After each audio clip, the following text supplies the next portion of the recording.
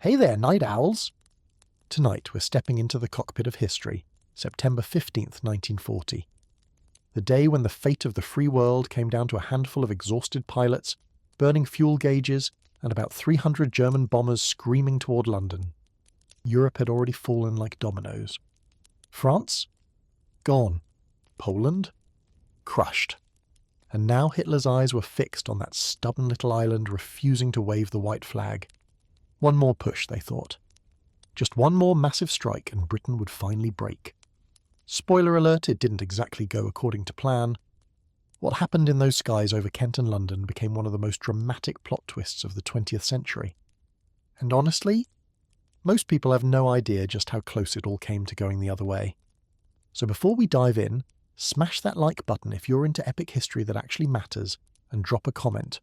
Where are you watching from tonight? I want to know who's joining me for this ride through the clouds. Now dim those lights, get comfortable, and let's rewind to a summer morning when the future of civilization hung by a thread made of Spitfire wings and raw British stubbornness. Ready? Let's fly. To understand just how desperate things looked in the summer of 1940, we need to rewind a bit and take a hard look at the map of Europe. Because by the time September rolled around, that map had been redrawn so dramatically that cartographers were probably developing drinking problems trying to keep up. What had been a continent of independent nations, each with their own flags, their own armies, their own deeply held convictions about the superiority of their particular cheese, all of that had been swallowed up by a grey tide rolling out of Berlin. And standing alone against that tide, separated by just 21 miles of cold, choppy water, was Great Britain. 21 miles? That's roughly the distance most people drive to get to a decent shopping mall. Not exactly a comforting buffer when the most powerful military machine in human history is staring at you from the other side. Let's set the scene properly, because the sheer speed of what happened in the spring of 1940 still takes the breath away. On May 10th, Germany launched its Western offensive. By May 15th, 5 days mind you, not 5 weeks or 5 months, the Netherlands had surrendered. The Dutch, who had managed to stay neutral throughout the entire First World War, who had built their entire national identity around staying out of other people's fights, found themselves crushed in less than a week. The German Air Force had bombed Rotterdam so thoroughly that the fires could be seen from miles away, and the Dutch government, faced with the threat of similar treatment for other cities, threw in the towel. 5 days. Most people take longer than that to decide what colour to paint their living room. Belgium held out a bit longer, which is to say they lasted until May 28th. 18 days. The Belgians, to their credit, fought hard. King Leopold III personally commanded his forces and refused to flee the country, which earned him either heroic status or accusations of collaboration depending on who you asked later. But bravery doesn't stop tanks, and the Belgian army, caught between German forces that seemed to materialise out of nowhere, eventually had no choice but to lay down their weapons. Another flag lowered. Another country erased from the list of free nations. And then there was France. Now France is worth dwelling on for a moment, because what happened there genuinely shocked the world. This wasn't some small nation caught off guard. This was France, the country that had bled itself white holding the line in the last war, that had built the mighty Maginot Line, that had one of the largest armies in Europe. The French military on paper at least was formidable. They had tanks. They had artillery. They had millions of men under arms. What they didn't have, unfortunately, was any real understanding of what they were about to face, or generals who could adapt to a form of warfare that moved faster than anyone thought possible. The Germans didn't bother attacking the Maginot Line head-on. Why would they? That massive fortification, stretching along the Franco-German border with all its concrete bunkers and artillery positions and underground barracks, was essentially a very expensive monument to fighting the previous war. The Germans simply went around it. They pushed through the Ardennes forest, terrain the French High Command had dismissed as impassable for armoured units, and within days they had punched a hole through the French lines that couldn't be closed. Panzer divisions raced across the countryside so fast that their own supply lines could barely keep up. French units found themselves surrounded before they even knew the Germans had crossed the border. It was chaos of the highest order, and it all happened with a speed that left military observers around the world stunned into silence. By June 14th, German troops were marching through Paris. The city that had held out for 4 years in the previous war that had become a symbol of French resistance and culture and civilization itself, fell without a fight.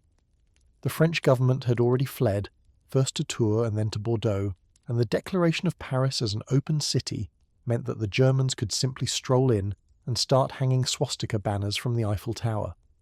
On June 22nd, France formally surrendered, signing an armistice in the same railway carriage where Germany had surrendered in 1918. Hitler, never one to miss an opportunity for theatrical revenge, had that carriage dragged out of its museum specifically for the occasion. Subtle he was not. 6 weeks. That's all it took. 6 weeks to conquer France, Belgium, the Netherlands, Luxembourg, Denmark and Norway. 6 weeks to redraw the map of Europe in ways that Napoleon had only dreamed of. 6 weeks to leave Britain standing utterly alone, with the German army camped along the French coast and looking across the English Channel with hungry eyes. If you're doing the math, that means that in roughly the same amount of time it takes most people to complete a summer school course, Hitler had conquered most of Western Europe. It was, by any measure, one of the most stunning military achievements in history. Terrifying, yes. Morally catastrophic, absolutely. But from a purely tactical standpoint, it was breathtaking. Now let's talk about what this meant for Britain, because the situation was genuinely dire. When France fell, Britain didn't just lose an ally, it lost a strategic buffer, a source of reinforcement, and any real hope of fighting Germany on the continent in the foreseeable future. The British Expeditionary Force, which had been sent to France to help hold the line, was now scrambling to escape through the beaches of Dunkirk. Between May 26th and June 4th, a ragtag fleet of naval vessels, fishing boats, pleasure craft, and anything else that could float made repeated trips across the Channel to rescue soldiers from those beaches. They pulled out over 338,000 men, which was nothing short of miraculous. But those men came back without their equipment. Tanks, artillery, trucks, supplies, all of it was left behind on the French sand. Britain had saved its army, but that army was in no condition to fight anyone. The mood in Britain during those early summer months was a complicated mixture of defiance and dread. On one hand, there was genuine determination not to surrender, not to follow the path that France had taken. Winston Churchill, who had become Prime Minister on the very day Germany launched its Western offensive, gave speech after speech rallying the nation. His words about fighting on the beaches, fighting in the fields and streets, fighting in the hills, and never surrendering, those weren't just rhetoric. They reflected a genuine national mood, a stubborn refusal to accept what seemed increasingly inevitable. The British, it turned out, had a talent for getting their backs up when cornered. But beneath that defiance was cold, hard reality. Britain's army was badly depleted and poorly equipped. The French fleet, which might have helped defend the island, was now either in German hands or neutralised by the British themselves in a controversial attack at Mers el-Kebir. The Soviet Union had signed a non-aggression pact with Germany and was busy dividing up Eastern Europe. The United States, while increasingly sympathetic, was officially neutral and showed no immediate signs of entering the war. Britain was, for all practical purposes, completely and utterly alone. And Germany knew it. Hitler, despite his many tactical blunders later in the war, was not stupid. He understood that Britain's position was nearly hopeless, and he initially expected the British to recognise this fact and sue for peace. Why keep fighting, after all, when you've already lost? When your allies are gone, your army is crippled, and the most powerful military force in history is parked just across a narrow strip of water. Hitler actually made several peace overtures in the weeks following France's fall, expecting that common sense would prevail. He admired the British Empire in his twisted way, and saw no reason why Germany and Britain couldn't come to some arrangement that would let him focus on his real goals in the East. Churchill, however, had different ideas. The British government rejected every peace feeler, every suggestion that perhaps it was time to negotiate. This wasn't because Churchill was delusional about Britain's chances. He knew perfectly well how bad things looked. But he also understood something that Hitler never quite grasped, that giving in to Nazi Germany meant accepting a future so dark, so morally bankrupt, that it wasn't worth living in. Better to fight and lose than to surrender and become complicit in what the Nazis represented. It was a calculation born of moral clarity, national pride, and probably a healthy dose of sheer bloody-mindedness. So if peace wasn't going to happen, Hitler needed a plan B. And that plan, codenamed Operation Sea Lion, was an amphibious invasion of the British Isles. The idea was relatively straightforward. Assemble a massive invasion fleet, load it up with troops and equipment, sail across the English Channel, and establish a beachhead on the southern coast of England. From there, German forces would push inland, capture London, and force Britain's capitulation.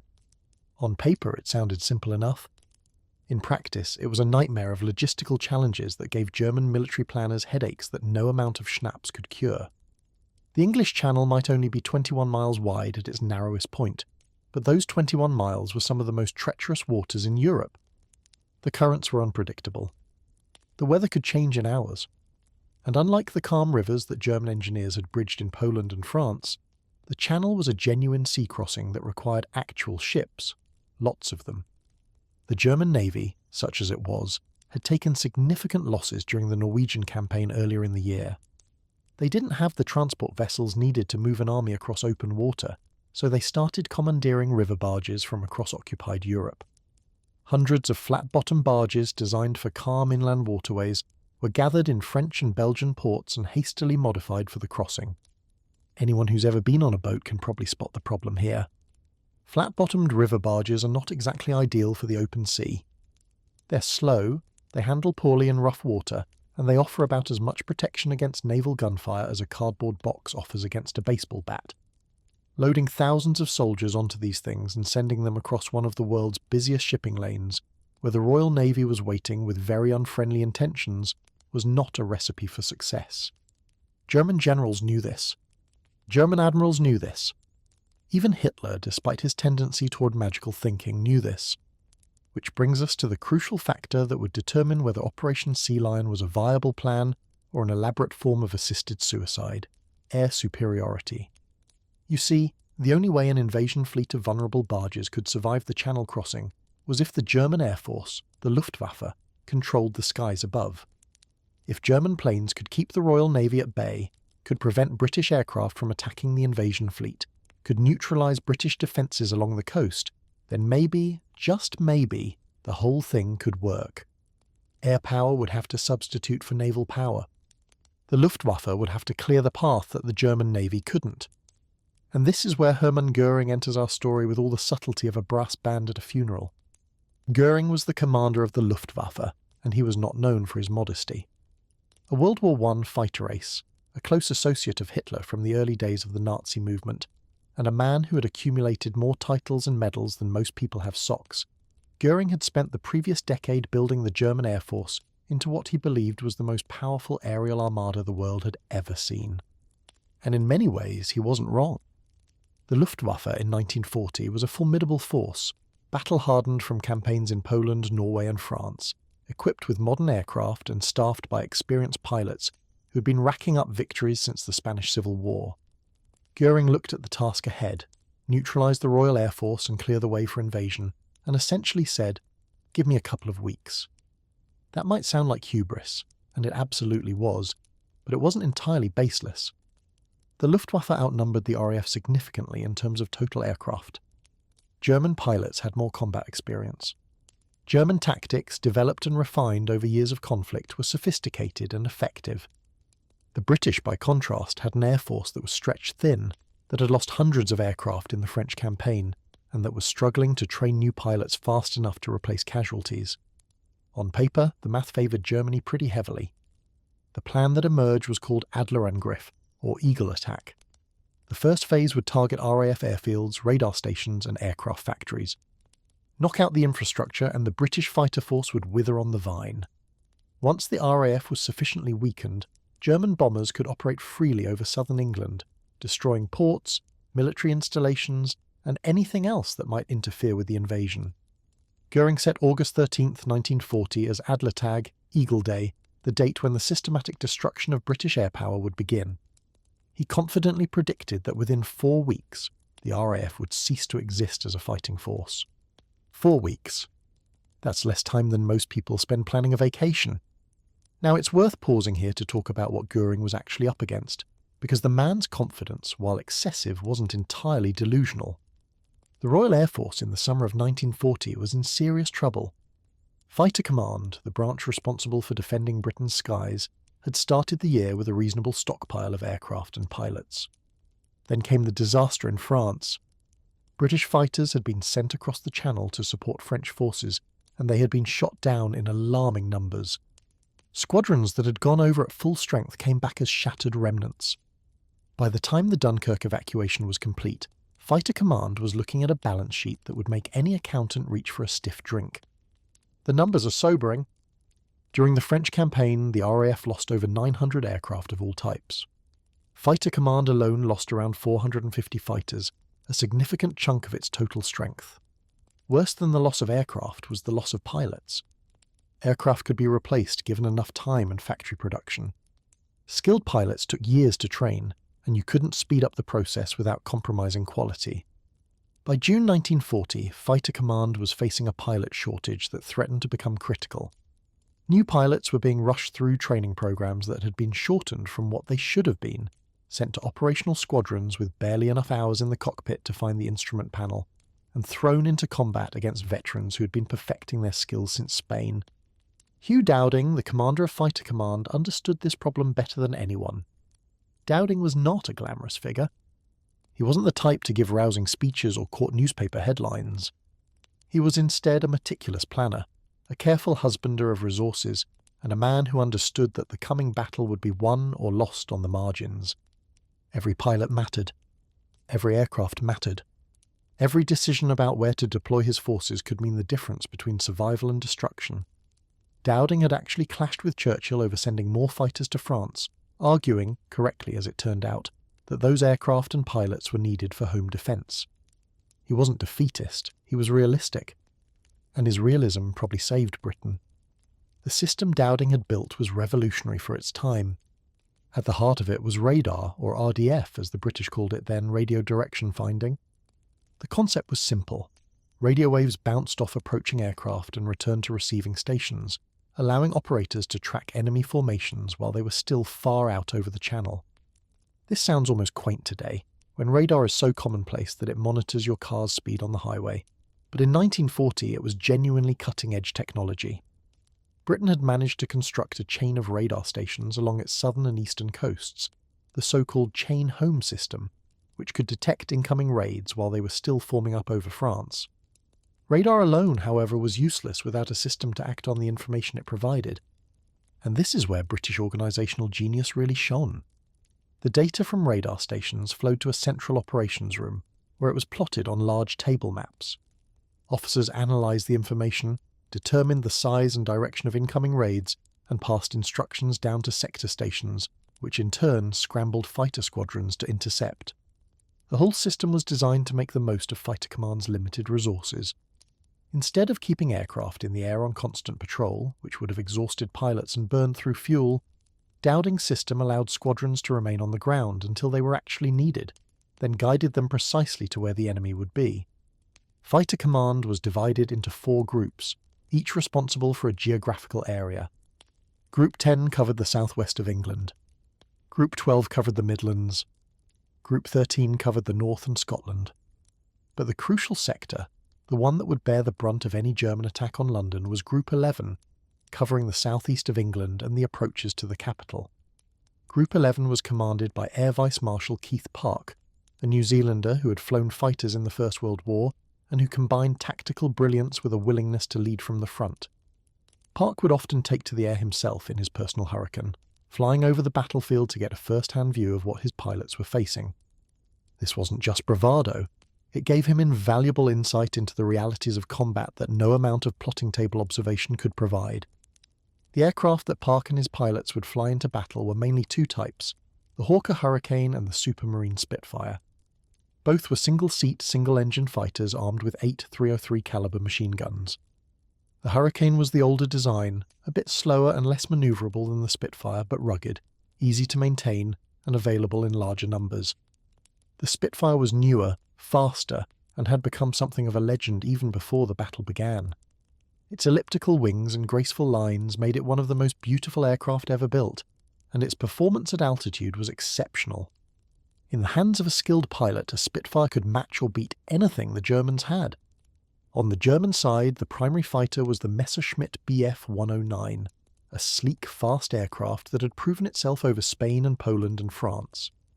The 109 was in many ways superior to both British fighters. It had better climb rate and could dive faster. but it had limitations too. Its fuel capacity was limited, giving it only about 20 minutes of combat time over England before pilots had to turn for home or risk ditching in the Channel. And its armament, while powerful, was concentrated in the nose, requiring more precise aiming than the wing-mounted guns of the British fighters. The Germans also had the Messerschmitt Bf 110, a twin-engine heavy fighter that Göring particularly favoured. The 110 was fast in a straight line and packed serious firepower, but it was too heavy and sluggish to dogfight effectively with Hurricanes and Spitfires.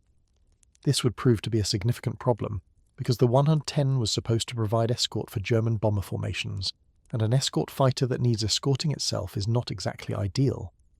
And then there were the bombers. The Heinkel Ju-111, the Dornier Du-17, and the Junkers Ju-88 were the workhorses of the German bomber fleet. They had proven effective in Poland and France, where Luftwaffe fighters had already cleared the skies of opposition. But against determined fighter resistance they had vulnerabilities. Their defensive armament was limited. Their speeds were not much faster than the British fighters hunting them. And their bomb loads, while adequate for tactical targets, were modest compared to the heavy bombers that would come later in the war. These were medium bombers, designed for a continental war of rapid movement, not strategic campaigns against a well-defended island. When the assault began in earnest in August, the Luftwaffe threw everything it had at fighter command. The attacks came in waves. Some days saw multiple raids, each consisting of hundreds of aircraft. German bombers, escorted by fighters, would form up over France and head for targets across southern England. RAF radar would pick them up, fighter squadrons would scramble, and the sky would become a swirling chaos of aircraft, tracer fire, and falling debris. The pace was relentless. Some British squadrons flew 4 or 5 sorties a day, pilots landing only long enough to refuel and rearm before taking off again. Exhaustion became as dangerous an enemy as the Luftwaffe itself. The statistics from those August weeks tell a grim story. On August 15th, the day the Luftwaffe called Black Thursday after suffering unexpectedly heavy losses, the Germans lost 75 aircraft. But the British lost 34 fighters and 17 pilots killed. That might sound like a favourable exchange rate, but Fighter Command couldn't afford any rate of attrition that it couldn't replace. And the losses kept mounting. August 18th, 71, German aircraft lost, 31 British fighters destroyed. August 24th, 38, German aircraft, 22 British fighters. August 30th, 36, German aircraft, 25 British fighters. August 31st, 41, German aircraft, 39 British fighters. Day after day, week after week, the numbers ground down Fighter Command strength. By early September, the situation was becoming critical. Fighter Command was losing pilots faster than the training system could replace them. Airfields in southern England had been bombed repeatedly, and while most remained operational, the strain on ground crews and infrastructure was immense. Some squadrons were down to a handful of experienced pilots, with the rest being green replacements who had barely learned which end of the aircraft pointed forward. Morale remained high, British pilots were nothing if not determined, but determination alone doesn't keep aircraft in the sky. Göring, watching from across the Channel, believed he was winning. German intelligence estimated that Fighter Command was down to its last few hundred aircraft, that the British were scraping the bottom of the barrel for pilots, that one more massive push would finally break the back of the defence. This assessment was not entirely wrong, but it was not entirely right either. The Germans consistently underestimated British aircraft production, which had ramped up dramatically under the leadership of Lord Beaverbrook. They overestimated the damage done to airfields, which were repaired faster than expected. And they fundamentally misunderstood the British system of command and control, which remained functional even when individual stations took hits. Then, on September 7th, something changed. Frustrated by RAF bombing raids on Berlin, which, while militarily insignificant, had been a tremendous blow to German pride, Hitler ordered a shift in strategy. Instead of continuing the assault on Fighter Command's infrastructure, the Luftwaffe would now focus on London. The Blitz had begun. Massive raids on the capital city would, the thinking went, break British morale and force the government to sue for peace. It would also, not incidentally, serve as revenge for the Berlin raids. Hitler was nothing if not petty. From a purely military standpoint, this was a mistake. The attacks on airfields and radar stations had been working. Another week or two of that pressure might have pushed Fighter Command past the breaking point. By shifting to London, The Germans gave Dowding's exhausted pilots a chance to recover, gave damaged airfields time to be properly repaired, gave the training system a desperately needed breather. The decision to bomb London was emotionally satisfying but strategically questionable. It would not be the last time Hitler let his ego override his general's advice. But none of that was clear on September 15, 1940. What was clear was that the Luftwaffe was coming again in force, determined to finish what it had started. What was clear was that Fighter Command, battered and depleted, would have to meet them once more. What was clear was that the fate of Britain, and perhaps the fate of the free world, would be decided in the skies over southern England. The Germans still believed they were on the verge of victory. The British knew they were fighting for survival. And somewhere between those two beliefs, history was about to be made. The morning of September 15th dawned with the kind of atmospheric conditions that must have made German weather forecasters quietly optimistic. The clouds that had provided cover for previous raids were thinning. Visibility was improving. This was bomber weather, clear enough to see targets, stable enough for formation flying. Across the Channel, at airfields scattered throughout occupied France, Belgium and the Netherlands, hundreds of aircraft were being prepared for what Luftwaffe commanders hoped would be a decisive blow. Fuel tanks were topped off. Ammunition belts were loaded. Bomb racks were fitted with their deadly cargo. Ground crews who had been working through the night finished their checks and stepped back to let pilots climb into cockpits. The plan for the day was ambitious but not complicated. 2 massive raids would hit London, one in the morning and one in the afternoon. The combined force would number over 500 aircraft, bombers escorted by fighters in numbers that, the Germans believed, would overwhelm any defence the British could mount. Previous raids had been large, but this would be something else entirely. This would be a demonstration of power so overwhelming that even the stubborn British would have to recognise the futility of continued resistance. This would be, in the confident estimation of Hermann Göring, the day the Royal Air Force died. Göring himself was in a buoyant mood. The past few days had seen what German intelligence assessed as catastrophic losses for Fighter Command. Reports from returning pilots spoke of British opposition that seemed weaker, less coordinated, easier to brush aside. The kill claims submitted by Luftwaffe aircrew suggested that British fighter strength was in terminal decline. Now these claims were wildly inflated. In the chaos of aerial combat, multiple pilots often claimed the same kill, and damaged aircraft were frequently counted as destroyed. But the German command structure had no way to verify individual claims and tended to accept them at face value. By their calculations, Fighter Command should have been reduced to perhaps 200 serviceable aircraft, a force too small to seriously contest the skies over London. The reality, as Göring was about to discover, was rather different. Fighter Command was hurt, yes. It was tired, certainly. But it was far from finished. British factories had been churning out Hurricanes and Spitfires at a rate that exceeded losses. The pilot shortage was real, but had not yet reached critical levels.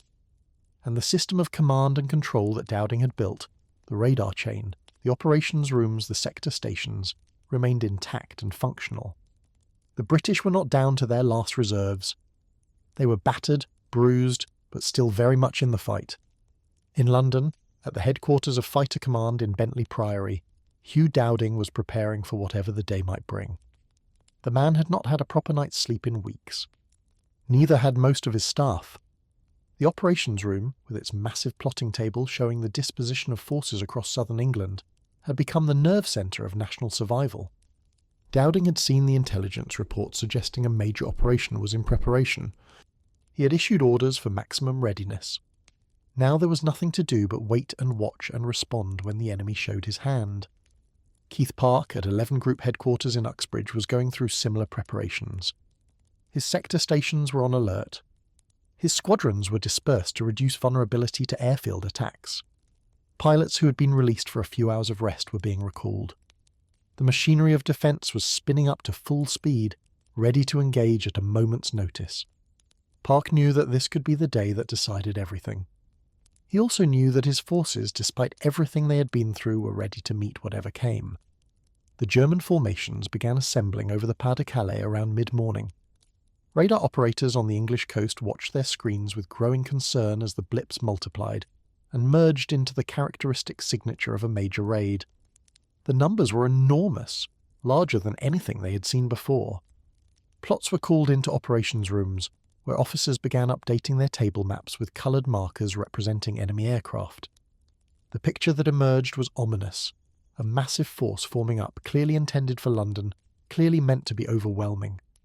At this point, it would be traditional to describe what happened next in terms of grand strategy and sweeping movements. But war is not experienced that way. War is experienced by individuals, by the young pilot climbing into his Spitfire with hands that trembled slightly despite his best efforts to steady them, by the radar operator who'd been staring at her screen for hours and whose eyes burned with fatigue, by the civilian in London who heard the sirens begin their wail and wondered if this was the day their luck ran out. To understand September 15th, 1940, we need to understand it at that human level. We need to see it through the eyes of people who had no idea they were living through history. Consider the average British fighter pilot on that morning. He was probably in his early 20s, possibly younger. He had likely been flying operationally for a few weeks, maybe a few months if he was particularly fortunate or particularly good. He had seen friends die. He had probably killed men himself, watching German aircraft spiral down trailing smoke and flame, knowing that inside those machines were human beings whose lives he had just ended. He was tired in a way that went beyond physical exhaustion, a bone-deep weariness that no amount of sleep could fully cure. And he knew, when the scramble bell rang and he ran for his aircraft, that he might be dead within the hour. They all knew that. They flew anyway. The psychology of combat flying was something that no training program could fully prepare anyone for. You could teach a man to handle an aircraft, to navigate, to shoot. You couldn't teach him to manage the fear that came with knowing that every mission might be his last. Some pilots developed superstitions, lucky scarves, ritual phrases, careful routines that had to be followed exactly, or disaster would surely follow. Others adopted a fatalistic attitude, deciding that if fate had a bullet with their name on it, worrying wouldn't help. Most just didn't think about it too much. They focused on the immediate, the next mission, the next meal, the next few hours of rest. Long-term thinking was a luxury they couldn't afford. The German pilots, climbing into their own aircraft on the other side of the channel, faced different psychological pressures. They were the attackers, not the defenders. They were flying over hostile territory, knowing that if they were shot down and survived, they would spend the rest of the war in a prisoner of war camp. The channel crossing itself was nerve-wracking. 20 minutes or more of flying over cold grey water where engine failure or battle damage meant almost certain death. And unlike British pilots, who could bail out over friendly territory and potentially be back in action the same day, German pilots had no margin for error. One bad moment, one lucky British shot, and their war was over. The bomber crews had it worst.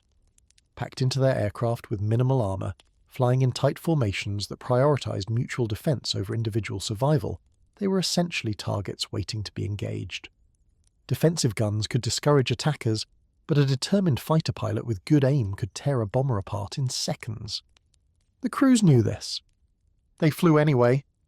Like their British counterparts, they were mostly young men doing a job that terrified them, sustained by comradeship and duty and the human capacity to normalise even the most abnormal circumstances. As the morning progressed and the German formations grew larger on British radar screens, a visitor arrived at 11 Group headquarters. Winston Churchill, never one to miss a moment of high drama, had decided to observe the day's operations from Park's underground bunker. The Prime Minister descended into the operations room with its tiered galleries overlooking the plotting table, took a seat and lit a cigar. He would remain there for hours, watching as the battle unfolded, asking occasional questions, mostly staying silent as Park and his controllers directed the defence. Churchill was many things, but he was not a backseat driver.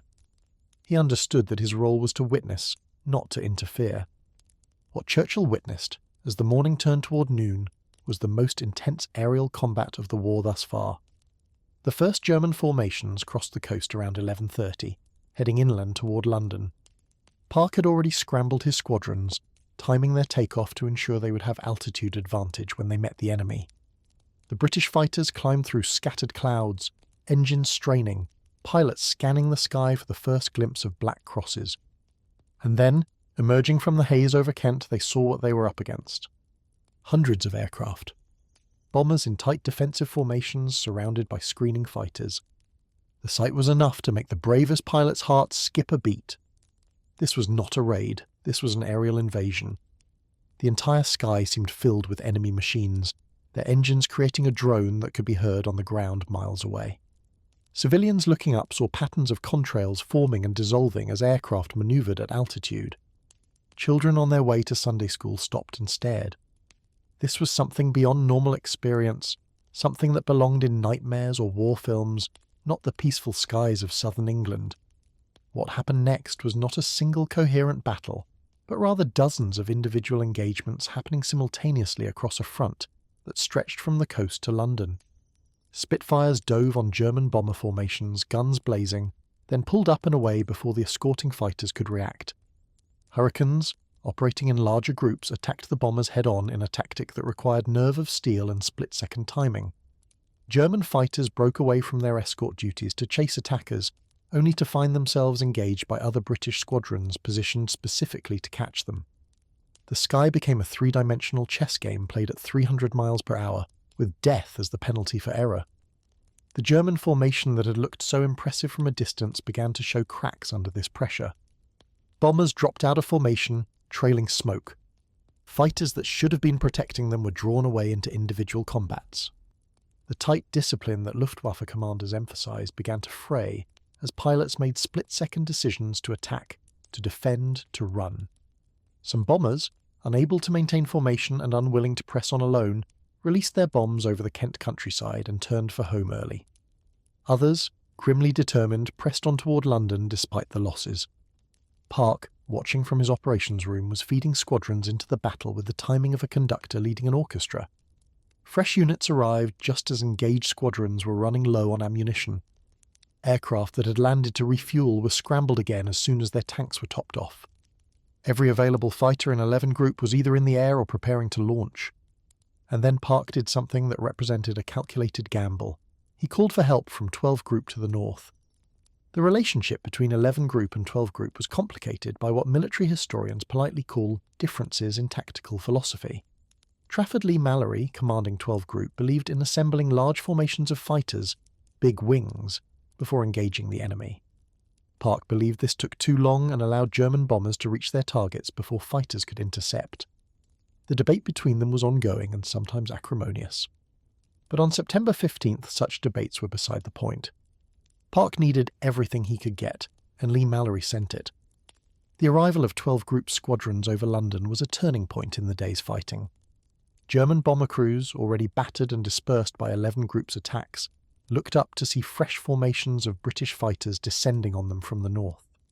This was not supposed to happen. Intelligence had assured them that fighter command was on its last legs. Where were all these aircraft coming from? The psychological impact was as significant as the tactical one. Pilots who had been told they were facing a beaten enemy realized they had been lied to.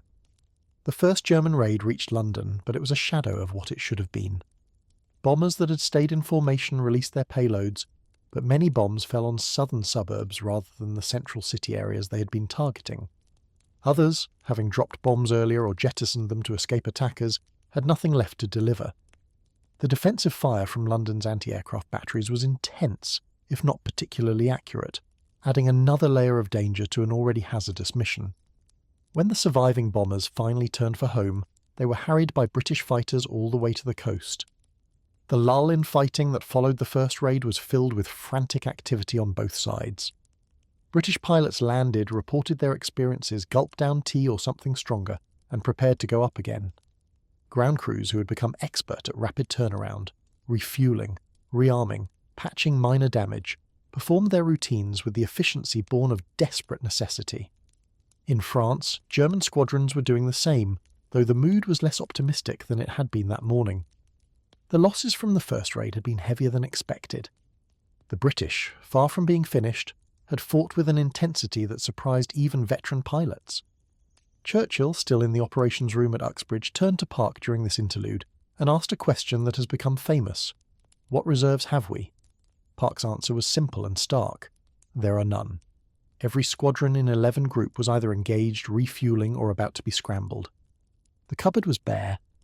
If the Germans had known just how stretched the defence was at that moment, they might have taken some comfort. But they didn't know. All they knew was that every time they thought they had fighter command beaten, more British fighters appeared from somewhere. The afternoon raid was even larger than the morning's attack. German planners, determined to succeed despite the morning's disappointments, assembled a force of over 300 aircraft. This time they hoped the weight of numbers would be overwhelming. This time there would be no British fighters left to oppose them. This time London would burn. The British met them again. Park, who had been carefully husbanding his resources during the lunch break, scrambled everything he had. Lee Mallory's big wing came south again. Squadrons that had been rotating off operations for rest were pressed back into service. Pilots who had flown multiple sorties already that day climbed back into their cockpits for one more mission. The defence of London became, in those afternoon hours, a matter of sheer will as much as tactical skill. The fighting that followed was, if anything, more intense than the morning's engagements. German formations, having learned from earlier experience, flew tighter and kept their escorts closer. British fighters, knowing that this might be the decisive moment, attacked with what witnesses described as reckless determination. Individual dogfights became tangled melees involving dozens of aircraft. The sky over London became a vast arena where the fate of nations was being decided by young men armed with machine guns and courage. By late afternoon it was over. The German formations, mauled and depleted, had turned for home. British fighters, many of them flying on fumes and nerves, landed at airfields across southern England. The ground crews counted returning aircraft and noted, with a mixture of relief and sorrow, which ones hadn't come back. The pilots, those who could still stand, gathered in dispersal huts to decompress, to process what they had experienced, to mourn friends who had been alive at breakfast and were now dead or missing. The butcher's bill, when it was tallied, told a story that surprised German high command. The Luftwaffe had lost, by British count, more than 60 aircraft that day. German records would eventually confirm 56 destroyed, with many more damaged. British losses were less than half that, 29 aircraft with 13 pilots killed. For a force that German intelligence believed to be on its last legs, Fighter Command had performed extraordinarily well. The claims submitted by British pilots were exaggerated, as combat claims always were. Initial reports suggested nearly 200 German aircraft destroyed, but even the true numbers represented a significant British victory. More important than the raw statistics was what September 15th revealed about the state of the battle. The Luftwaffe had thrown everything it had at Fighter Command and had been repulsed. The British were not finished. They were not even close to finished. The confident predictions of Göring and his staff, the intelligence estimates of Fighter Command's collapse, the entire strategic premise of Operation Sea Lion, all of it was called into question by what happened in those skies over London. 2 days later, on September 17th, Hitler quietly postponed Operation Sea Lion indefinitely. The invasion barges that had been assembled along the French coast, those rickety flat-bottomed craft that were supposed to carry the Wehrmacht to England, began dispersing to reduce their vulnerability to British bombing. The invasion of Britain, which had seemed inevitable in June, was not going to happen. The war would go on for nearly 5 more years, but it would go on without German boots on British soil. September 15th did not end the Battle of Britain, which continued in various forms into the autumn. The Blitz would continue until May 1941, killing tens of thousands of civilians and devastating British cities. The war had a long way to run, and many of the pilots who fought that day would not live to see its end. But something fundamental had shifted. The myth of Luftwaffe invincibility, built up through victories in Poland and France, had been shattered over London. The impossible had been proven possible. Germany could be stopped. The tide, which had seemed to flow only in one direction since the spring, had finally turned. When the British government later chose a date to commemorate the Battle of Britain, they chose September 15th. Not because it was the end of the fighting, but because it was the moment when everyone, German planners, British defenders, neutral observers, recognised that the battle had been decided. The RAF had held. Britain would not fall. And a small island nation, standing alone against the most powerful military machine in history, had refused to break. The pilots who made this possible, the young men who climbed into their Spitfires and Hurricanes day after day, who faced death with a casualness that masked genuine terror, who kept flying when every rational calculation said they should have been overwhelmed, they became known as the few. Churchill coined the phrase in a speech to Parliament, "Never in the field of human conflict was so much owed by so many to so few." It was for once not hyperbole. A few thousand pilots, British and Commonwealth and Polish and Czech and Free French, had saved their nation. They had saved, arguably, Western civilization itself. And they had done it one sortie at a time, one combat at a time, one bullet-riddled hurricane limping back to base at a time. This, then, is the story we're going to explore in detail. The story of September 15th, 1940, the day everything changed. We'll follow it hour by hour from the first radar contacts of the morning to the last exhausted pilots landing in the fading light of evening. We'll meet some of the men who fought in those skies and some of the civilians who watched from below. We'll examine the tactics, the technology, the decisions that shaped the battle's outcome. And we'll try to understand what it meant to live through a day when the future was genuinely uncertain, when history hung in the balance, when ordinary people did extraordinary things because there was simply no other choice. The story of the Battle of Britain is one of the great epics of the 20th century. But it's easy, from the distance of decades, to see it as inevitable, to assume that of course Britain would survive, of course the Germans would fail, of course the good guys would win. That assumption misses the point entirely. Nothing was inevitable on September 15th, 1940. Everything was in doubt. The people who lived through that day had no idea how it would end. They only knew that they had to fight, had to endure, had to hope. And somehow, against all odds, that was enough. So settle in. The clouds are clearing over the English Channel, and the engines are warming up on airfields across 2 countries. Somewhere in France, hundreds of bombers are preparing to take flight. Somewhere in England, hundreds of fighters are waiting to meet them. And somewhere in between, in that narrow strip of sky above the Kent coast, the fate of the world is about to be decided. The day is September 15th, 1940. The time is almost dawn, and history is watching. To truly appreciate what happened on September 15th, 1940, we need to take a closer look at the machinery that made British survival possible. Not the aircraft themselves, we've touched on those, but the system that directed them, the invisible architecture of defence that transformed a collection of individual fighter squadrons into a coordinated fighting force. Because here's the thing about air defence that most people don't immediately grasp. Having good aircraft and brave pilots is necessary, but it's not sufficient. You can have the finest fighters in the world, flown by the most skilled aviators ever trained, and it won't matter a damn if those aircraft are in the wrong place at the wrong time. Air combat is fundamentally a problem of geometry and timing, and solving that problem requires something more than courage. It requires information. The man who understood this better than anyone else in Britain was Air Chief Marshal Hugh Dowding, and his solution to the problem was nothing short of revolutionary. Dowding was not, by temperament, a revolutionary. He was a careful, methodical, somewhat dour individual who had earned the nickname Stuffy from colleagues who found his manner less than warm. He didn't give rousing speeches. He didn't cultivate relationships with politicians or journalists. He was in many ways the opposite of the charismatic leader that wartime mythology tends to celebrate. But what Dowding possessed in abundance was a systematic mind capable of seeing problems whole and designing solutions that actually worked. In an era of dashing fighter aces and bold strategic gambits, Dowding was the unglamorous engineer who made sure the plumbing functioned. And functioning plumbing, it turns out, wins wars. The system Dowding built had its origins in the years before the war, when he served as the Air Member for Research and Development on the Air Council. In that role, he had championed 2 technologies that would prove decisive, the monoplane fighter and radar. The first gave Britain aircraft capable of meeting the Luftwaffe on equal terms. The second gave Britain something even more valuable, advance warning. Before radar, defending against air attack was essentially a guessing game. You knew the enemy would come, but you didn't know when or where or in what strength until the bombs started falling. Radar changed that equation fundamentally. It allowed defenders to see attackers coming while they were still far away, to track their progress, to estimate their numbers, and to position fighters to intercept them. This was, without exaggeration, a game-changing capability. The British radar system, known as Chain Home, consisted of a series of stations positioned along the southern and eastern coasts of England.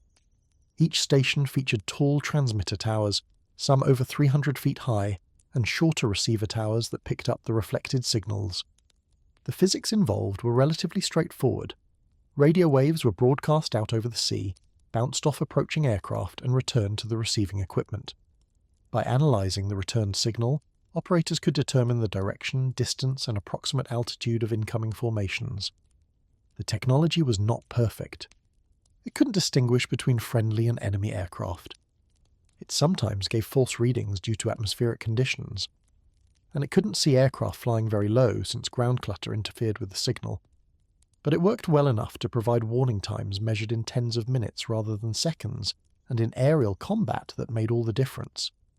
What made Chain Home truly effective, however, was not the radar equipment itself, but the system built to exploit the information it provided. Raw radar data is useless without analysis, and analysed data is useless without a mechanism to act on it. Dowding's genius lay in creating a complete information, processing and command structure that could turn radar contacts into fighter interceptions with remarkable efficiency. The whole thing operated like a nervous system, with sensory inputs feeding into a central brain that issued commands to the muscles of fighter command. Here's how it worked in practice. When a Chain Home station detected incoming aircraft, the operators would call in their observations to a central filter room at Fighter Command headquarters in Bentley Priory. The filter room was staffed by personnel whose job was to make sense of the raw data, correlating reports from multiple stations, eliminating duplicates and false readings, and producing a coherent picture of what was actually happening in the sky. This filtered information was then passed to the main operations room, where it was displayed on a large plotting table. The table showed a map of southern England and the surrounding waters, and the positions of both enemy and friendly aircraft were represented by coloured markers that were continuously updated as new information arrived. The operations room at Bentley Priory was an impressive sight. Built underground for protection against bombing, it featured a large central table surrounded by tiered galleries where officers and plotters worked. The plotting table itself was attended by members of the Women's Auxiliary Air Force, the WAFs, who used long rakes to push the markers around as telephone operators called out new positions. Around the walls were status boards showing the readiness state of every squadron in Fighter Command, which were at full readiness, which were already airborne, which were stood down. Clocks on the wall showed the time in different sectors. The whole arrangement was designed to give senior officers a god's eye view of the battle, updated in something close to real time. But Bentley Priory was not where tactical decisions were made. Dowding deliberately kept his headquarters focused on strategic coordination, leaving the actual direction of fighter squadrons to the group and sector levels.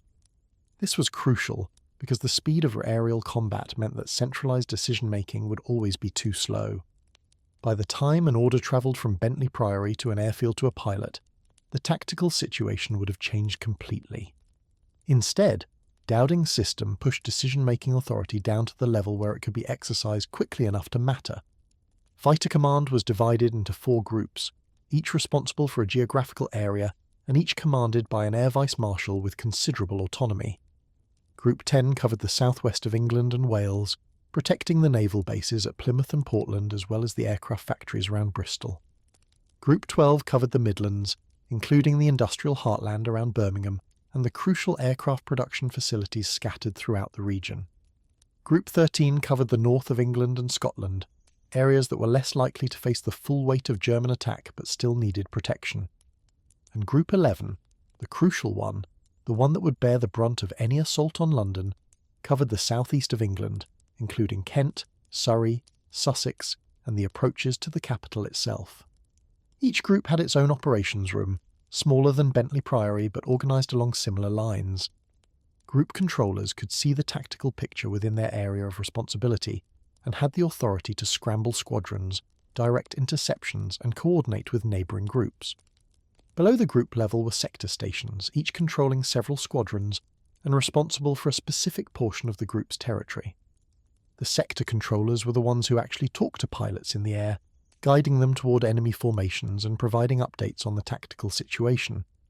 It was a layered system, with each level handling the decisions appropriate to its scope.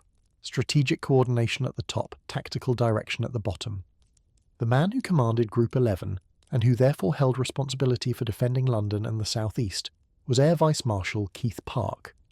If Dowding was the architect of Fighter Command's defensive system, Park was its most skilled operator.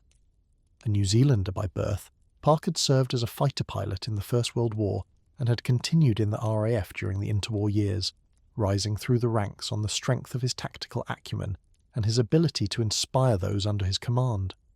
He was lean, hawk-faced, and possessed of an energy that seemed inexhaustible. While other senior officers observed the battle from the relative safety of operations rooms, Park frequently took to the air himself in his personal Hurricane, flying over the combat zone to see firsthand what his pilots were experiencing. This wasn't recklessness, it was reconnaissance. Park believed that a commander who didn't understand the reality of combat couldn't make good decisions, and he was willing to risk his life to maintain that understanding. Park's headquarters was located at RAF Uxbridge, in a bunker that had been built specifically to house the Group 11 operations room. The bunker was dug 60 feet underground, protected by thick concrete walls and accessible only through a series of blast doors. Inside was another plotting table, another gallery of officers and plotters, another array of status boards showing the state of Park's squadrons. From this underground chamber, Park would direct the defence of London throughout the Battle of Britain, making split-second decisions about which squadrons to commit, which to hold in reserve, which to send after bombers, and which to engage the escorting fighters. It was a job that required not just tactical skill but a particular kind of nerve, the ability to make life-and-death decisions under pressure, knowing that hesitation could be as fatal as a wrong choice. The sector stations that Park controlled were scattered across the southeast, each named for the airfield that served as its headquarters. Biggin Hill on the North Downs south of London was one of the most important and most heavily attacked. Kenley, a few miles to the west, controlled another crucial sector. Hornchurch, east of London, watched over the Thames estuary approaches. North Weald, Northolt, Tangmere, Middle Wallop, each of these names would become famous during the battle, each representing a piece of the defensive network that stood between the Luftwaffe and its objectives. The pilots who flew from these fields would soon become legends. The ground crews who kept their aircraft flying would receive rather less recognition, which is generally how these things work. But radar and command systems, however sophisticated, could only see so much. The chain home stations could detect aircraft over the sea and track them as they approached the coast, but once enemy formations crossed inland, radar coverage became spotty. The technology of the time simply couldn't provide the low-level overland coverage that would later become standard. To fill this gap, Britain relied on a rather more traditional form of surveillance, human observers with binoculars.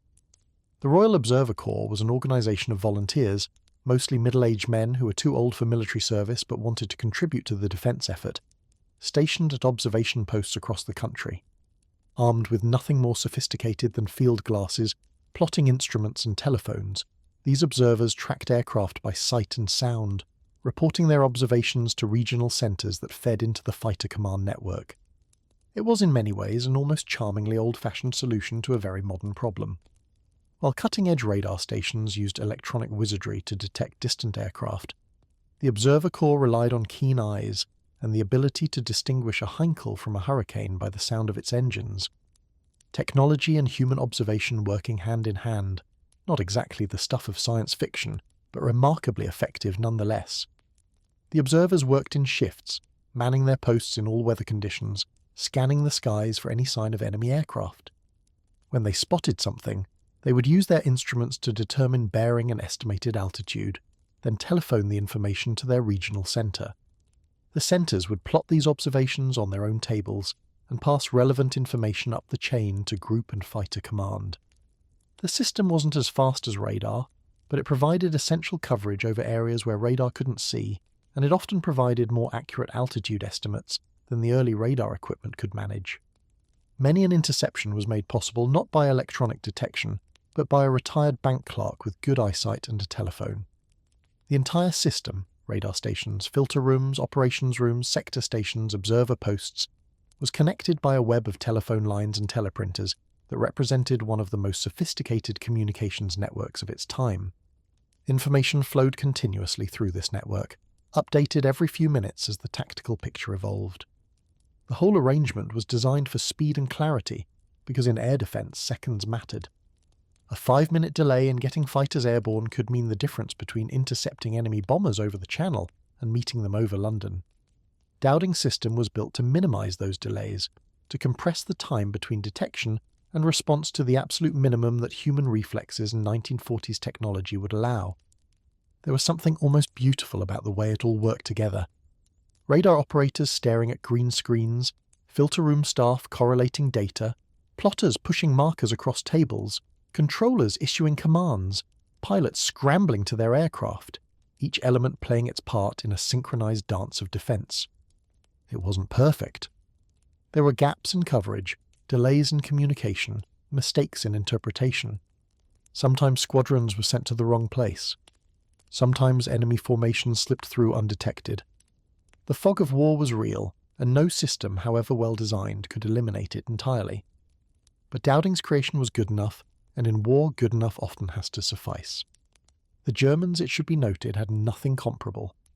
Luftwaffe operations were coordinated, certainly, but they lacked the integrated command and control system that Fighter Command possessed. German pilots flying over England were essentially on their own once they left their bases, unable to receive updated information about British fighter positions, unable to be warned of approaching threats. They had to rely on their own eyes and the eyes of their comrades, scanning the sky for the telltale shapes of Spitfires and Hurricanes. This asymmetry of information was one of Fighter Command's greatest advantages, an advantage that would prove crucial on September 15th. Now, with all of that machinery humming away in the background, let's turn our attention to the morning of September 15th itself. Because while generals planned and systems processed and pilots slept the fitful sleep of men who might not see another sunset, ordinary life in England continued in its peculiar wartime way.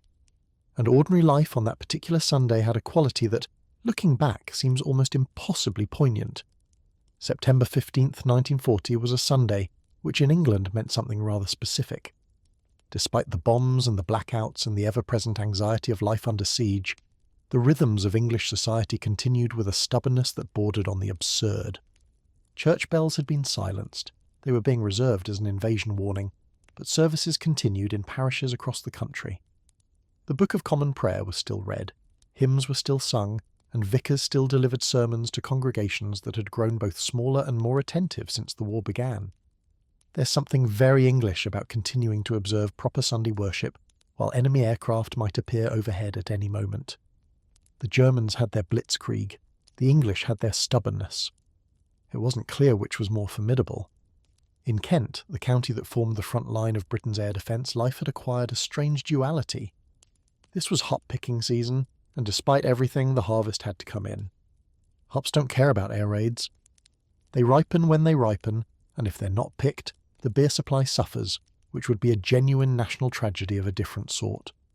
Every September, thousands of Londoners, particularly working-class families from the East End, made the annual pilgrimage to the hop fields of Kent for a combination of paid work and what passed for a countryside holiday.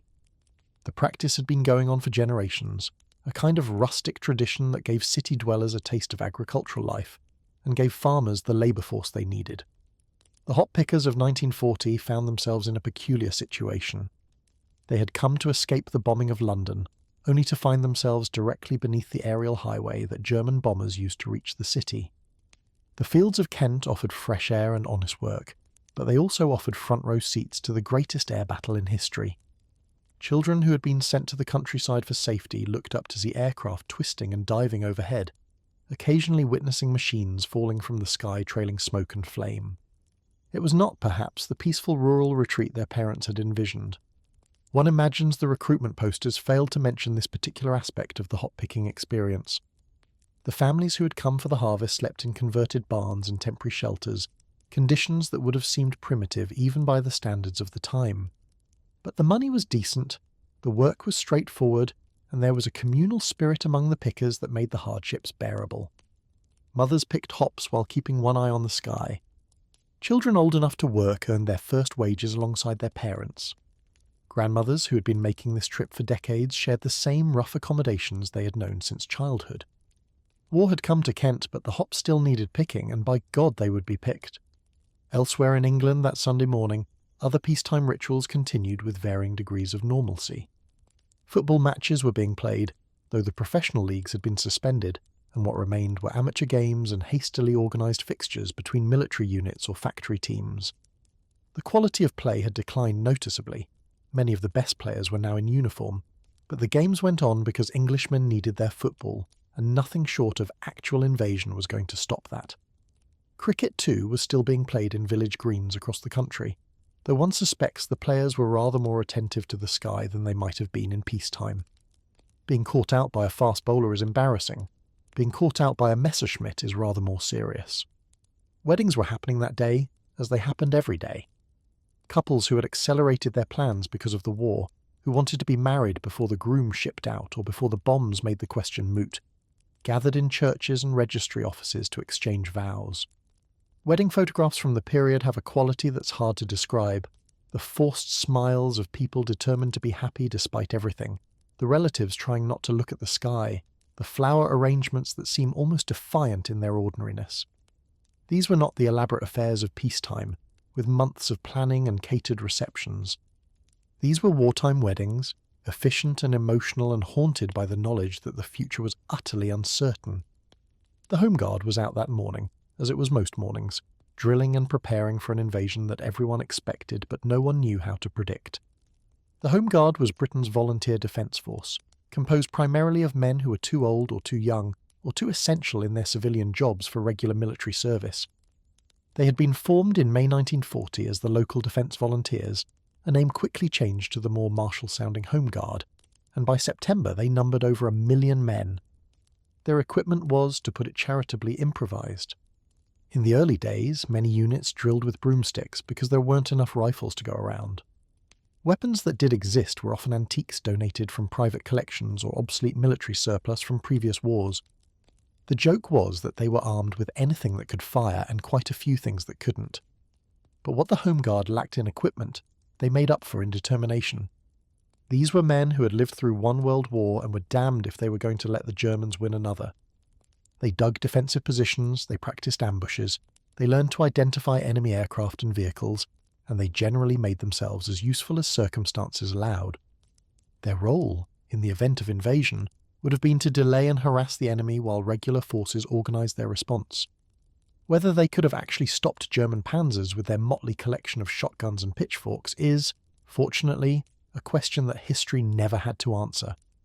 But they were ready to try, which counts for something. The mood of the civilian population on that September morning was a curious mixture of anxiety and acceptance. The bombing had been going on for over a week now, ever since the Luftwaffe had shifted its attacks from airfields to London. Every night brought the wail of sirens, the drone of engines overhead, the crump of explosions, the glow of fires on the horizon. People had learned to sleep in shelters. Underground stations had become dormitories. Anderson shelters in back gardens were equipped with blankets and thermos flasks. Public shelters provided communal protection for those without alternatives. The rhythm of life had adjusted to accommodate nightly terror in a way that seems almost impossible to imagine from a comfortable distance. The British talent for understatement was on full display during this period. People developed a vocabulary for discussing the bombing that was almost aggressively casual. A near miss was a bomb that fell close enough to blow out your windows. A nasty night was one that killed dozens and destroyed whole streets. Being bombed out meant losing your home and everything in it. The language minimized and deflected, turning existential horror into something almost manageable. It wasn't denial. People knew perfectly well how bad things were. It was a coping mechanism, a way of maintaining sanity in circumstances that would otherwise have been unbearable. There was a saying that became popular during the Blitz, a bit of gallows humour that captured the fatalistic mood. If a bomb's got your name on it, there's nothing you can do, so why worry? And if it hasn't got your name on it, there's nothing to worry about. This was not, technically speaking, sound reasoning. A bomb didn't need your specific name to kill you, but it served its psychological purpose. It gave people permission to carry on with their lives despite the danger, to go to work and shop for groceries and visit friends as if enemy aircraft weren't dropping high explosives on their city every night. The alternative was paralysis, and paralysis was not an option. Children adapted to the war with the remarkable flexibility that children often show in impossible circumstances. For many, the destruction became almost normal, just another feature of the landscape, like lampposts or pillar boxes. They collected shrapnel as souvenirs, comparing pieces with the enthusiasm that peacetime children might have shown for trading cards or marbles. They learned to identify aircraft by silhouette and engine sound, information that was actually useful in a world where the wrong identification could be dangerous. Schools continued to operate, though lessons were frequently interrupted by air raids, and many children had been evacuated to the countryside, separated from their families in the name of safety. The evacuation of children from cities to rural areas was one of the war's great mass movements. Operation Pied Piper, as it was called, had begun at the outbreak of war in September 1939 and continued in waves throughout the conflict. Children assembled at railway stations with labels attached to their coats, like human parcels being shipped to unknown destinations. Some found welcoming homes with caring families. Others were treated essentially as unpaid servants or unwanted burdens. The luck of the draw determined whether evacuation was a salvation or a trauma. Many children, unable to bear the separation or finding rural life unbearable, returned to their families in the cities despite the danger. The bombing, they and their parents decided, was preferable to the loneliness of safety. As the morning of September 15th progressed, the normal rhythms of Sunday life continued alongside the extraordinary preparations for what was to come.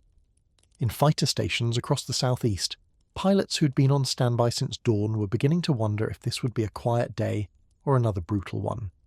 The waiting was, in some ways, worse than the fighting. At least in the air you were doing something, reacting, fighting back. On the ground, all you could do was wait for the telephone to ring, for the scramble order to come, for the adrenaline surge that meant it was time to run for your aircraft. The pilots of Fighter Command were, by this point in the battle, a mixed group. The original pre-war regulars had been joined by volunteers from across the Commonwealth, by escaped pilots from occupied nations, by newly trained replacements who had been rushed through shortened programs. New Zealanders flew alongside Poles. Czechs shared messes with South Africans. Americans who had volunteered before their country entered the war added their own contribution. It was, in its way, an international force defending Britain, united by the common cause of stopping the Luftwaffe. The Poles, in particular, had earned a fierce reputation. These were men who had seen their country overrun, who had escaped through Romania or Hungary or France, who had finally found their way to Britain determined to continue the fight. They flew with a controlled fury that sometimes alarmed their British colleagues. Squadron 303, the most famous of the Polish units, would prove to be one of the highest-scoring squadrons of the entire battle. Their motivation was simple and profound. They had already lost one homeland and were determined not to lose another. As the morning wore on and the radar screens remained quiet, there might have been a temptation to hope that the day would pass without incident. Such hopes were futile. Across the Channel, the Luftwaffe was preparing its greatest effort yet, a blow intended to finally break Fighter Command and clear the way for invasion. The aircraft were being fueled, the bombs were being loaded, the pilots were being briefed. The machinery of attack was grinding into motion, and nothing on earth could stop what was coming. In the operations room at Bentley Priory, Dowding reviewed the morning reports with his usual methodical attention. The weather forecast was favourable for German operations. Intelligence suggested that a major attack was being prepared. All squadrons were at readiness. The system was as prepared as it could be. There was nothing to do now but wait. At Uxbridge, Keith Park was conducting his own review, checking the status of his squadrons, considering his options, preparing for contingencies. Park had a habit of playing out scenarios in his mind, running through possible German approaches and planning his responses. Today, he sensed, would be significant. The weather was too good, the recent pattern too clear, the strategic situation too pressing for the Germans to let this opportunity pass. They would come. The only questions were when and in what strength. In the hop fields of Kent, the pickers bent to their work under a sky that was, for the moment, peaceful. Children chased each other between the rows of vines. Women gossiped as they worked, their hands moving with practiced efficiency through the pale green cones. The familiar smell of hops filled the air, a smell that meant beer and harvest and the approaching end of summer. It was, in its way, a timeless scene, one that might have been observed in any September for the past 100 years. Only the occasional distant rumble and the ever-present awareness of danger reminded everyone that this was not any September, and that the peace of the morning was merely a prelude. On airfields throughout the southeast, young men checked their equipment for the 100th time, wrote letters that might never be sent, played cards with the distracted attention of people waiting for something more important to happen. Some tried to sleep, knowing that rest was valuable and might soon be unavailable. Others couldn't sleep and didn't try, preferring conversation or solitude according to their temperaments. The veteran pilots, those who had survived long enough to earn that title, had learned to manage the waiting, to compartmentalize their fear, to exist in a state of suspended readiness that could be activated in seconds. The new arrivals were still learning this skill, and some would not survive long enough to master it. The chain of command stood ready. From Dowding at Bentley Priory through Park at Uxbridge to the sector controllers at Biggin Hill and Kenley and Hornchurch, every link in the defensive system was manned and alert. The radar operators watched their screens. The plotters stood by their tables. The telephone lines hummed with routine traffic and waited for the calls that would transform routine into emergency. The system that Dowding had built, tested and refined over months of combat, was about to face its supreme test. Somewhere around mid-morning, the first hints of what was coming appeared on the radar screens. Contacts were forming over the Pas de Calais, the narrow tip of France that pointed like a finger toward England. The returns were still scattered, difficult to interpret, but experienced operators knew what they were seeing. Aircraft were gathering over France in numbers that suggested something larger than a routine raid. The information flowed up through the system, from radar stations to filter rooms to operations rooms, and officers who had been watching and waiting began to lean forward in their chairs. The peaceful Sunday morning was ending. What came next would be remembered for generations. At approximately 10:30 in the morning, the picture on the plotting tables began to clarify into something alarming. The scattered contacts over France were coalescing into distinct formations, and those formations were growing larger by the minute. Filter room staff, trained to distinguish signal from noise, watched as the returns multiplied. This was not a reconnaissance flight. This was not a probing attack. This was a major operation, the kind of concentrated assault that the Luftwaffe had been building toward all summer. The calls went out. Squadrons that had been at readiness were scrambled.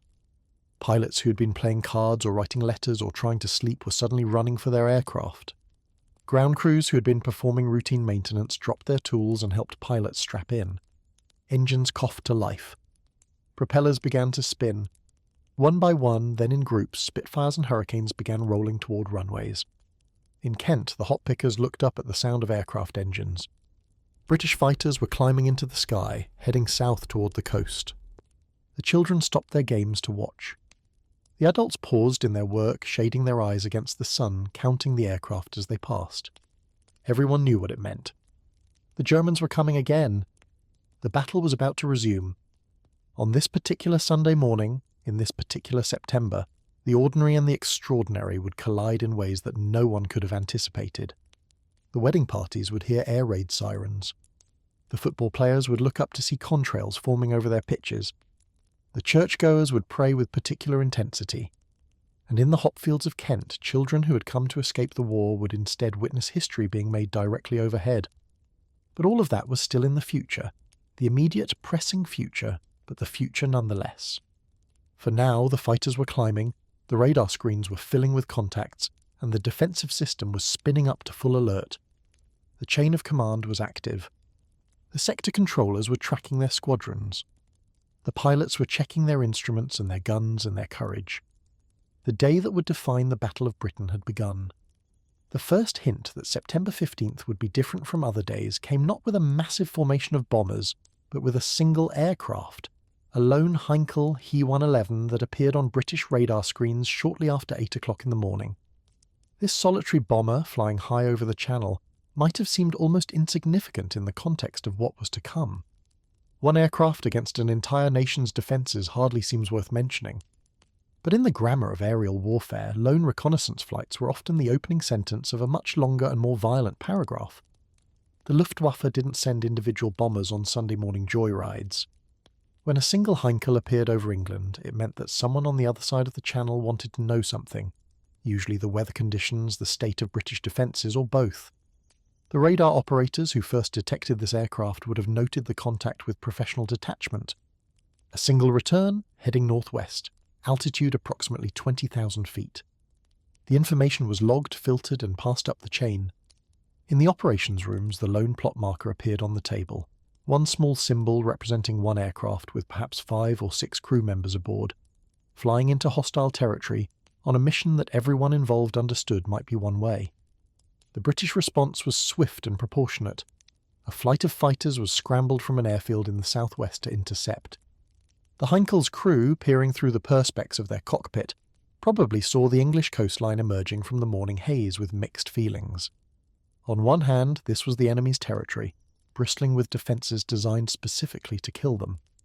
On the other hand, the mission was almost routine by now: fly over, observe, report back. Thousands of such flights had been conducted since the battle began. The statistics suggested they would probably survive. Statistics, unfortunately, have a way of being cold comfort when you're the exception that proves the rule. The intercepting fighters found their target somewhere over the western approaches, and what followed was brief and brutal. A lone bomber, however well armed with defensive guns, stood little chance against determined fighter attack. The Heinkel's gunners would have opened fire as the British aircraft closed in, their tracers arcing across the sky in desperate patterns. The fighters would have manoeuvred to avoid the defensive fire while pressing their own attacks, their wing-mounted guns chattering as they found the range. Within minutes, the reconnaissance mission was over. The Heinkel, trailing smoke from damaged engines, was going down. The crew of that Heinkel became among the first casualties of what would prove to be the bloodiest day of the entire Battle of Britain. Whether any of them survived to become prisoners of war, or whether they all perished in the crash, the historical record doesn't clearly establish. What we do know is that their sacrifice, or simply their bad luck, served as an early warning of German intentions. A reconnaissance flight meant that a large operation was being considered. The brass wanted to know what conditions their bombers would face. And that meant the bombers were coming. At bases across southern England, the news of this interception rippled through the morning calm.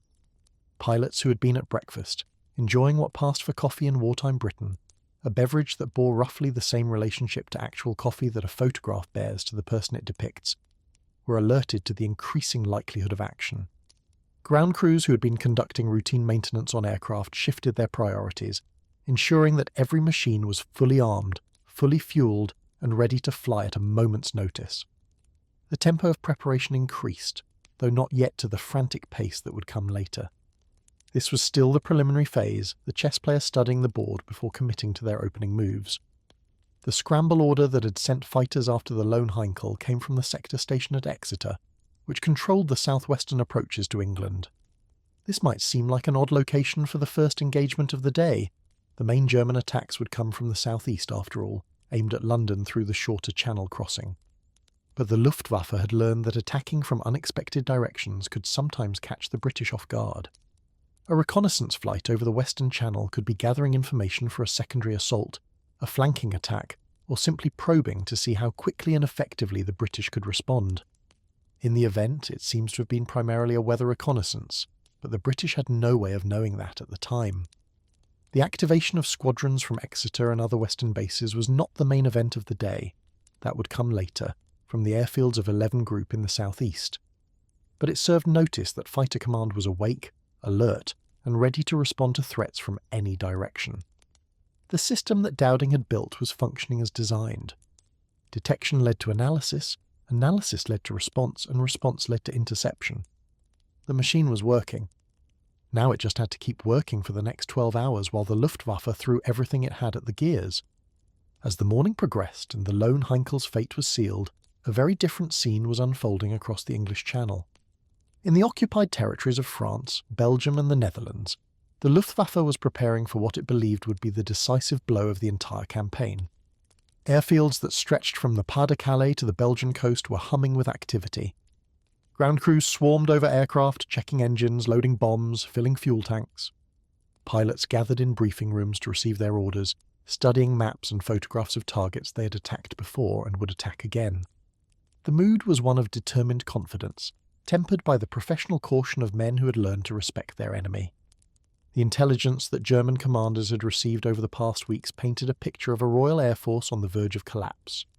According to Luftwaffe calculations, Fighter Command should have been reduced to perhaps 200 or 300 operational aircraft, with pilot losses that could not possibly be replaced. The relentless attacks on airfields and the daily attrition of combat had, in theory, ground down British resistance to a point where one more major effort would push them over the edge. This assessment was, to put it diplomatically, optimistic. It was based on combat claims from returning pilots that were wildly inflated, on damage assessments that overestimated the harm done to British infrastructure, and on a fundamental misunderstanding of how quickly the British aircraft industry was churning out replacement fighters. The problem with intelligence in wartime is that you usually can't verify it until it's too late. German photo reconnaissance showed craters on British airfields, therefore the airfields must be out of action. German pilots reported shooting down hundreds of British fighters, therefore Fighter Command must be nearly destroyed. German analysis suggested that British losses exceeded production, therefore the RAF must be running out of aircraft. Each individual assumption seemed reasonable. Together, they produced a picture of British weakness that bore only passing resemblance to reality. It was a bit like concluding that a boxer was finished because he was bleeding and bruised, without noticing that he was still standing and still throwing punches. Hermann Göring, presiding over the Luftwaffe from the comfort of his headquarters, had particular reason to believe in imminent victory. The Reichsmarschall had staked his personal reputation on breaking the RAF, and he was not a man who handled contradiction well. When subordinates suggested that British resistance might be stronger than expected, they were likely to receive lectures rather than audiences. Göring's confidence was matched only by his lifestyle. He had accumulated art collections, hunting lodges and medals with an enthusiasm that suggested he believed the war was already won. The coming day's operations would, he was certain, prove him right. The plan for September 15th called for a concentrated assault on London in 2 waves. The first wave would strike in the late morning, the second in the afternoon. The combined force would number over 500 aircraft, bombers and fighters together, the largest coordinated attack on London since the Blitz had begun. The bombers would fly in tight formations, protected by escorting fighters whose job was to keep the RAF at bay while the bombs found their targets. The targets themselves were primarily in the dock areas of East London, though in practice the bombing would be somewhat less precise than the planners hoped. Bombs have a tendency to fall where physics dictates rather than where briefing maps suggest. The airfields from which this force would launch were scattered across occupied territory, but the largest concentration was in the Pas-de-Calais region, the closest point to England. From airfields with names like Wissant, Marquise and Caffier, bombers and fighters would take off into the morning sky, form up over France, and head north across the narrow waters of the Channel.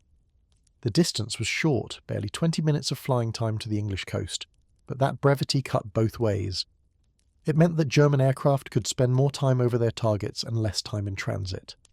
It also meant that German fighters, with their limited fuel capacity, would have perhaps 20 or 30 minutes of combat time before they had to turn back or risk ditching in the Channel. Time was the enemy's enemy, which made it something of a friend to the defenders.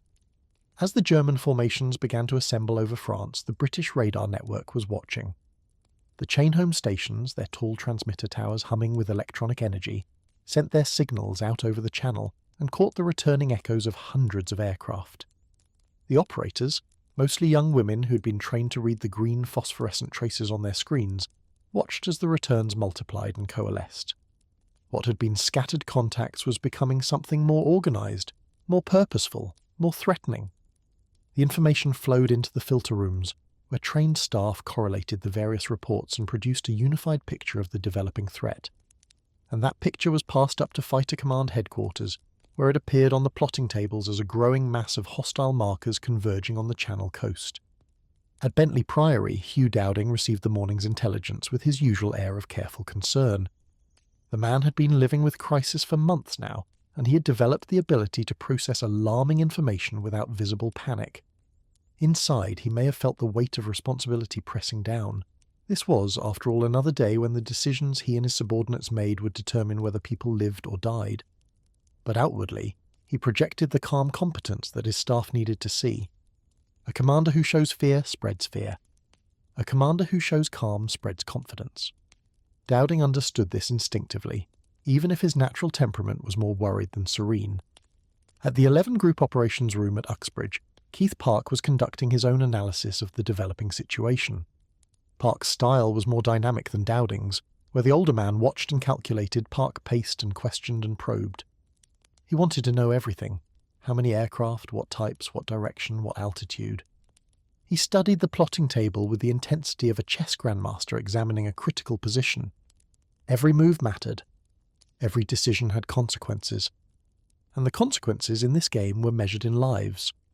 It was into this atmosphere of mounting tension that Winston Churchill arrived at approximately 10:30 in the morning. The Prime Minister, who had a journalist's nose for history in the making, had decided that this Sunday would be well spent observing the battle from its nerve centre. Churchill had visited Park's operations room before, but there was something about this particular morning that seemed to draw him. Perhaps it was the quality of the weather, clear skies were bomber weather after all. Perhaps it was intelligence suggesting a major German effort was imminent. Or perhaps it was simply the instinct of a man who had spent his life seeking out moments of drama and significance. Churchill descended into the underground bunker at Uxbridge through a series of blast doors and security checkpoints, emerging into the operations room with the air of a theatre-goer taking his seat before the curtain rises. The room itself was impressive in a functional way. The large plotting table dominated the centre, surrounded by tiered galleries where officers and WAFs worked at their stations. Status boards lined the walls, showing the readiness state of every squadron in 11 Group. Clocks displayed the time. Telephones and teleprinters kept up a constant chatter of communication. The atmosphere was one of controlled urgency, like a hospital emergency room waiting for casualties to arrive. Park greeted the Prime Minister with professional courtesy. He was accustomed to visitors, though having Churchill looking over his shoulder added a certain additional pressure to an already demanding job. Park arranged for Churchill to have a comfortable seat in the gallery, positioned where he could observe the plotting table without interfering with operations. Then he returned to his duties, leaving the Prime Minister to watch and wonder at the drama that was about to unfold. What Churchill saw as the morning progressed toward noon was the visual representation of an impending catastrophe. The hostile markers on the plotting table representing German formations grew in number and began moving northward toward the Channel. British markers, representing fighter squadrons, showed aircraft on the ground at various states of readiness. The gap between threat and response was visible at a glance, the attackers gathering their strength, the defenders waiting for the moment when they would have to commit. It was, in its way, a map of survival, and the odds displayed on that map were not obviously favourable. The radar plots continued to build throughout the late morning. What had been individual formations resolved into a mass of contacts that seemed to fill the airspace over northern France. The observers at the chain-home stations reported the largest concentration of aircraft they had seen in weeks. The filter rooms struggled to process the volume of data, their staff working with urgent efficiency to distinguish real threats from electronic ghosts. And the operations rooms at both Bentley Priory and Uxbridge watched their plotting tables fill with hostile markers until the southern edge of the map seemed almost painted red. By 11 it was clear that this would be no ordinary attack. The German formation gathering over the Pas-de-Calais numbered in the hundreds. Bombers in tight Vics of 3, escorted by fighters stepped up above and behind them, the whole aerial armada stretching across miles of sky. Pilots who would later describe the sight spoke of it in terms usually reserved for natural disasters: a swarm, a plague, a dark cloud approaching from the south. The engine noise alone, audible from the ground even at high altitude, was enough to make civilians stop what they were doing and stare upward in fearful fascination. Park, watching his plotting table, began issuing orders. Squadrons that had been at readiness were scrambled. The familiar klaxon sounds echoed across airfields from Biggin Hill to Northolt. Pilots who'd been waiting, some with surprising calm and others with barely concealed anxiety, ran for their aircraft. Ground crews who'd been standing by completed their final checks and stepped back. Engines roared to life. Propellers became spinning discs. One by one, then in pairs and flights, Spitfires and Hurricanes rolled down runways and climbed into the bright September sky. The timing of these scrambles was crucial, and it was here that Park's tactical skill showed itself most clearly. Scramble too early and your fighters would be circling at altitude, burning fuel and tiring pilots when the enemy arrived. Scramble too late and the bombers would reach their targets before your fighters could intercept. Park had to judge the enemy's speed, distance, and likely route, then position his squadrons to meet them at the most advantageous point. It was a calculation that required not just intelligence and experience, but a kind of tactical intuition that couldn't be taught. Some commanders had it, others didn't. Park had it in abundance. The first British squadrons reached their patrol positions shortly before the German formation crossed the English coast. The pilots, climbing through scattered clouds, looked south toward the Channel and saw what was coming. Even veterans who had been flying and fighting for months were taken aback by the scale of the approaching attack. One pilot would later describe it as looking like a swarm of insects, except that these insects were made of metal and carried high explosives. Another compared it to a thunderstorm, dark and implacable, rolling in from the sea. The metaphors varied, but the underlying message was the same. This was big, bigger than anything they had faced before, and they were going to have to find a way to stop it. Churchill, from his gallery seat at Uxbridge, watched as Park directed his forces into position. The Prime Minister was not a passive observer. He asked questions, sought explanations, wanted to understand what he was seeing. Park, preoccupied with the tactical situation but conscious of his distinguished guest, provided brief answers when he could. The status boards on the walls were changing constantly as squadrons launched, as aircraft climbed to altitude, as the defensive network sprang into action. The plotting table showed British fighters converging on the incoming raid from multiple directions, a coordinated response made possible by the system of radar and command that Dowding had built. The German formation crossed the coast near Dungeness at approximately 11:35, having made the Channel crossing without significant interference. From that point, they had perhaps 30 minutes of flying time to reach central London, 30 minutes during which the RAF would have to find, engage, and disrupt an attacking force that outnumbered the defenders by a considerable margin. The math was not encouraging. But math doesn't account for skill, determination, or the advantage that defenders have when fighting over their own territory. The British pilots who climbed to meet the raid that morning had all of those things, and they were about to prove it. The first engagements began over Kent, as British fighters dove on the leading edge of the German formation. The tactics varied by squadron and circumstance. Some units went for the bombers directly, trying to break up the formations before they could reach London. Others engaged the escorting fighters, attempting to draw them away from their charges and into dogfights that would leave the bombers vulnerable. The sky became a three-dimensional battlefield, with aircraft manoeuvring at altitudes between 15 and 25,000 feet, their contrails tracing white patterns against the blue. For the German bomber crews, the sudden appearance of British fighters was both expected and alarming. Expected because the briefings had warned them that resistance would be encountered. Alarming because the number of British aircraft seemed far greater than intelligence had suggested was possible. Where were all these fighters coming from? The RAF was supposed to be finished, or nearly so. These Spitfires and Hurricanes diving out of the sun with guns blazing hadn't received that memo. They were very much present, very much aggressive, and very much intent on preventing the bombers from reaching their targets. The escorting Messerschmitt 109s, faced with the choice of maintaining their protective stations or engaging the attackers, made the decisions that the chaos of combat forced upon them.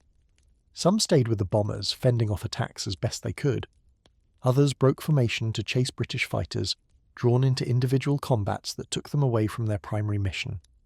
The discipline that had characterized the formation over France began to fray as the realities of battle imposed their own logic. Bombers that lost their close escort became increasingly vulnerable. Fighters that pursued too aggressively found themselves low on fuel and far from home. Park, watching the engagement develop on his plotting table, fed additional squadrons into the battle with the timing of a conductor, bringing in different sections of an orchestra. Fresh units arrived just as earlier squadrons were running low on ammunition or breaking off to refuel. The replacement was never quite seamless. There were gaps, moments when the German formation had a relatively clear path, but the overall effect was one of continuous pressure. The bombers couldn't simply fly through to London unopposed. Every mile of their journey was contested. Churchill observed all of this with the intense focus of a man who understood that he was witnessing history. The plotting table told the story in symbols and markers. German forces pushing north, British fighters engaging and re-engaging, the battle moving inexorably toward London. The Prime Minister, who had seen war in several forms over his long career, recognised the scale and significance of what was happening. This was not a skirmish or a raid. This was a decisive engagement, the kind of battle that determined the fate of nations. And it was being controlled from this underground room by men and women who pushed coloured markers around a table.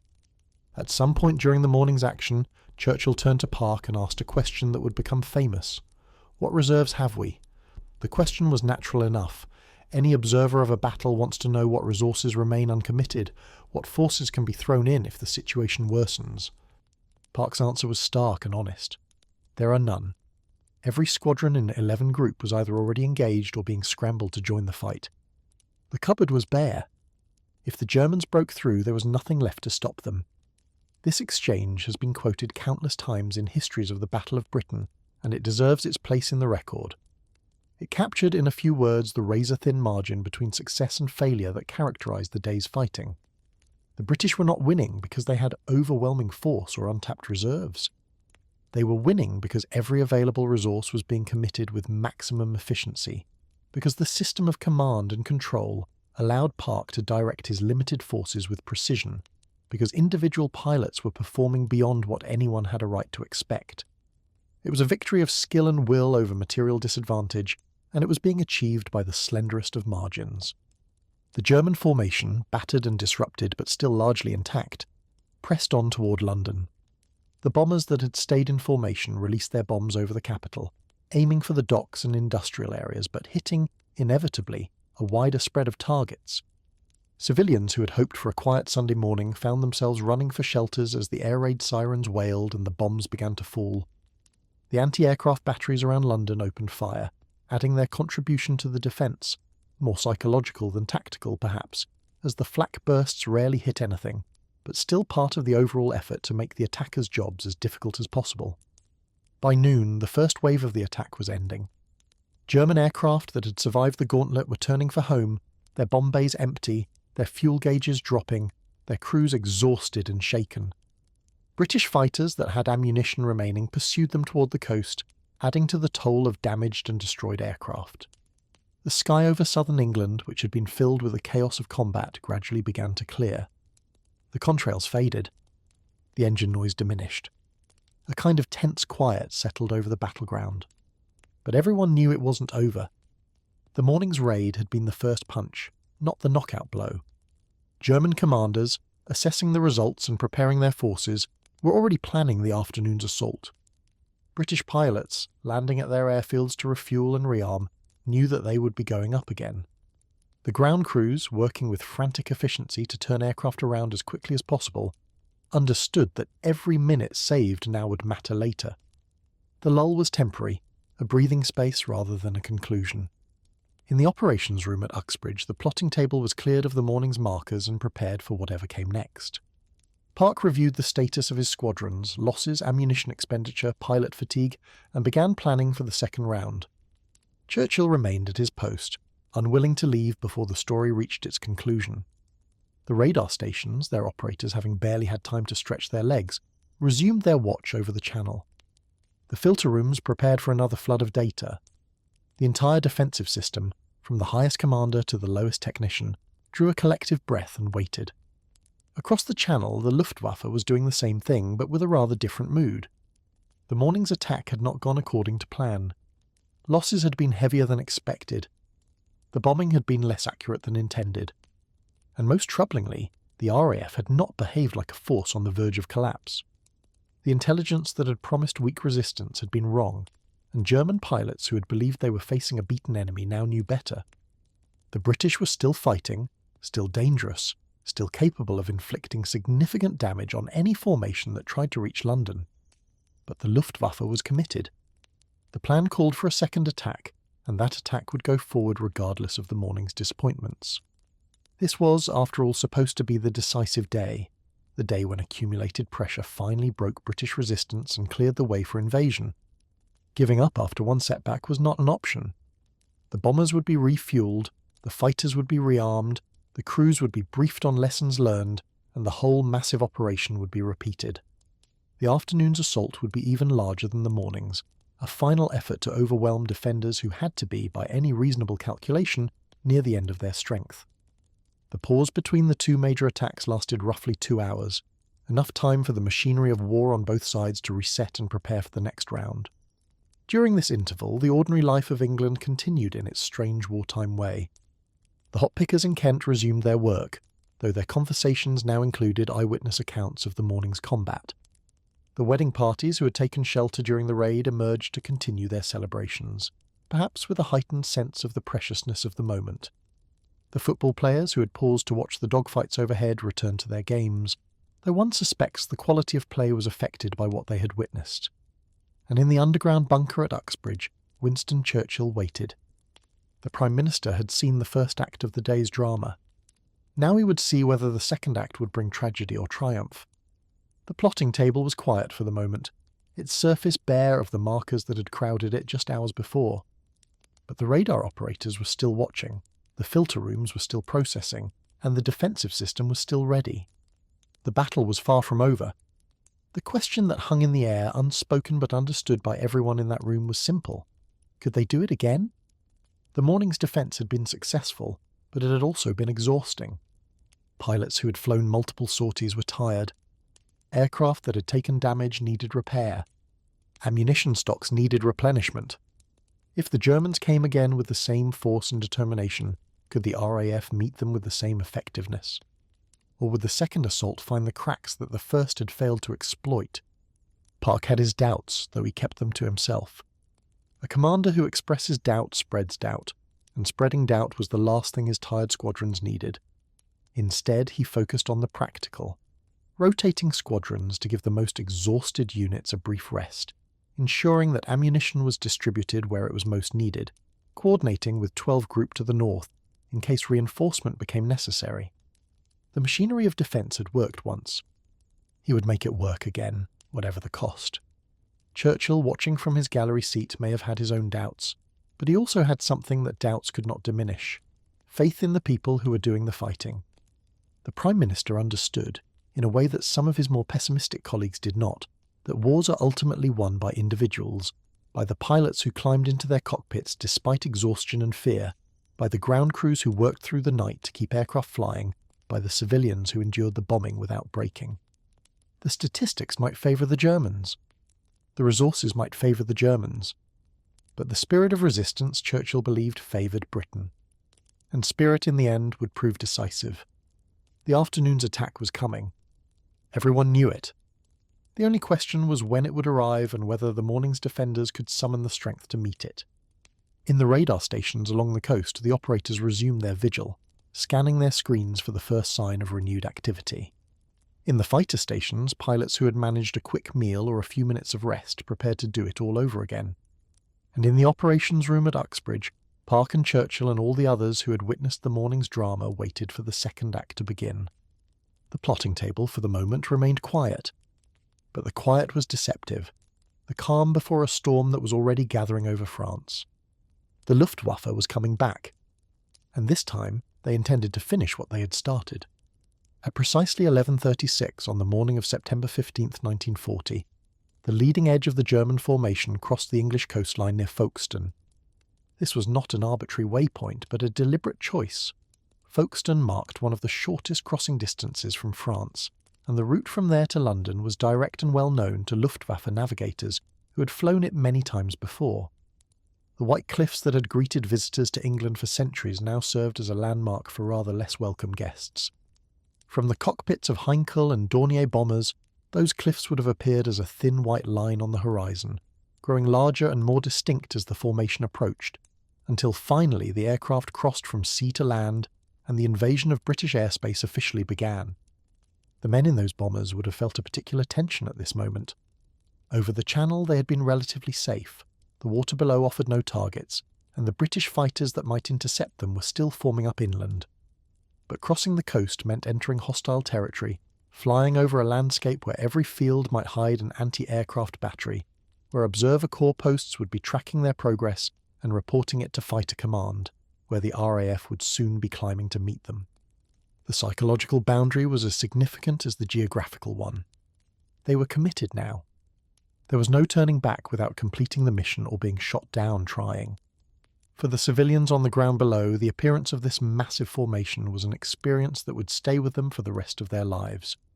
Kent in September was a landscape of farms and villages, of hop gardens and orchards, of ancient churches and winding lanes, a quintessentially English countryside that seemed almost too peaceful for the drama unfolding above it. Farmers who had risen early to tend their livestock looked up to see the sky filling with aircraft in numbers that defied easy counting. Children who had been playing in fields or helping with the harvest stopped what they were doing and stared upward, their young minds struggling to process what they were witnessing. This was not a formation of a dozen or even 100 aircraft. This was hundreds upon hundreds of machines, their engines creating a wall of sound that rolled across the landscape like approaching thunder. The sensory experience of being beneath such a formation was overwhelming. First came the sound, a deep pervasive drone that seemed to come from everywhere at once, vibrating through the chest and making normal conversation impossible. Then came the visual spectacle, dark shapes against the blue sky, arranged in patterns that spoke of military precision, their wings catching the September sunlight. The contrails that formed at altitude created white streaks across the heavens, geometric lines that crisscrossed and merged as the formation maintained its course. And perhaps most unsettling of all was the sense of menace that accompanied the spectacle. These were not friendly aircraft on a training exercise. These were the enemy, come to drop high explosives on British cities, and the people watching from below knew it. The reaction of civilians varied according to temperament and circumstance. Some ran for shelter, seeking the protection of cellars or Anderson shelters or even sturdy furniture. Others stood transfixed, unable or unwilling to tear their eyes from the drama overhead. Children, with the peculiar courage of youth, often wanted to stay and watch, much to the distress of mothers who wanted them safely underground. The war had been going on long enough that most people had developed their own rituals for dealing with air raids, familiar routines that provided psychological comfort, even if they offered limited physical protection. But the scale of this particular raid was enough to shake even the most stoic observers. This was something new, something bigger, something that suggested the war had entered a more serious phase. In the hop fields that dotted the Kentish landscape, the seasonal workers who had come from London found themselves in an ironic situation. They had travelled to the countryside partly to escape the bombing, only to discover that Kent was directly in the path of the bombers heading for their home city. The hop pickers of 1940 became involuntary witnesses to aerial combat, watching dogfights unfold overhead while they worked among the vines. Some found the spectacle grimly fascinating, a sort of terrible entertainment that broke the monotony of agricultural labour. Others were simply terrified, huddling together and waiting for the formations to pass. The children among them had the clearest view, lying on their backs in the fields and watching the sky with the intense attention that children bring to anything genuinely exciting. One of the peculiarities of air warfare that ground observers noticed was how detached it could seem from normal experience. The aircraft were high enough that their human occupants were invisible. They might as well have been machines fighting other machines with no flesh and blood involved. The sounds of combat, the rattle of gunfire, the scream of diving aircraft, the occasional dull explosion of a plane being hit, drifted down from above like noise from a distant battle.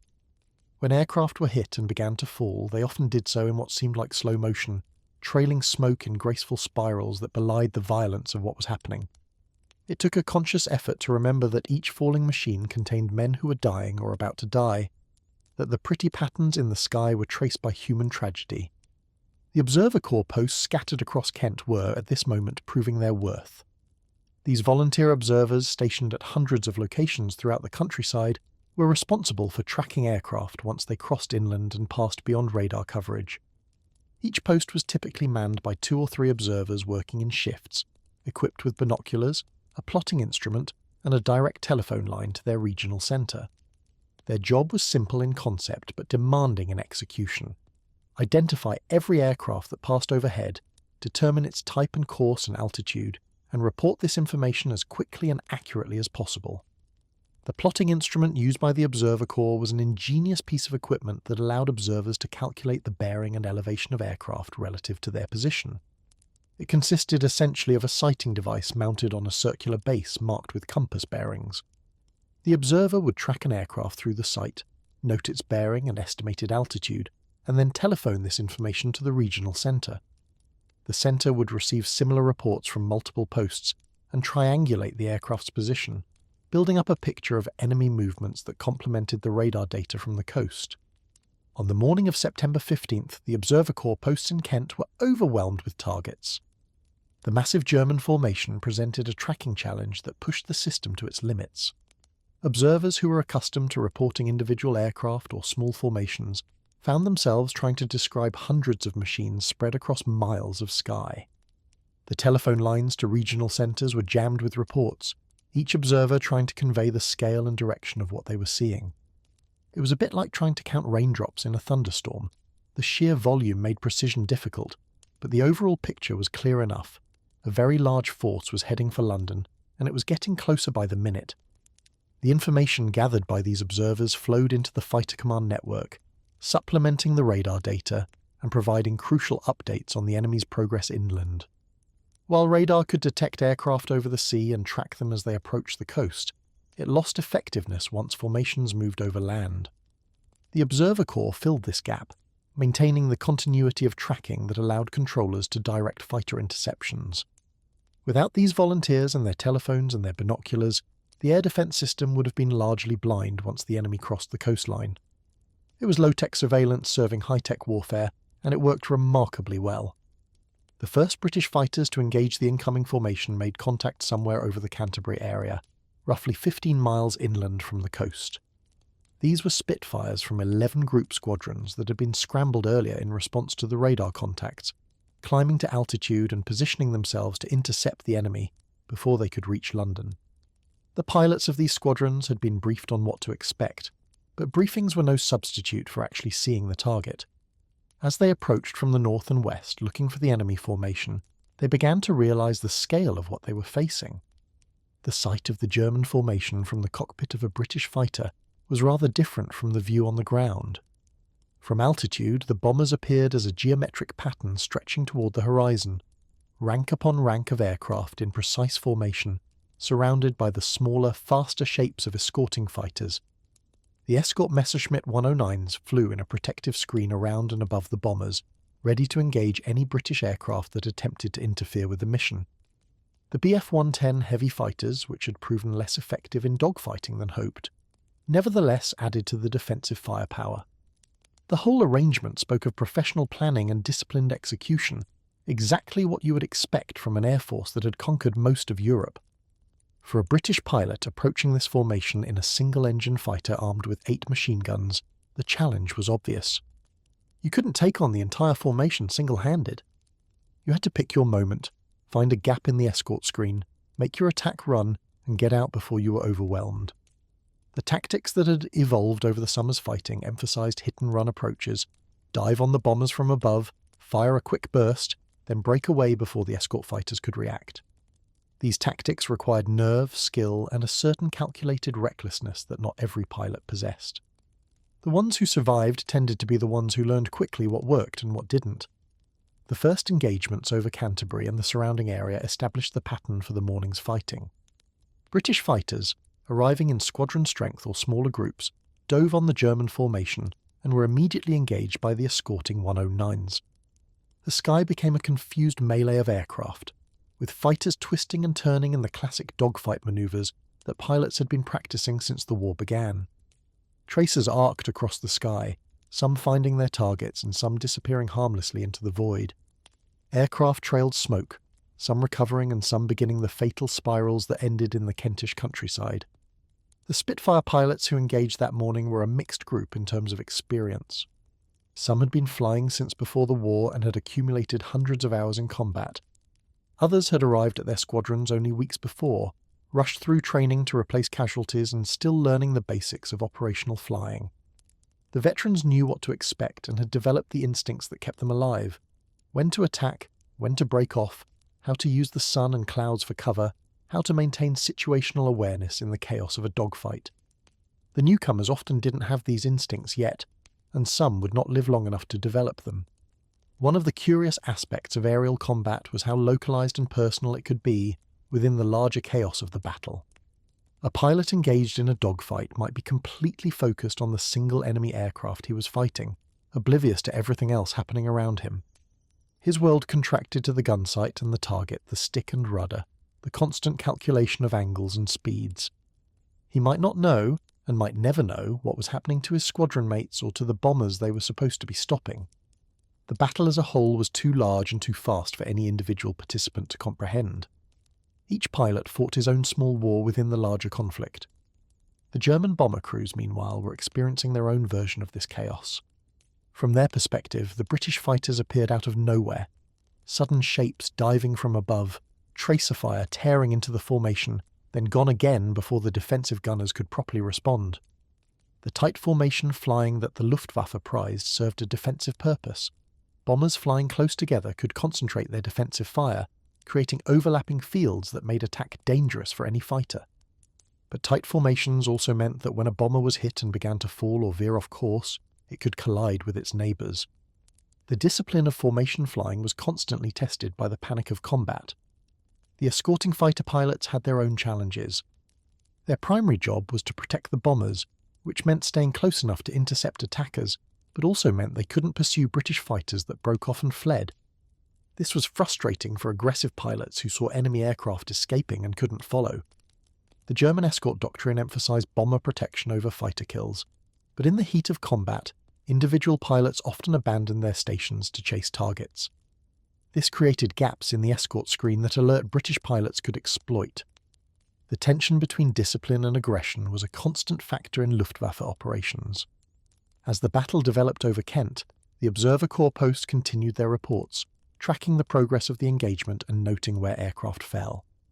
Their observations were sometimes grimly practical. A post might report, "one aircraft down in flames, grid reference such," and sometimes more human, as when observers reported seeing parachutes opening or survivors emerging from wreckage. The fall of a German aircraft on British soil created its own set of problems. The crew might be dead, or they might be alive and in need of capture. Local Home Guard units were sometimes called upon to secure crash sites and take any survivors prisoner, adding another layer of involvement for civilians who had already witnessed the drama overhead. The towns and villages beneath the battle zone were not, for the most part, targets of this particular raid. The German formation was heading for London, and Kent was merely the obstacle course they had to navigate to get there. But that didn't mean the county escaped entirely unscathed. Aircraft that were damaged and unable to continue often jettisoned their bombs before turning back, and these bombs had to fall somewhere. The randomness of this tip-and-run bombing meant that Kentish communities that were nowhere near military targets might suddenly find themselves under attack. A field that had held nothing but sheep in the morning might sport a fresh crater by afternoon. A farmhouse that had survived centuries of English history might be reduced to rubble by a bomb meant for the London docks. The psychological impact on civilians was significant, even for those who escaped physical harm. The knowledge that you were living in a battle zone, that at any moment the war might literally fall on your head, created a constant low-level anxiety that was exhausting in its own way. People developed coping mechanisms, humour, fatalism, denial, but the stress accumulated over time. The famous British stiff upper lip was not an absence of fear, but a social agreement to not show it, a collective performance of calm that helped communities function despite the danger. Behind the stoic facades were people who were genuinely frightened and genuinely uncertain about what the future held. Children, as mentioned earlier, responded to the battle in ways that sometimes baffled and sometimes worried their parents. Many seemed to view the whole thing as a spectacular entertainment, a show put on for their benefit that happened to involve real explosions and real danger. They collected shrapnel and bullet casings as souvenirs, compared notes on the aircraft they had identified, and told exaggerated stories of near misses and narrow escapes. This attitude probably served a protective psychological function. Treating the war as a game was healthier than fully confronting its reality. But it also meant that children sometimes took risks that horrified adults, running toward crash sites or ignoring warnings to seek shelter. The line between healthy resilience and dangerous denial was not always clear. The engagement over Canterbury and the approach to London lasted roughly 30 minutes. 30 minutes of intense, confused, violent combat that seemed both endless and instantaneous to those involved. The German formation, despite the British attacks, maintained its cohesion well enough to continue toward its objective. Individual bombers dropped out, trailing smoke or flames, but the majority pressed on. The escorting fighters, though drawn into numerous dogfights, managed to prevent the complete disruption of the raid. The British had bloodied the enemy, but they had not stopped them. London was still in the crosshairs. For the RAF pilots who had engaged the first wave, the brief respite after breaking off combat was filled with urgent activity. Those who still had ammunition and fuel might try to catch up with the formation and make another pass. Those who were running low on either would have to land, refuel and rearm as quickly as possible. The ground crews at Fighter Command airfields had become expert at rapid turnarounds, transforming exhausted aircraft into combat-ready machines in a matter of minutes. The pilots themselves barely had time to gulp a cup of tea or visit the latrine before they were climbing back into their cockpits for another sortie. Rest was a luxury that would have to wait until the battle was over. The command and control system that Dowding had built was, throughout this period, functioning with remarkable efficiency. Information from radar stations, observer corps posts and returning pilots flowed into the operations rooms, where it was processed and acted upon with impressive speed.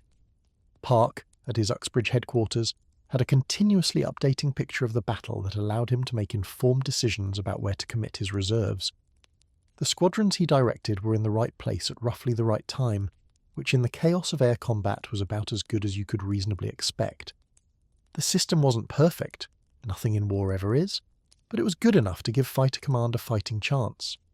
As the German formation passed over Canterbury and continued its course toward London, the civilians who had witnessed its passage began the process of returning to normal life. Some emerged from shelters, blinking in the September sunshine, surveying the sky for any signs of continued danger. Others stayed under cover, unwilling to risk exposure until they were certain the threat had passed. The Observer Corps posts continued their vigilance, tracking the formation as it moved northwest toward the capital. The Home Guard units remained on alert, ready to respond to any developing situation. And everywhere people talked, sharing what they had seen, what they had felt, what they thought it meant. The battle was becoming a shared experience, a story that the community would tell and retell for generations. The sound of the battle gradually faded as the German formation moved further inland, replaced by the normal sounds of a September Sunday, birds singing, leaves rustling, the distant lowing of cattle. The contrast was almost surreal, this rapid transition from violence to peace, from the thunder of hundreds of aircraft engines to the quiet of the English countryside. People shook their heads, tried to process what they had witnessed, and got on with their lives as best they could. There would be time later for reflection. For now there was work to be done, lives to be lived, a war to be endured. But for many who had watched that formation pass overhead, the farmers in their fields, the hop pickers in their gardens, the children with their faces turned to the sky, something had changed. They had seen the enemy. They had watched history happen above their heads. They had been witnesses to the battle that would determine whether Britain remained free or fell under German occupation. Whatever happened next, they would always be able to say that they were there, that they saw it, that they were part of it. The Battle of Britain was not just something that happened to fighter pilots and civilians in bombed cities. It happened to everyone who lived in that swathe of southern England that served as the arena for the conflict. And on September 15th, 1940, the arena had included the peaceful fields and villages of Kent. The formation continued its flight toward London, leaving behind it a landscape that had been transformed, not physically for the most part, but psychologically. The people of Kent had been reminded in the most dramatic way possible that they were living through an extraordinary moment in history. Some would survive to tell their grandchildren about it. Others would not survive the war at all. But for this one bright September morning, they had all shared an experience that transcended the ordinary, that lifted them out of their daily routines and placed them at the centre of events that would be remembered for centuries. And above them, pursuing the enemy toward London, the pilots of Fighter Command continued the fight. They were tired, some of them were wounded, and all of them knew that the day was far from over. The bombers that had passed over Kent would soon be dropping their loads on the capital. The escorts that had fought over Canterbury would be looking for more targets. The afternoon would bring another wave and another battle and another test of whether Britain could hold. But for now, in this moment between engagements, the pilots climbed and reformed and prepared for the next phase of the battle. The sky over Kent gradually cleared of aircraft, the contrails fading and dispersing in the upper winds. The Observer Corps posts continued their reports, now tracking the formation as it approached London from the southeast. The radar operators, who had been watching the build-up over France since early morning, monitored the screens for signs of the next wave. And in the operations rooms at Bentley Priory and Uxbridge, the officers and plotters who had been managing the battle took stock of what had happened and prepared for what was coming. The first major engagement of the day had been fought. The results were mixed, losses on both sides, damage inflicted and sustained, but no decisive breakthrough by either force. The German formation was continuing toward its target, bloodied but not broken. The British defenders had performed well, but had not prevented the attack from reaching London. The next phase of the battle would determine whether the morning's fighting had been a preliminary skirmish or the prelude to disaster. For the civilians of Kent, the battle had moved on, leaving them to pick up the pieces and wonder what came next. They had done their part in their small way. The Observer Corps post had reported, the Home Guard had stood ready, the ordinary people had maintained their calm and their routines despite the chaos overhead. Now it was up to the pilots and the controllers and the commanders to finish what had been started. The outcome remained uncertain. The day was only half over, and somewhere over the hop fields and farms of Kent, scattered wreckage and fresh craters marked the places where the battle had touched the earth, tangible reminders that the war in the sky had consequences on the ground. The formation pressed on toward London, and the story of September 15th continued to unfold. At 7 minutes past noon, the leading elements of the German formation reached the outskirts of London. For the bomber crews who had survived the running fight across Kent, this moment represented both the culmination of their mission and the beginning of its most dangerous phase. London was not just any target. It was the heart of the British Empire, the seat of government, the symbol of everything that stood between Hitler and total European domination. Bombing London meant something beyond tactical calculation. It meant striking at the enemy's soul. And the defences around the capital the Germans were about to discover were rather more formidable than anything they had encountered over the countryside. The Dornier D-17s that formed the backbone of this particular formation were known among their crews as flying pencils because of their slender fuselages, a nickname that sounds almost affectionate until you consider that pencils are also notably fragile when subjected to the kind of forces that aerial combat involves. These twin-engine bombers had proven effective in the early campaigns of the war, but they had limitations that became increasingly apparent as the battle progressed. Their defensive armament was modest. Their speed was not much greater than that of the fighters hunting them. And their bomb loads, while adequate for precision attacks on specific targets, were insufficient for the kind of area bombing that might have genuinely crippled London's capacity to function. Still, several dozen Dorniers packed with high explosives arriving over a densely populated city could do considerable damage. The people of London were about to find out exactly how much. What the German crews saw as they approached the city was, in many ways, unremarkable. The sprawl of urban development, the silver ribbon of the Thames winding through the centre, the familiar landmarks that had appeared in intelligence photographs and reconnaissance reports. What they could not see, but would very soon experience, was the reception that awaited them. Because descending on the German formation from multiple directions, in numbers that defied everything the Luftwaffe intelligence service had predicted, were the fighters of Royal Air Force Fighter Command. Not the handful of exhausted survivors that German pilots had been told to expect, but squadron after squadron of Hurricanes and Spitfires, climbing to intercept with a ferocity that suggested the RAF was very far from finished. The British response to the German attack on London that morning involved more than 125 fighters, a concentration of force that represented virtually everything Park had available in 11 Group, supplemented by squadrons from 12 Group that Lee Mallory had dispatched southward. This was not a probing defence or a token resistance.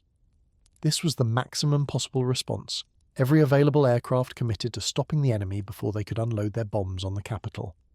The pilots of these squadrons knew what was at stake. London was not just another city. London was home, for many of them literally, for all of them symbolically. Defending it was not just duty, it was personal. The engagement that developed over London shortly after noon was unlike anything that had occurred earlier in the day. The fighting over Kent had been intense but diffuse, spread across dozens of miles as British fighters picked at the edges of the German formation. Over London, the combat became concentrated, focused, almost claustrophobic in its intensity. More than 200 aircraft were manoeuvring in a relatively confined airspace, each pilot simultaneously trying to attack the enemy and avoid being attacked himself. The sky became a three-dimensional maze of aircraft, tracer fire, and burning debris. Pilots who had trained for this moment found that training could only take you so far. Instinct and luck counted for at least as much in the chaos of actual combat.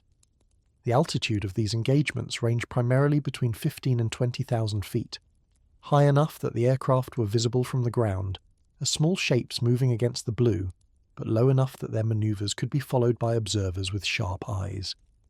The contrails that formed at these altitudes created white streaks across the sky, ephemeral signatures of each aircraft's passage that faded within minutes, but were constantly renewed as the battle continued. To civilians watching from below, these contrails created patterns that one witness memorably compared to moths circling a lamp, swirling, chaotic, strangely beautiful given the violence they represented. The image is apt. There was something almost hypnotic about watching those white lines weave and cross, even knowing that each represented a machine in which men were fighting and dying. The experience of the battle varied enormously depending on your vantage point. From the ground, it had an abstract, almost aesthetic quality. Shapes and patterns and distant sounds that seemed removed from ordinary experience. From the cockpit of a fighter, it was anything but abstract.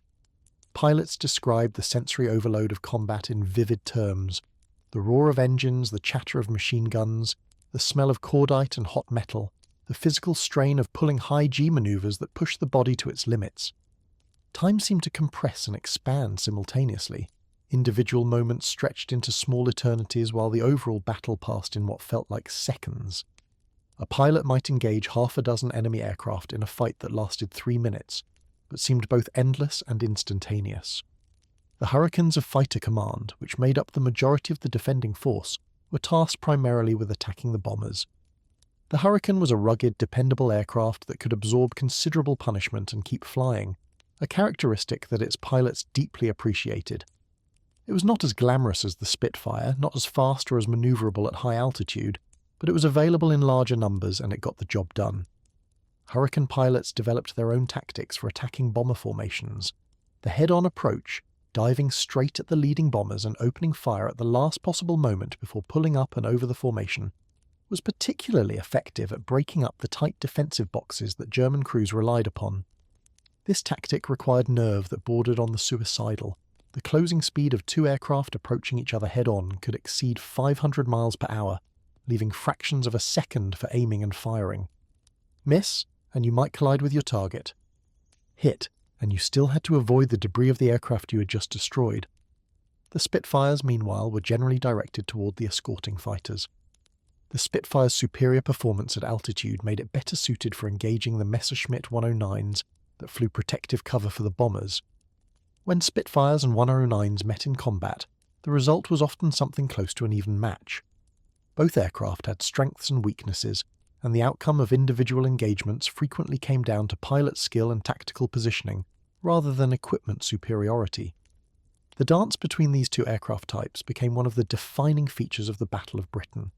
A deadly pas de deux performed at 300 miles per hour with machine guns as the music. For the German bomber crews, the arrival of this many British fighters was both alarming and baffling. The intelligence briefings had assured them that Fighter Command was on its last legs, that resistance would be minimal, that the skies over London would be essentially undefended. Instead, they found themselves surrounded by what seemed like an inexhaustible supply of angry Hurricanes and Spitfires, each one apparently determined to prevent them from completing their mission. The tight formations that were supposed to provide mutual defensive fire began to come apart as individual bombers were hit and forced to drop out. The escort fighters that were supposed to protect them were drawn away into dogfights, leaving gaps in the defensive screen. The whole carefully planned operation was dissolving into chaos. The physical reality of being in a bomber under fighter attack was terrifying in ways that are difficult to convey. The bomber crews, typically 5 or 6 men in a Dornier, were distributed throughout the aircraft. Pilot and observer in the glazed nose, radio operator and gunners at various positions. Each man had a specific role, and each man was acutely aware of how vulnerable he was. The aluminum skin of the aircraft offered no protection against .303 caliber bullets. A sustained burst from a Hurricane's 8 guns could tear through a bomber like tissue paper. When fighters attacked, the defensive gunners would open fire, their weapons chattering in response. But the psychological effect of being attacked far outweighed any comfort provided by the return fire. You couldn't really defend against a determined fighter attack. You could only hope that the pilot missed, or that your formation mates drew his attention, or that your own aircraft's luck held for one more minute. The eyewitness accounts from London that morning describe a scene of surreal intensity. People who had been going about their Sunday routines, attending church, preparing lunch, reading the newspaper, found themselves drawn to windows and rooftops by the sounds of aerial combat. What they saw was unlike anything they had witnessed before. The sky above their city had become a battlefield, filled with swirling aircraft, crisscrossed with contrails and tracer fire. The anti-aircraft batteries around London added their own contribution, filling the air with bursting shells that created puffs of black smoke at altitude. More for morale than effectiveness, perhaps, but impressive nonetheless. The combined effect was something between a fireworks display and a nightmare, a spectacle of violence that seemed both too large to comprehend and too close to ignore. One of the characteristic sights of that morning was the fall of damaged aircraft. A bomber hit by fighter fire might continue flying for some distance before the damage became too severe, trailing smoke that marked its passage across the sky like a finger pointing toward doom. Then, sometimes gradually and sometimes suddenly, the stricken aircraft would begin to lose altitude, entering a spiral or a dive from which there was no recovery.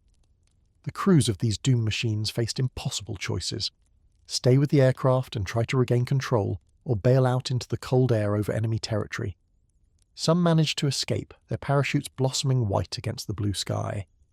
Others went down with their machines, victims of wounds or circumstances or simply running out of time.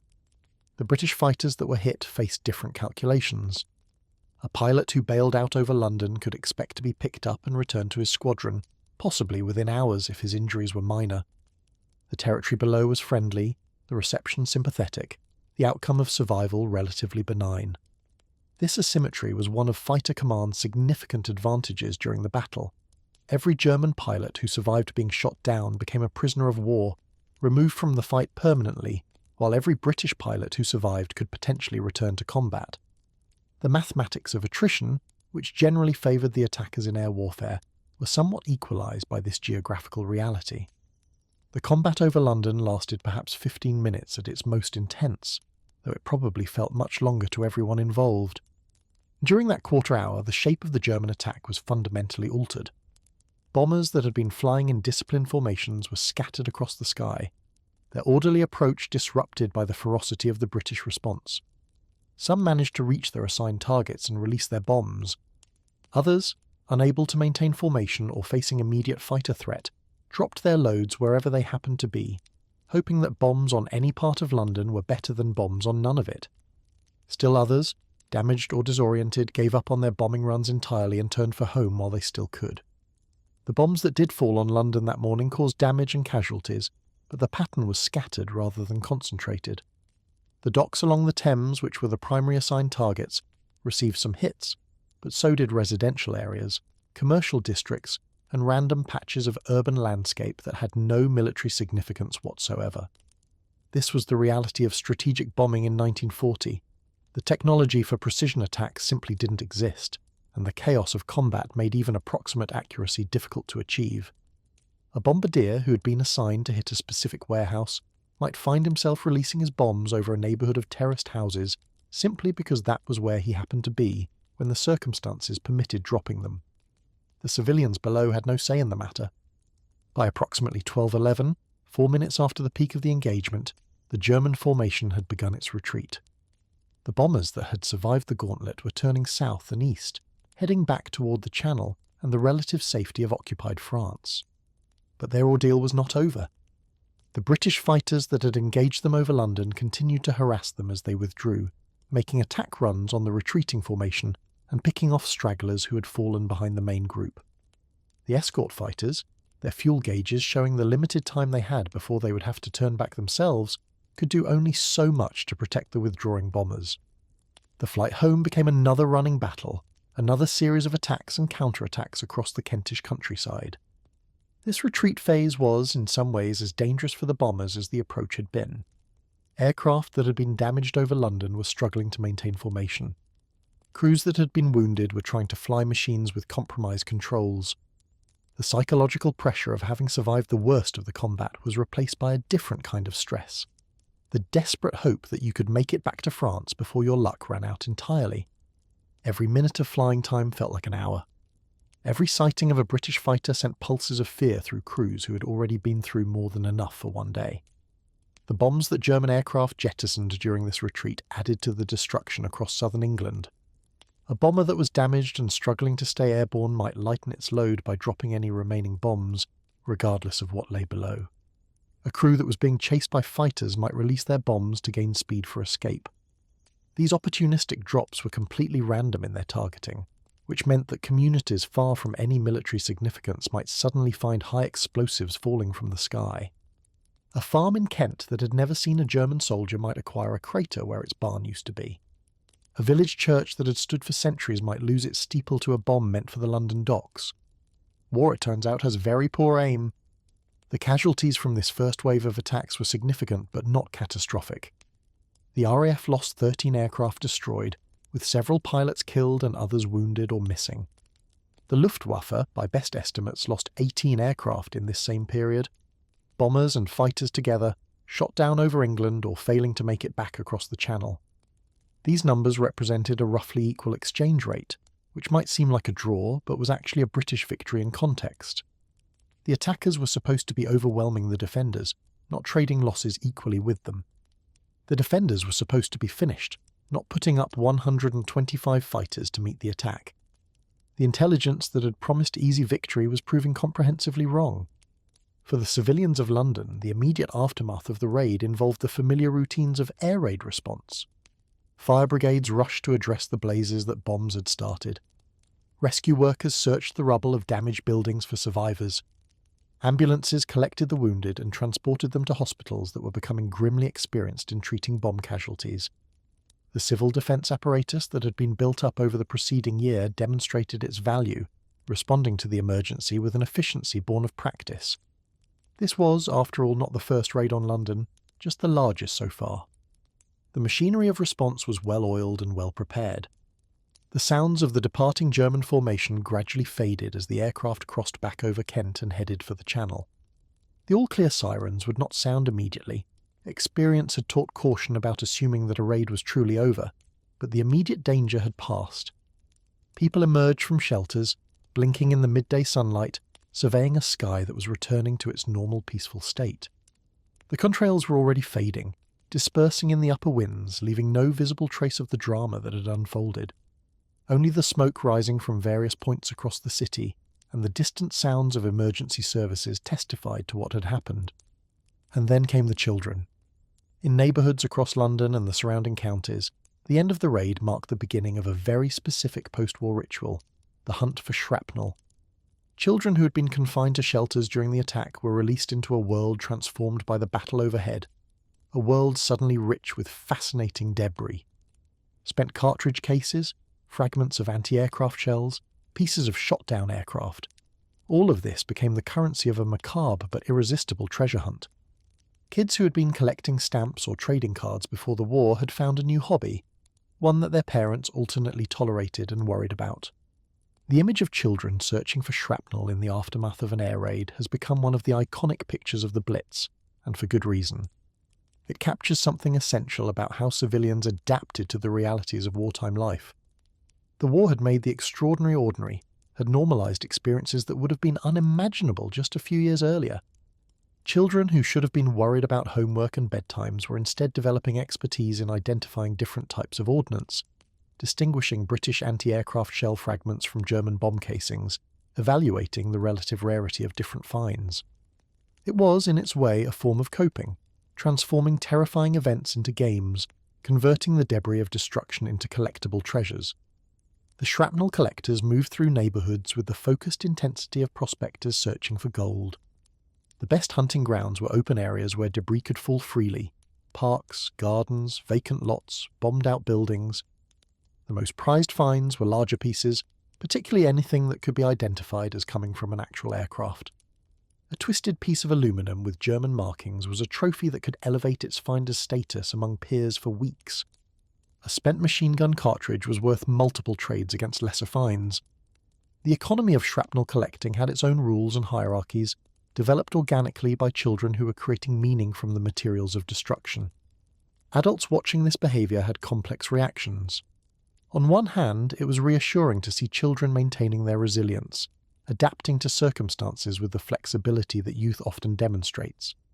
On the other hand, there was something disturbing about watching your son or daughter become expert in the remnants of warfare, handling objects that had been designed to kill with casual familiarity.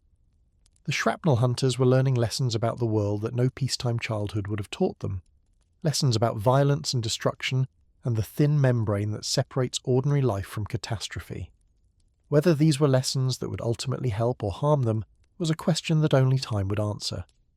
The aftermath of the morning's raid was also marked by the more sombre task of accounting for the dead. The bombs that had fallen on London had killed civilians. The exact numbers would take time to compile, but every raid produced casualties among those unlucky enough to be in the wrong place at the wrong time.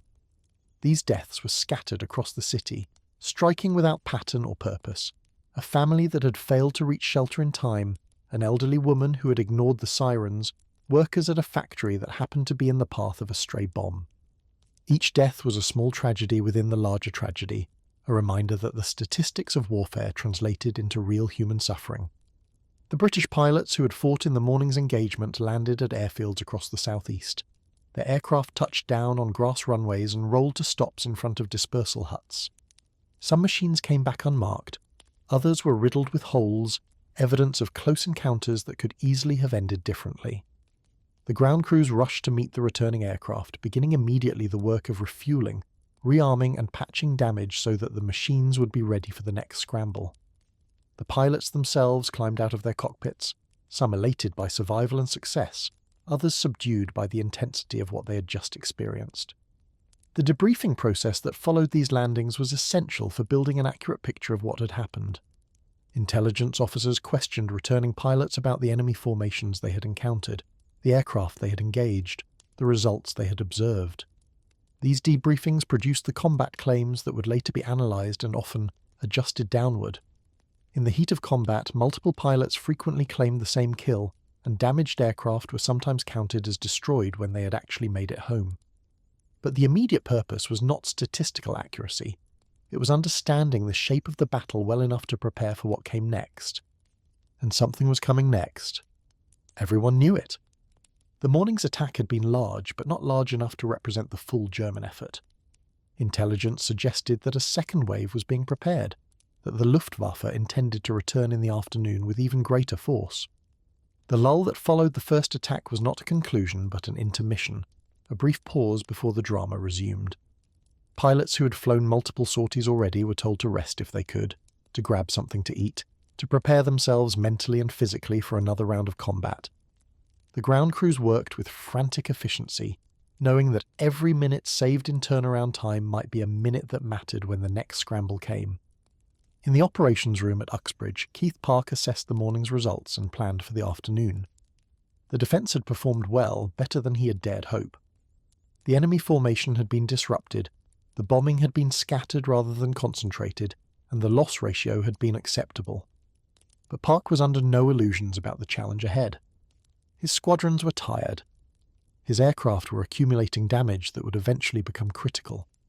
His margin for error was essentially zero. If the afternoon's attack came with the same intensity as the morning's, he would have to meet it with the same maximum commitment, and he wasn't sure how many more times his forces could sustain that level of effort. Churchill, who had witnessed the morning's battle from the gallery above Park's operations room, was processing what he had seen with characteristic intensity. The Prime Minister understood, perhaps better than anyone, the historical significance of the day's events. What he had watched on that plotting table was not just a tactical engagement, but a strategic confrontation, a contest of wills between two nations and two ideologies. The German bid for air superiority over Britain was being contested in real time, and the outcome remained genuinely uncertain. Churchill's famous rhetoric about fighting on the beaches and never surrendering was being tested against reality, and reality was proving neither simple nor assured. The civilians of London and the surrounding counties settled into the uneasy peace that followed the raid. Some returned to their interrupted Sunday routines. Church services resumed, lunches were prepared, the machinery of ordinary life creaked back into motion. Others found themselves unable to resume normality, their equilibrium shattered by what they had witnessed or experienced. The psychological impact of aerial bombing was cumulative. Each raid added to the stress that civilians carried, even when they escaped physical harm. The famous resilience of the British public during the Blitz was real, but it was not automatic or effortless. It was a choice, made consciously and repeatedly, to carry on despite everything. The hopfields of Kent saw their pickers return to work after the excitement of the morning. The harvest waited for no battle, and the hops that had been destined for British breweries before the war began were still needed now. The seasonal workers, many of them from London, found themselves in the strange position of having escaped the city only to witness the attack upon it from a distance. Some talked animatedly about what they had seen, the aircraft, the contrails, the sounds of combat drifting down from above. Others worked in silence, processing experiences that words couldn't quite capture. The war had intruded even into this rural sanctuary. reminding everyone that there was no true escape from the conflict that was reshaping their world. In homes across southern England, families gathered for Sunday lunch with one ear tuned to the radio and one eye watching the sky. The meal might be modest. Rationing was already affecting the variety and quantity of food available, but the ritual of gathering together maintained its importance. These shared moments provided psychological anchor points in a world that had become frighteningly unstable.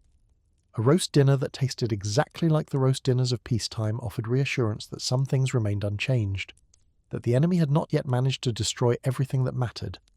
The afternoon stretched ahead, filled with anticipation of what was to come. The radar stations maintained their vigil, watching for signs of renewed German activity. The observer corps post remained manned, ready to track whatever aircraft appeared in the sky. The fighter squadrons rotated through various states of readiness, with some pilots released for brief rest while others remained at immediate availability. The whole defensive apparatus remained on alert, knowing that the morning's success meant nothing if the afternoon's defence failed. And across the Channel, the Luftwaffe was indeed preparing its second effort. The morning's results had been disappointing, but German commanders remained committed to the day's objectives. Fresh aircraft were being readied, fresh crews were being briefed, fresh hopes were being invested in an afternoon attack that would finally achieve what the morning's assault had not. The war continued, the battle continued, and the fate of Britain remained undecided. The morning's round had ended with honours roughly even, losses on both sides, damage inflicted and sustained, but no clear victory for either force. The afternoon would tell a different story, one way or the other. For now, in the brief quiet between waves, the people of Britain caught their breath, mourned their dead, collected their shrapnel, and waited for whatever came next. The day was only half over, and the hardest fighting was still to come. The children of London compared their morning's finds, trading fragments of destruction like baseball cards. The pilots of Fighter Command closed their eyes for a few precious minutes of rest. The German bomber crews checked their wounds and their nerves, preparing to go back into the inferno.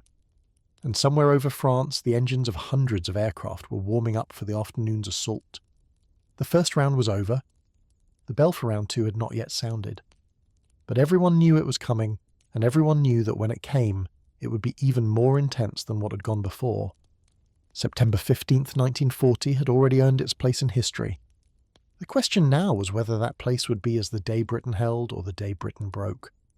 The answer, thankfully, was not long in coming. But that is a story for the next chapter of this extraordinary day. The hour following the morning's combat was filled with a peculiar kind of activity, the frantic calm of people preparing for something they knew was coming but couldn't prevent. Across the airfields of southern England, the machinery of aerial warfare churned through its recovery routines, with an efficiency that would have impressed any industrial engineer, assuming that industrial engineer wasn't particularly squeamish about what was being manufactured. Fighter Command was in the business of producing combat-ready aircraft and pilots, and business was booming in the worst possible way. At Biggin Hill, Kenley, Northolt, Hornchurch, and a dozen other stations scattered across the southeast, ground crews swarmed over returning aircraft with the coordinated intensity of pit crews at a motor race, except that in this particular race, the penalty for a slow turnaround wasn't losing position but potentially losing the war. The refuelling process was straightforward enough. Connect the hose, pump the aviation fuel, disconnect, move on. But refuelling was only part of the equation. Ammunition belts needed to be replaced, 8 guns per Hurricane or Spitfire, each consuming roughly 300 rounds per minute when fired, which meant that a few seconds of combat could empty the magazines entirely.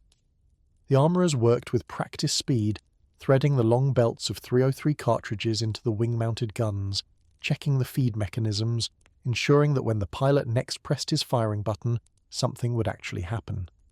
The aircraft themselves often needed more than just fuel and ammunition. The morning's fighting had left its marks on many machines: bullet holes in fuselages, damaged control surfaces, oil leaks from engines that had been pushed beyond their design limits. The more serious damage would require the aircraft to be withdrawn from service, but minor holes could be patched with fabric and dope, a process that took minutes rather than hours. The philosophy was simple: if it could fly and shoot, it went back into the fight. Perfection was a luxury that Fighter Command couldn't afford. Functionality would have to do. The pilots, meanwhile, were experiencing the combat aviator's version of recovery time, a brief window in which they were expected to somehow transform themselves from exhausted, adrenaline-depleted survivors of mortal combat into fresh, alert warriors ready to do it all again. The human body doesn't work quite that cleanly, of course, but the human spirit can sometimes compensate for what physiology refuses to provide.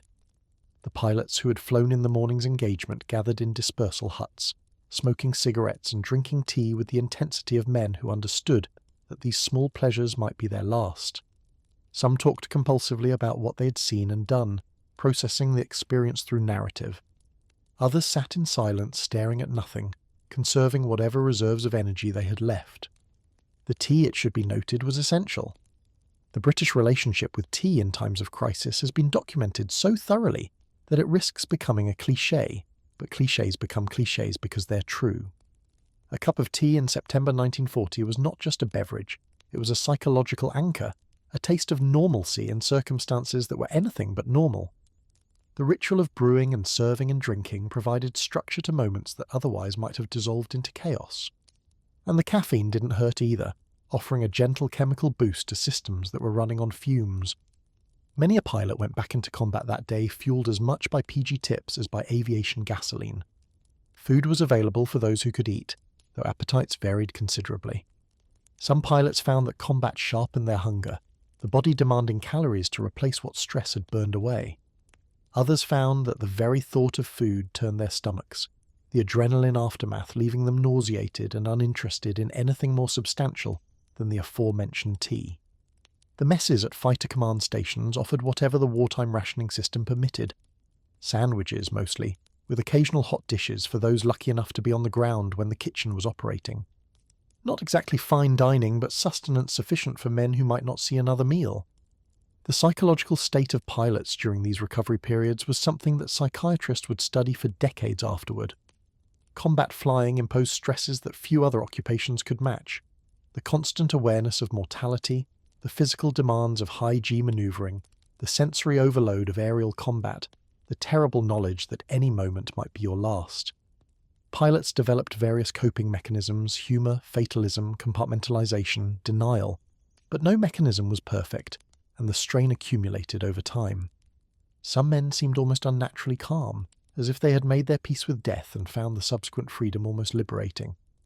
Others showed increasing signs of what would later be recognized as combat fatigue, their nerves fraying under the relentless pressure. The squadron commanders and flight leaders who were responsible for these men faced their own challenges. They had to maintain discipline and morale while knowing that the orders they gave might send their friends to their deaths. They had to appear confident and assured even when their own doubts threatened to overwhelm them. They had to be both leaders and comrades, maintaining the authority necessary to command while preserving the bonds of friendship that made squadron life bearable. It was an impossible balance, and most of them managed it anyway because there was simply no alternative. Leadership, like so much else in wartime, was a matter of doing what had to be done regardless of whether you felt capable of doing it. In the operations room at Uxbridge, the atmosphere during the lunchtime lull was one of tense anticipation. The plotting table had been cleared of the morning's markers, but no one believed it would stay clear for long. The intelligence reports from across the Channel suggested that the Luftwaffe was regrouping, that fresh aircraft were being readied at airfields throughout occupied France and Belgium. The morning's attack had been large, but it had not been the main event, not if German intentions were what the British believed them to be. The real blow was still coming, and when it came it would be even larger than what had already been faced. Keith Park used this interval to assess his forces and plan his response. The morning's defence had been successful, but success had come at a cost. Several squadrons were reporting significant losses or damage. Pilot fatigue was becoming a serious concern. The tempo of operations was approaching the limits of what flesh and blood could sustain. Park studied the status boards that lined the walls of his operations room, mentally calculating what he had available and how best to deploy it. The arithmetic was not encouraging. But arithmetic, as Park well knew, was not destiny. Wars were won by men, not numbers, and the men of fighter command had proven their quality that morning. Winston Churchill remained at Uxbridge throughout the lunchtime period, unwilling to leave before the day's drama reached its conclusion. The Prime Minister had a statesman's understanding of the battle's significance and a journalist's instinct for witnessing history firsthand. He had already seen the morning's engagement unfold on the plotting table below, had already absorbed the reality of British defences stretched to their absolute limit. The exchange about reserves had driven home just how narrow the margin was between victory and disaster. There was no cushion, no backup plan, no hidden force that could be committed if things went wrong. What Park had on that plotting table was all there was, and it had to be enough because there was no alternative. The conversation about reserves deserves some additional attention because it illuminated something important about the British position that day. In most military operations, commanders keep a reserve, a force held back from the initial engagement, available to exploit success or shore up failure as circumstances dictate. The reserve is your insurance policy, your margin for error, your acknowledgement that battle never goes exactly according to plan. Park, on the morning of September 15th, had committed his entire force to meet the German attack. Every squadron, every pilot, every aircraft that could fly was either in the air or preparing to launch. The reserve that should have existed simply didn't, because the threat was too large to be met with anything less than maximum effort. Churchill understood what this meant. If the German attack had been even slightly larger, or if it had been followed immediately by a second wave, the British would have had nothing left to meet it. The defence of London, and by extension the defence of Britain, was being conducted with absolutely no margin for error. Every decision Park made had to be correct, because there was no one coming to bail him out if he got it wrong. It was a level of pressure that would have crushed lesser men, and Park bore it with the calm professionalism of someone who had long ago accepted that some problems simply have to be faced head-on, without the comfort of alternatives. The fatalism that characterised British civilian attitudes during the Blitz was, in its way, a rational response to an irrational situation. When you live under conditions where random death from the sky is a constant possibility, you have essentially two choices. You can spend every waking moment in paralysing terror, or you can find a way to accept the danger and get on with your life. The British, characteristically, chose the latter course, developing a philosophy of existential acceptance that outsiders sometimes mistook for callousness or denial. It was neither. It was adaptation, the human mind's remarkable ability to normalise even the most abnormal circumstances. The saying about bombs with your name on them captured this philosophy perfectly. The logic, such as it was, went something like this. If a bomb is destined to hit you specifically, then worrying about it won't help. What will be, will be. And if a bomb is not destined to hit you specifically, then worrying about it is unnecessary. You're going to be fine. Either way, worry is pointless. This was not, strictly speaking, sound reasoning. Bombs don't actually have targeting systems that specify individual victims, but it served a psychological purpose that logic could not. It gave people permission to continue with their lives, to go to work and visit friends and maintain the routines of normalcy, despite the randomness of destruction falling from above. This fatalistic acceptance manifested in countless small ways throughout that Sunday afternoon. Families who had taken shelter during the morning's raid emerged to find that the all-clear had sounded, and rather than huddling in their cellars waiting for the next attack, they went about the business of living. Shops that had been closed during the raid reopened for the afternoon trade. Churches that had interrupted their services for the air raid resumed their worship. The Sunday dinner that had been delayed was finally served. Life, in short, continued, not because people didn't understand the danger, but because they understood that stopping life was itself a form of defeat. The children of Britain had adapted to wartime conditions with the remarkable plasticity that children often display. For them, the air raids had become something close to normal, exciting perhaps, and certainly different from peacetime life, but not something that required fundamental changes to their worldview. They had learned to identify aircraft by silhouette and engine sound, skills that would have been useless in peacetime but were genuinely practical in wartime. They had become experts in the different types of warning sirens and what each one meant. They had developed games based on the war, playing at dogfights and air raids with the same enthusiasm that previous generations had played at cowboys and Indians. The war had shaped their childhoods in ways that would stay with them forever, but it had not destroyed those childhoods entirely. The adults watching these children had more complicated feelings. On one hand, children's resilience was reassuring, proof that the next generation would survive and thrive despite everything. On the other hand, there was something deeply sad about watching children become experts in warfare, about hearing them discuss bombs and fighters with the casual familiarity that should have been reserved for football teams and cinema stars. The war was stealing something from these children, even if the children themselves didn't fully realise what was being lost. The innocence of peacetime childhood had been replaced by something harder and more knowing, and no amount of eventual victory could restore what had been taken. As the clock crept toward 2 in the afternoon, the brief respite that had followed the morning's attack began to feel increasingly fragile. The radar stations along the coast had resumed their vigil, their operators watching the green screens with the focused attention of people who knew that what they saw could mean life or death for thousands. The observer corps posts remained manned, binoculars ready to track whatever aircraft might appear in the autumn sky. The whole defensive apparatus of Fighter Command was coiled like a spring, waiting for the pressure that would release it. The first indications of the afternoon attack appeared on the radar screens sometime around 1:30. What the operators saw made even veterans of the summer's fighting pause in concern. This was not another raid like the morning's assault, large as that had been. This was something else entirely, a concentration of aircraft so massive that it seemed to fill the entire plotting range. The contacts stretched across the Pas-de-Calais and extended inland over occupied France, representing an aerial armada the likes of which Britain had never faced. The filter rooms, tasked with making sense of this massive returns, struggled to produce accurate estimates. The numbers kept climbing as more contacts were identified. 200 aircraft. 300. 400 and more. The German Air Force was committing virtually everything it had to this second attack, a maximum effort designed to overwhelm whatever defences remained after the morning's fighting. If the morning's raid had been a heavyweight's jab, this was the knockout punch that was supposed to follow it.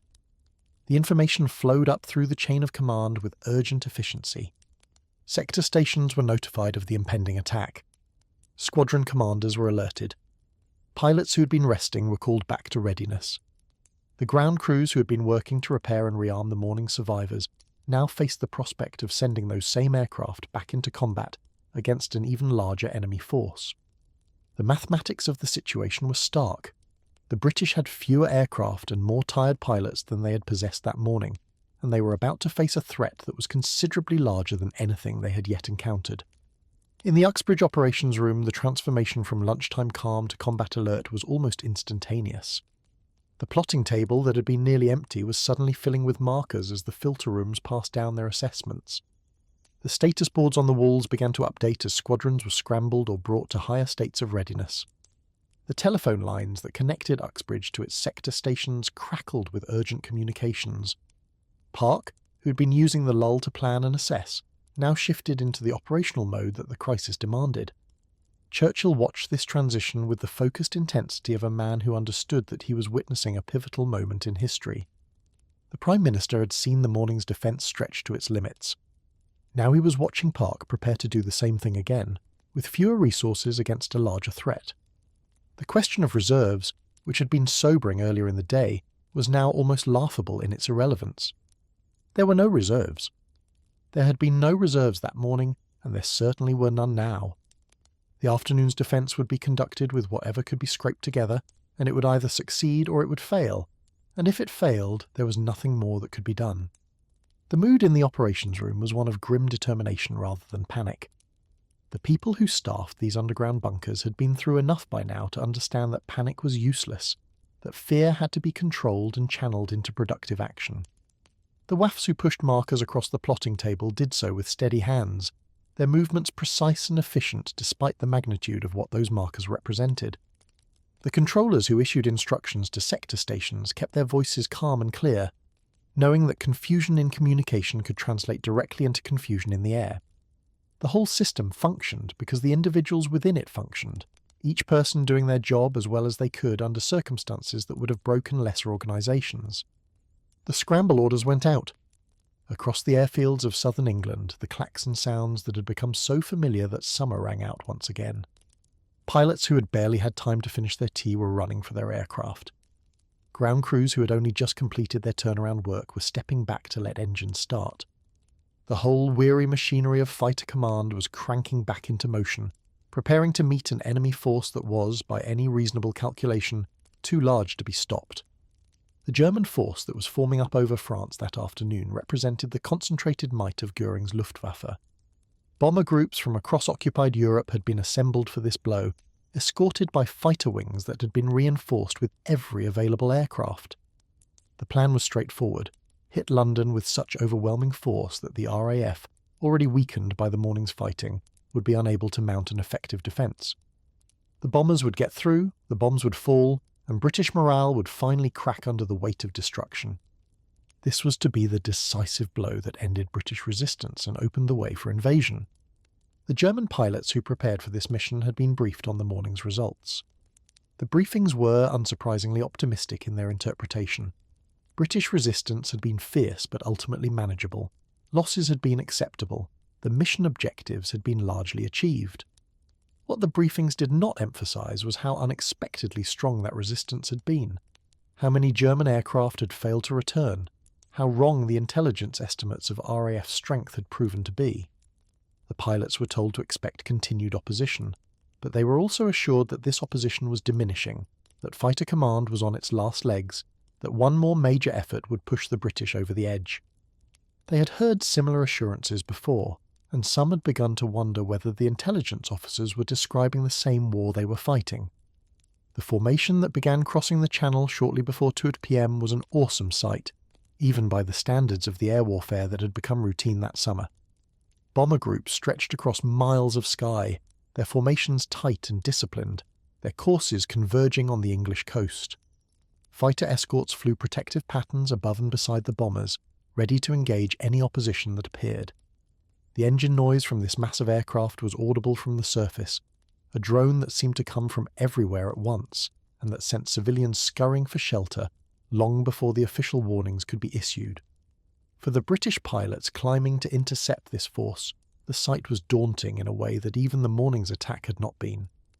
This was not merely a large raid.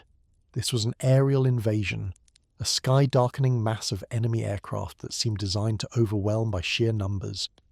Some pilots who'd been flying combat missions all summer later said that the afternoon formation on September 15th was the most intimidating thing they had ever seen. The temptation to despair, to conclude that no defence could possibly stop such a force, must have been almost overwhelming. They flew to meet it anyway, because there was nothing else to be done, because the alternative to fighting was losing, and losing was not acceptable. The British strategy for the afternoon's defence was essentially the same as it had been that morning. Hit the enemy as hard as possible, as early as possible, and keep hitting them all the way to London and back. Park would commit his squadrons in waves, feeding fresh units into the battle as earlier ones ran low on ammunition or fuel. Lee Mallory's 12 Group would again send squadrons south to support the defence of the capital. Every available aircraft would be used, every available pilot would fly, and the outcome would be determined by whether skill and determination could compensate for numerical inferiority. It was not an ideal plan, but it was the only plan available. The civilians of southern England, alerted by the sirens and the returning drone of aircraft engines, began their own preparations for the afternoon's events. The routines of air raid response had become second nature by now. Gather the family, proceed to shelter, wait for the all clear. Some people had elaborate shelter routines involving specific items: blankets, thermos flasks, books to pass the time, torches in case the lights failed. Others approached the shelters with a more fatalistic attitude, taking whatever came with them and trusting that things would work out one way or another. The diversity of responses reflected the diversity of personalities. The war might impose common experiences, but it couldn't impose common reactions. The phrase about bombs with your name was heard frequently during these shelter gatherings, often delivered with the dark humour that had become characteristic of Blitz-era Britain. If a bomb had your name on it, there was nothing you could do, so why worry? This sentiment was sometimes accompanied by its logical extension. If a bomb didn't have your name on it, it had someone else's name, and worrying wouldn't help them either. The gallows humour served to diffuse the tension, to acknowledge the danger without being paralysed by it. People laughed at these jokes not because they were funny, they weren't really, but because laughing was better than screaming. The children, as always, brought their own perspective to the shelter experience.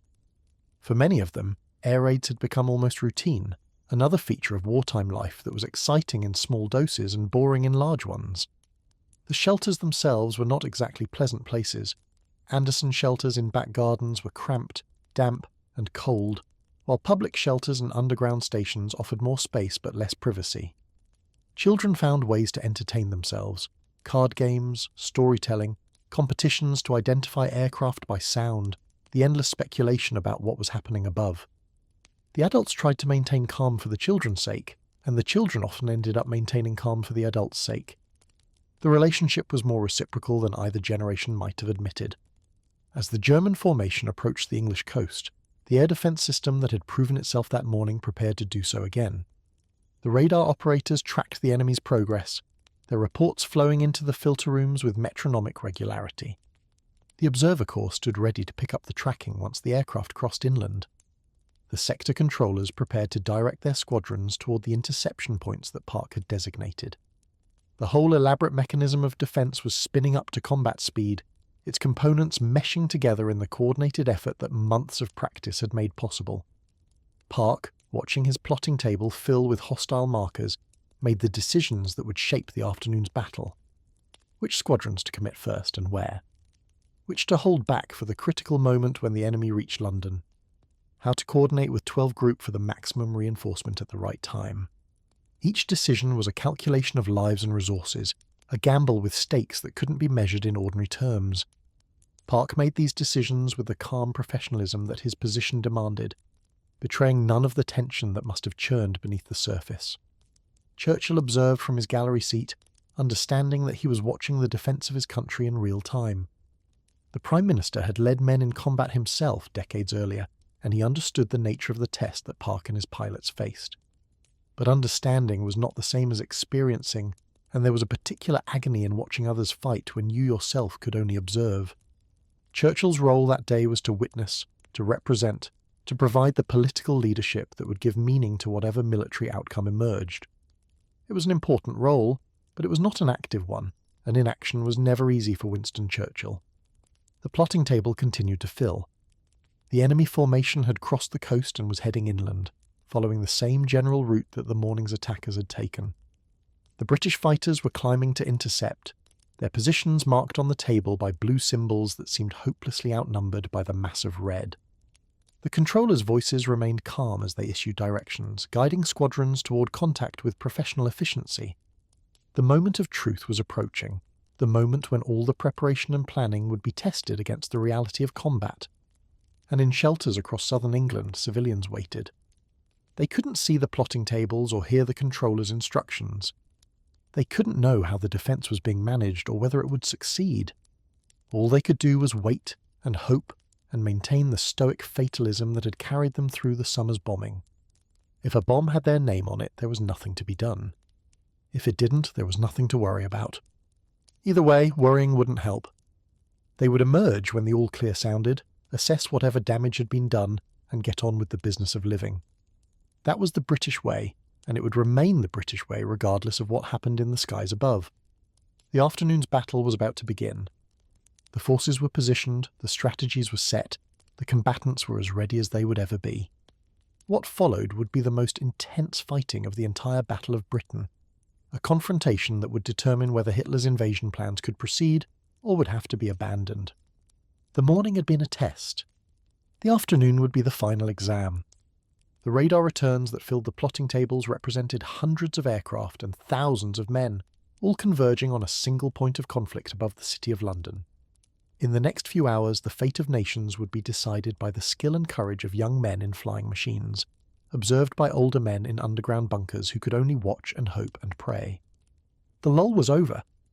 The storm had returned, and this time there would be no second chances. The second German formation crossed the English coast at Romney Marsh shortly after 2 p.m, and from the moment they made landfall, it was clear that this attack would be different from anything that had come before. Romney Marsh, that peculiar stretch of reclaimed wetland on the Kent-Sussex border, had been watching aircraft pass overhead all summer, but the locals who looked up that afternoon saw something that defied easy description. The sky seemed to darken with aircraft, formation after formation stretching back toward France, an aerial procession so vast that observers on the ground lost count trying to estimate its size. This was not a raid. This was an invasion force that happened to travel by air rather than by sea. The marsh itself was an odd place for such historic traffic.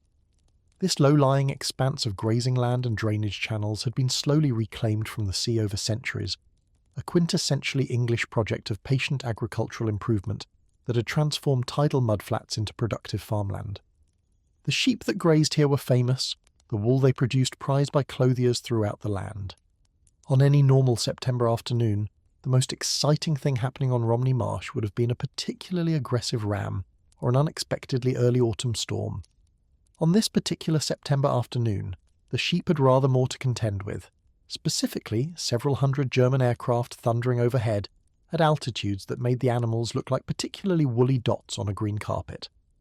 The residents of the scattered villages and isolated farms that dotted the marsh responded to this aerial armada with a mixture of fascination and fear that had become characteristic of life in southeast England. Some retreated to whatever shelters were available, which in this rural area often meant cellars or sturdy outbuildings rather than purpose-built Anderson shelters. Others, either brave or foolhardy or simply too curious to stay hidden, watched from doorways and gardens as the formation passed. The children predictably wanted to see everything, and their parents, equally predictably, wanted them to see nothing. The compromise, as usual, was something in between, quick glimpses stolen between parental warnings, observations gathered and stored away for later boasting. The anti-aircraft batteries positioned along the coast opened fire as the German formation crossed inland, their shells bursting at altitude in black puffs of smoke and shrapnel. These coastal batteries were not, in truth, particularly effective at actually hitting aircraft. The technology of anti-aircraft gunnery in 1940 was still primitive by later standards, requiring gunners to predict where a fast-moving aircraft would be by the time their shell reached altitude, a calculation that was more art than science, and that aircraft could defeat simply by changing course at the right moment. The shells exploded in patterns that looked impressive from the ground, but that pilots above could often fly through with minimal adjustment. But effectiveness in hitting targets was not the only purpose of anti-aircraft fire. The bursting shells served as markers, visible beacons that told approaching RAF fighters exactly where the enemy formation was located. In an era before sophisticated airborne radar, this visual indicator was genuinely useful. British pilots climbing to intercept could look toward the coast, spot the clusters of anti-aircraft bursts, and know that their targets lay beneath that canopy of explosions. The A-gunners might not shoot down many aircraft directly, but they performed valuable service as a kind of aerial pointing system, directing defenders toward their prey. The RAF pilots who were climbing to meet this second wave were, in many cases, the same men who had fought the morning's battle. They had landed, refueled, rearmed, grabbed whatever rest they could manage, and were now going back into combat against an enemy force that was even larger than the one they had faced hours earlier. The physical demands of this schedule were extreme. Combat flying was exhausting under the best circumstances, and these were very far from the best circumstances. Pilots were operating on adrenaline and determination, their bodies running on fumes while their minds struggled to maintain the razor-sharp focus that aerial combat demanded. The tactical situation that developed over Romney Marsh and the approaches to London was, if anything, even more chaotic than the morning's fighting. The sheer size of the German formation meant that it couldn't be engaged as a coherent whole. There were simply too many aircraft spread across too much sky for any coordinated defence. Instead, the British squadrons attacked in waves, each unit finding its own section of the formation to engage, each pilot picking his own targets from the abundance available. The result was not so much a battle as a series of overlapping engagements, dozens of individual combats happening simultaneously across a front that stretched for miles. Park had committed everything. The status boards at Uxbridge that showed squadron readiness were lighting up one after another as units were scrambled. Not sequentially, as tactical doctrine might suggest, but nearly simultaneously, because the threat was too large and too immediate for the luxury of held reserves. Squadrons from every sector station in 11 Group were airborne or launching. Squadrons from 12 Group were heading south at maximum speed. Even squadrons from 10 Group in the west, normally responsible for the approaches to Bristol and the West Country, were being vectored toward London to add their weight to the defence. Every available fighter in southern England was either in the air or climbing to join the fight. The phrase, "all squadrons in the air," doesn't quite capture the significance of this moment. This was fighter command operating at absolute maximum capacity, with nothing held back, nothing in reserve, nothing available if the situation deteriorated further. If the German attack had been accompanied by a diversionary raid on another target, a tactic that the Luftwaffe had used successfully in the past, there would have been nothing to meet it. The entire defensive capability of southern England was concentrated over London and its approaches, betting everything on stopping this single massive assault. It was all or nothing defence, the aerial equivalent of a goalkeeper who is committed to diving one direction and can only hope he guessed right. Churchill, still watching from the gallery at Uxbridge, observed Park directing this maximum effort with something approaching awe. The Prime Minister had commanded men in combat himself, but nothing in his experience had prepared him for the scale and speed of aerial warfare. Decisions that would determine the fate of dozens of pilots had to be made in seconds. Information flowed into the operations room from multiple sources: radar plots, observer corps reports, radio communications from aircraft in combat, and had to be synthesized and acted upon almost instantaneously. The controllers and plotters who staffed the room worked with a focused intensity that bordered on the mechanical, their training having prepared them for exactly this kind of crisis. But training could only take you so far. The rest was nerve and judgment and a willingness to make decisions when hesitation meant disaster. The German formation, meanwhile, was pressing on toward London despite the increasingly fierce opposition. The bomber crews who made up the core of this force were experienced professionals who had been through the morning's fighting and knew what to expect. They flew their tight formations, relied on their escorting fighters, manned their defensive guns, and tried not to think too hard about the statistical likelihood of surviving another mission. The odds were not in their favour. Each sortie brought a measurable chance of death or capture. But dwelling on odds was a luxury that combat airmen couldn't afford.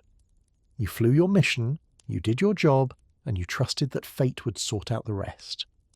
The escort fighters were having a difficult afternoon. The Messerschmitt 109s that were supposed to protect the bombers found themselves engaged by British fighters almost continuously from the moment they crossed the coast. The 109's limited fuel capacity, which was already a problem on deep penetration missions, became critical when extended combat manoeuvring burned through reserves faster than planned. Some German fighters, faced with the choice of continuing to protect their bombers or turning back before their fuel ran out, chose self-preservation. Others stayed too long and paid the price, their engines sputtering to silence over the English Channel as the last drops of aviation fuel were consumed.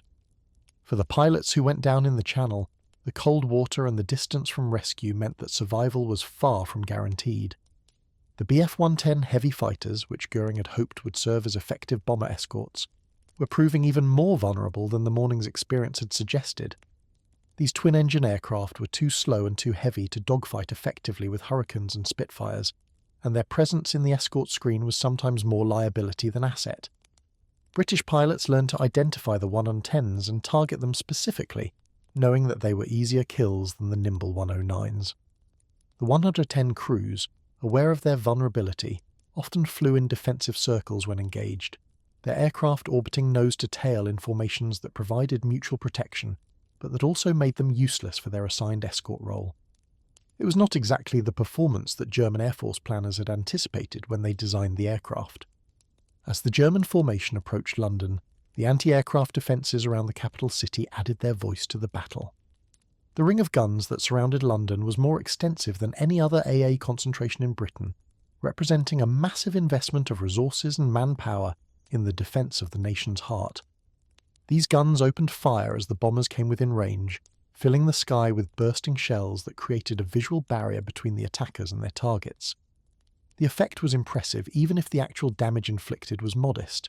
A curtain of explosions that the bombers had to fly through, each burst representing a small but real chance of destruction. The barrage served the same beacon function over London that the coastal guns had served over Romney Marsh. British fighters who had lost track of the enemy formation in the confusion of combat could look toward the city, see the pattern of AA bursts, and know exactly where the bombers were. This coordination between ground-based defences and airborne fighters was not always intentional. The guns sometimes endangered friendly aircraft as much as hostile ones, but the net effect was to aid the defence by making the attackers visible. In a battle where information was precious and confusion was constant, any help in locating the enemy was valuable. The bombs began falling on London shortly after 2:30 p.m, the first of the afternoon's cargo of high explosives reaching the ground in the dock areas of East London. The damage was immediate and dramatic. Warehouses collapsed, fires started, infrastructure that had survived the morning's attack was now destroyed in the afternoons. The dock workers, who had been essential to Britain's wartime economy, found their workplace transformed into a hellscape of flames and debris. Some sought shelter, others worked to fight the fires and rescue the trapped. Still others simply tried to survive whatever came next. One of the more memorable consequences of the afternoon's bombing was the destruction of a pickle factory in the Bermondsey area of London. This might sound like a minor footnote in the larger tragedy of the Blitz, but anyone who was in the area that day remembered it vividly. When the bombs hit the factory, they didn't just destroy the building, they detonated the inventory, sending glass jars of pickled vegetables flying in every direction and releasing a distinctive aroma that combined the sulphurous smell of explosives with the vinegar tang of preserved cucumbers. The streets around the factory were carpeted with shattered glass and scattered pickles, a surreal still life of destruction that seemed almost absurd against the backdrop of genuine tragedy. The pickle incident became one of those small, almost comic details that people remembered when they tried to describe what the Blitz was actually like. The grand narratives of warfare, the clash of nations, the struggle for civilization, the heroic resistance of a free people are important, but they don't capture the texture of lived experience. The texture included things like pickles raining from the sky, like the incongruity of finding a gherkin in your front garden after a German air raid, like the dark humour of Londoners who joked about Hitler's attempt to improve their diet. War is tragedy, but it's also absurdity, and the people who live through it remember both. The bombing of London that afternoon was more extensive than the morning's attack, both because more bombers reached their targets, and because those targets included a wider range of areas. The docks remained the primary objective, but bombs fell across the city, on residential neighbourhoods, on commercial districts, on churches and schools and hospitals that had no military significance whatsoever.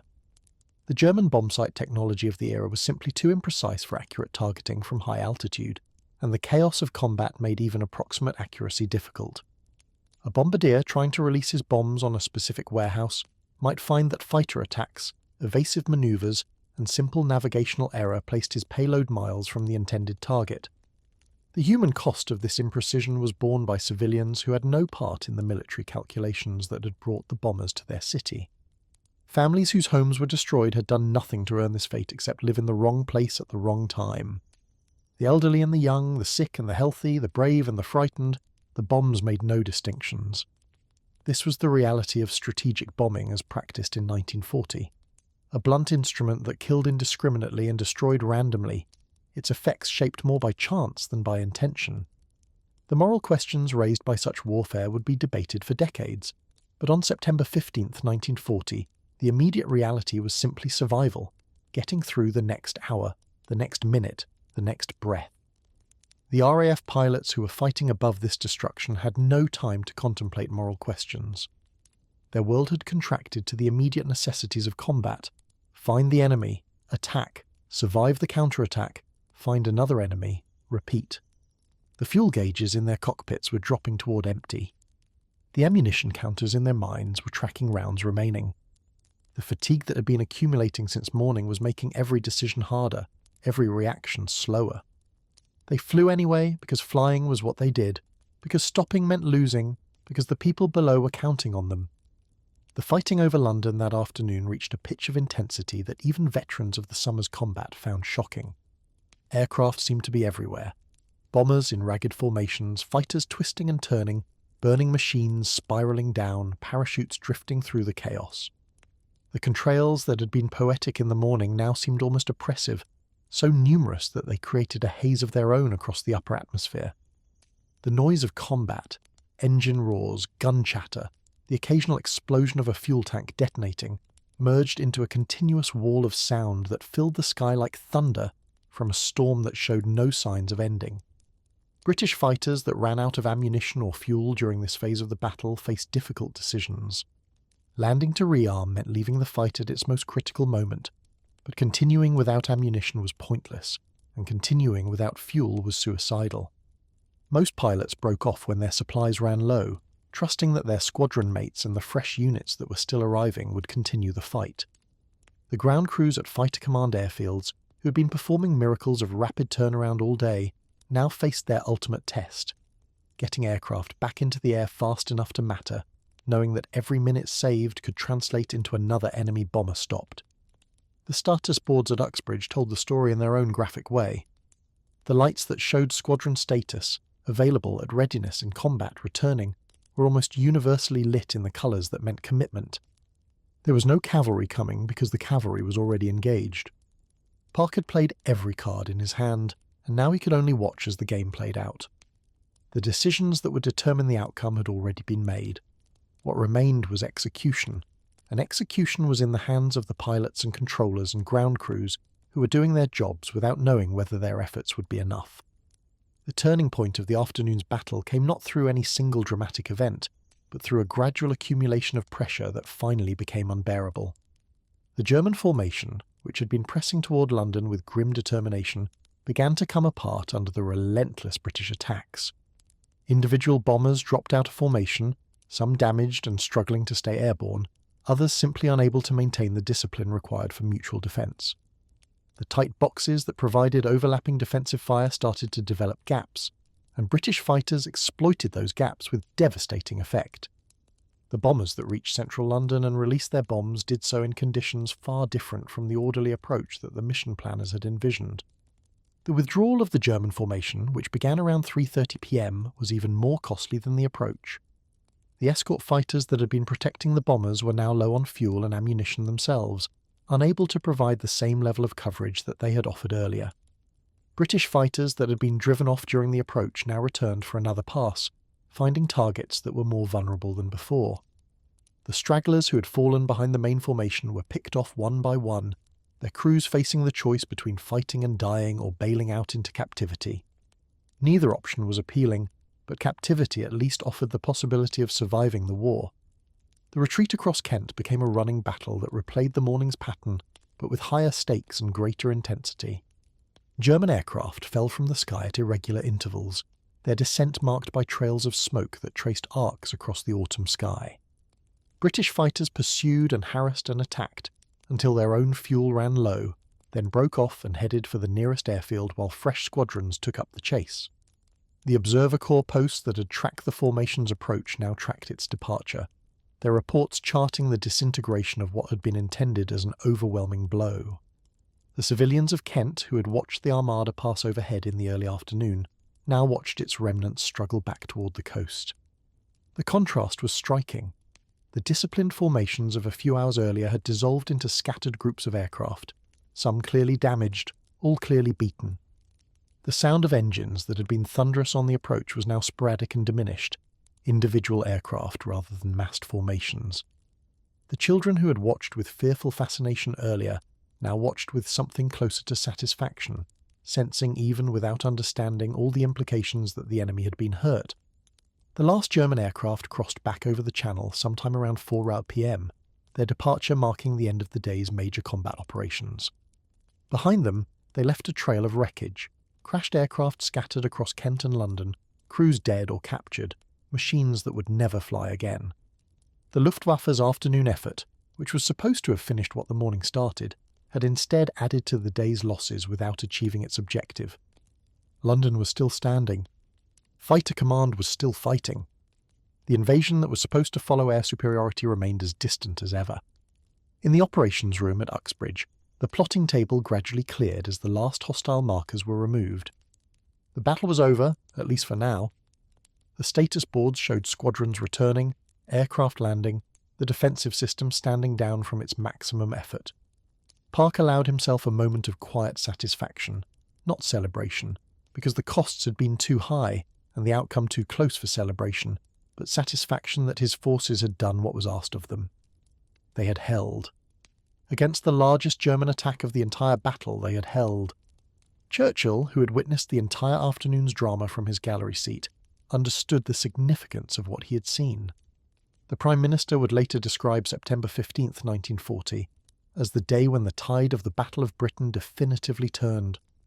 The German Air Force had thrown everything it had at Fighter Command, and Fighter Command had not broken. The intelligence estimates that had promised an easy victory had proven catastrophically wrong. The 4 weeks that Goering had confidently predicted would be needed to destroy the RAF had stretched into months, and the RAF was still there, still fighting, still capable of inflicting unacceptable losses on any force that tried to bomb London. The human cost of the day's fighting was substantial on both sides, but the strategic implications favoured Britain overwhelmingly. The RAF could replace its losses, aircraft from the factories, pilots from the training schools, while the Luftwaffe's losses represented irreplaceable combat experience and equipment that Germany could not afford to squander indefinitely. More importantly, the psychological momentum had shifted. German pilots who had been told they were facing a beaten enemy now knew better. British pilots who had wondered whether they could keep fighting discovered that the answer was yes. The battle would continue, but its outcome was no longer seriously in doubt. The afternoon sun was beginning to decline toward the western horizon as the last fighters of Fighter Command landed at their scattered airfields. The pilots who climbed out of those cockpits were exhausted in ways that went beyond simple physical tiredness. They had been pushed to the limits of human endurance and had somehow found resources they didn't know they possessed. Some would sleep for 12 hours straight once they finally reached their beds. Others would find that sleep wouldn't come, that the adrenaline that had sustained them through combat now kept them wired and restless. The psychological aftermath of such intense fighting took time to process, and some men would never fully process it. The ground crews who had kept the aircraft flying all day were, if anything, even more exhausted than the pilots. They had worked without breaks, without proper meals, without any of the recognition that would later be given to the aircrew they supported. The pilots were the glamorous figures, the faces that would appear in newspapers and newsreels, the names that would be remembered by history.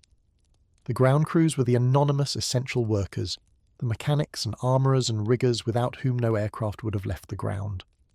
They deserved medals every bit as much as the pilots, and most of them would receive nothing more than a thank you from their exhausted squadron commanders.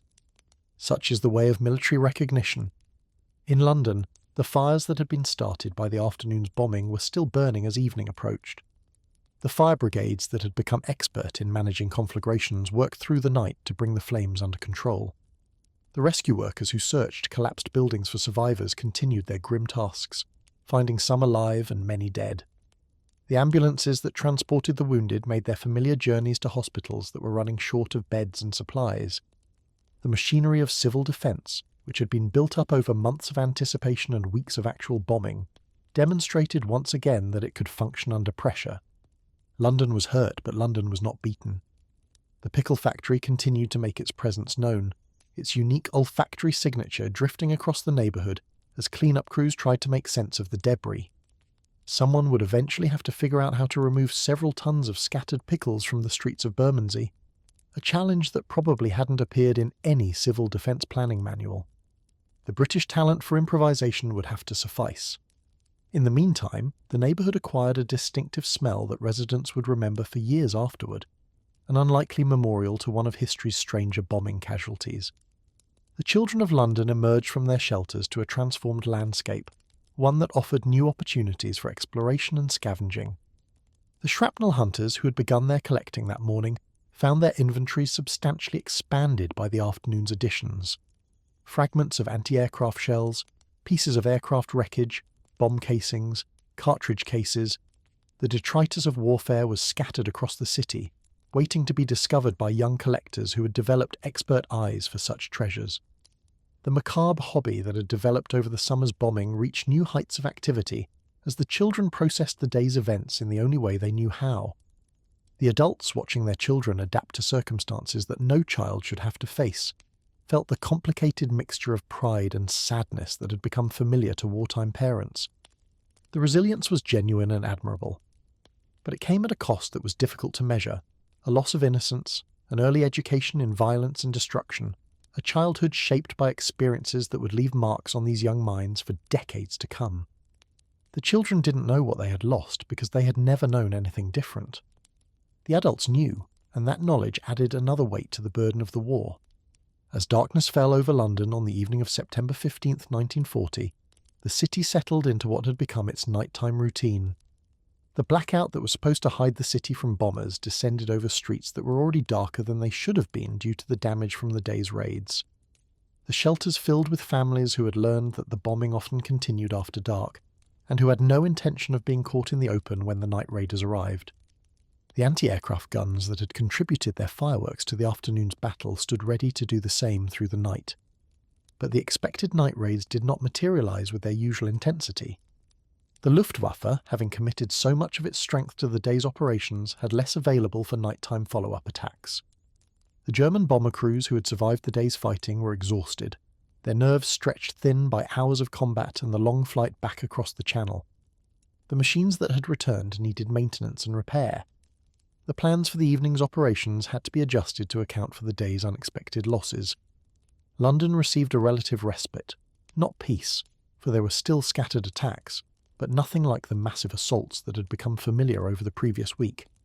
For the people of London, this respite was welcome even if they didn't fully understand its cause. A night with fewer sirens, fewer explosions, fewer hours spent in cramped shelters, this was a luxury that the preceding week had made precious. Some took the opportunity to sleep in their own beds for the first time in days. Others, too conditioned by the routine of nightly raids, went to the shelters anyway, unwilling to trust that the quiet would last. The uncertainty of wartime meant that good news was always provisional, always subject to revision without notice. And across the Channel, in the headquarters of the German High Command, the implications of the day's events were being absorbed with growing concern. The losses had been heavier than expected.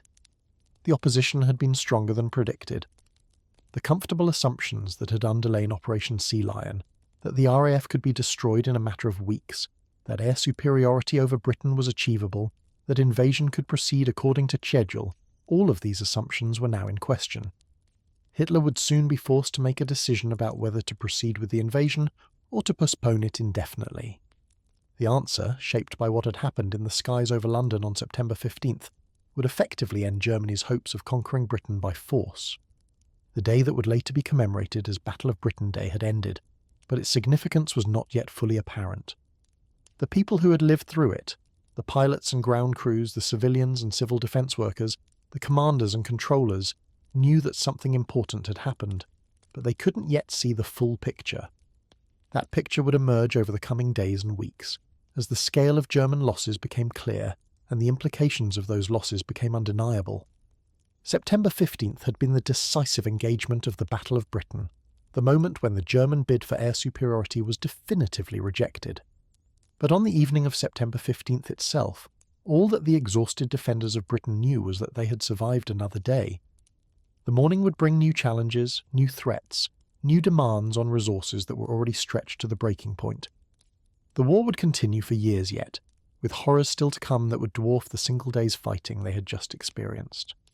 But for one evening, for one night, the people of Britain could rest in the knowledge that they had faced the worst their enemy could throw at them, and they had not broken. The lights that remained lit in the operations room at Uxbridge showed a defensive system that was battered but functional, tired but undefeated. Park had done what needed to be done. His pilots had done what needed to be done. The ground crews and controllers and plotters and all the other anonymous individuals who made fighter command work had done what needed to be done. Together they had held the line that separated Britain from invasion, freedom from occupation, hope from despair. The final assault had been met and turned back. The maximum effort had been given and had proven sufficient. All squadrons had been in the air, all reserves had been committed, all resources had been expended, and it had been enough. Just barely enough, with nothing to spare but enough. That was the verdict of September 15th, 1940, enough. And in the arithmetic of survival, enough was everything. When the accounting was finally complete, when the crashed aircraft had been catalogued, and the missing crews had been listed, and the damage assessments had been compiled, the numbers told a story that changed the course of the war. September 15th, 1940, had cost the Luftwaffe 79 aircraft destroyed or damaged beyond repair. Bombers, fighters, and everything in between, scattered across the English countryside and the waters of the Channel and the depths of the North Sea. The Royal Air Force, by contrast, had lost 29 fighters, with 13 pilots killed and several more wounded. The exchange rate was nearly 3-1 in Britain's favour, a result so lopsided that it defied everything German intelligence had predicted and everything German strategy had assumed. These numbers, stark as they are, don't fully capture what September 15th meant. In the calculus of aerial warfare, aircraft losses matter, but what matters even more is the strategic context in which those losses occur. The Luftwaffe could replace aircraft. German factories were producing fighters and bombers at impressive rates, and the industrial base of occupied Europe was being harnessed to support the war effort.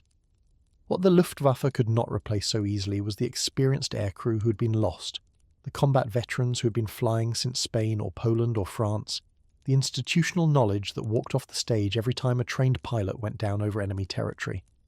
Each German airman captured or killed on September 15th represented years of training and months of combat experience that could not be quickly regenerated. For Fighter Command, the arithmetic was different but equally significant. British losses, while painful, were sustainable. The training pipeline that had been struggling to keep pace with casualties during August had stabilised as the intensity of attacks on airfields diminished. Aircraft production under Lord Beaverbrook's energetic direction was actually exceeding losses, meaning that Fighter Command was getting stronger rather than weaker as the battle progressed. The desperate shortage that had seemed so threatening just weeks earlier was beginning to ease. The mathematics of attrition, which had seemed to favour the attackers, were shifting in the defenders' favour. But beyond the numbers was a psychological reality that proved even more decisive. The German Air Force had thrown its maximum effort against Britain on September 15th, had committed hundreds of aircraft in coordinated attacks designed to overwhelm the defences and break British resistance once and for all, and had been repulsed. Not merely inconvenienced, not simply delayed, but decisively defeated. The intelligence estimates that had promised easy victory stood exposed as fantasy. The 4 weeks that Goering had confidently predicted would suffice to destroy the RAF had stretched into months, and the RAF was still there, still fighting, still capable of inflicting unacceptable losses. The entire strategic premise of Operation Sea Lion, which depended on achieving air superiority over the Channel and the invasion beaches, had been called into fundamental question. The German High Command absorbed these implications over the following days with a mixture of frustration and reluctant realism. Hitler, who had never been entirely enthusiastic about the invasion of Britain, his real ambitions lay in the East, against the Soviet Union, found in September 15th a convenient excuse to shelve the whole enterprise. 2 days after the battle, on September 17, 1940, the Führer ordered the indefinite postponement of Operation Sea Lion. The invasion barges that had been assembled along the French coast, those makeshift transports that were supposed to carry the Wehrmacht across the Channel, began dispersing to reduce their vulnerability to British bombing. The threat of invasion that had hung over Britain since the fall of France quietly faded away, not with a dramatic announcement, but with the bureaucratic anticlimax of a postponement that everyone understood would never be reversed. The decision to postpone Sea Lion was not made public at the time. Hitler was not in the habit of advertising his setbacks, but its effects were felt almost immediately. The massive daylight raids that had characterised mid-September gave way to a different pattern of attack, one that emphasised night bombing over daylight precision. The Blitz would continue for months yet, bringing death and destruction to British cities on a scale that September's fighting had only hinted at. But the nature of the threat had fundamentally changed. Night bombing could terrorise civilians and destroy property, but it could not achieve the air superiority necessary for an invasion. Britain was no longer fighting for immediate survival. Britain was fighting for eventual victory, which is a very different kind of war. The transition from existential threat to prolonged struggle was, in its way, as significant as any single day's fighting. When September 15th dawned, there was a genuine possibility that Britain might be conquered, that the German army might land on English soil, that the war might end with Nazi domination of Western Europe complete and unchallenged. When September 15th ended, that possibility had been foreclosed. The war would continue for nearly 5 more years, would spread across the globe, would consume millions of lives. But it would continue with Britain still in the fight, still serving as the base from which eventual liberation would be launched. The island that had seemed so vulnerable in June had proven unconquerable by September. Winston Churchill, with his gift for capturing historical moments in memorable phrases, would later describe the pilots of Fighter Command as the few, the small number of young men upon whose skill and courage the fate of nations had depended. Never in the field of human conflict, he told the House of Commons, was so much owed by so many to so few. The phrase has become so familiar that it risks losing its impact, but it deserves to be taken seriously. The defence of Britain in the summer and autumn of 1940 was indeed accomplished by a remarkably small number of individuals. Fighter Command's total pilot strength during the battle never exceeded about 3,000 men, and the number who were operational at any given time was considerably smaller. These few thousand individuals, flying and fighting day after day against an enemy that outnumbered them significantly, had preserved their nation's freedom. The composition of the few reflected the diversity of the Allied cause in ways that British mythology sometimes overlooks. Yes, the majority were British, young men from England and Scotland and Wales and Northern Ireland who had joined the RAF before the war or volunteered once fighting began. But significant contributions came from elsewhere as well. Polish pilots, who had escaped the destruction of their own country and burned with determination to continue the fight, formed some of the highest-scoring squadrons of the entire battle. Czech airmen, similarly displaced by German aggression, added their skill and courage to the defence. New Zealanders, Australians, South Africans, Canadians, the Commonwealth sent its sons to fight in Britain's skies. Even Americans, whose country was officially neutral, found ways to join the RAF and participate in the battle. The defence of Britain was an international effort, even if later commemorations sometimes forgot this fact. The heroism of these pilots was real and should not be diminished by historical analysis. These were young men, most in their early 20s, some still teenagers, who climbed into aircraft day after day knowing that each flight might be their last. They faced odds that would have justified despair and responded with determination. They watched friends die and continued flying. They suffered wounds and exhaustion and fear, and they kept going anyway. Whatever larger forces shaped the battle's outcome, industrial production, command systems, strategic decisions, the outcome ultimately depended on individual human beings willing to risk everything in defence of their country.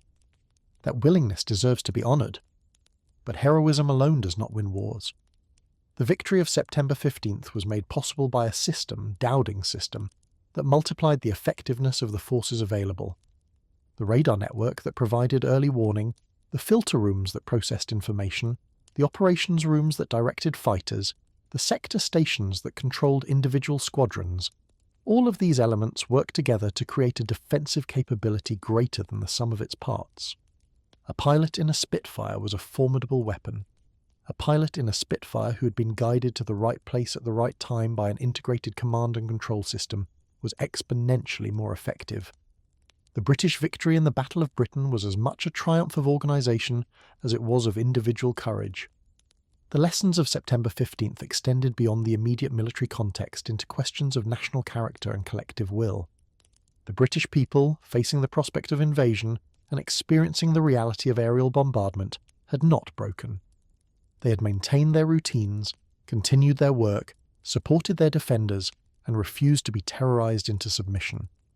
The famous Blitz spirit that would sustain London through months of nightly bombing had its roots in the determination displayed during September's daylight battles. This was not universal.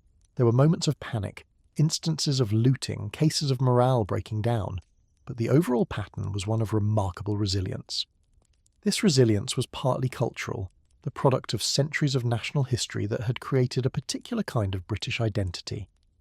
The island nation that had successfully resisted invasion since 1066 carried that history as part of its collective self-image.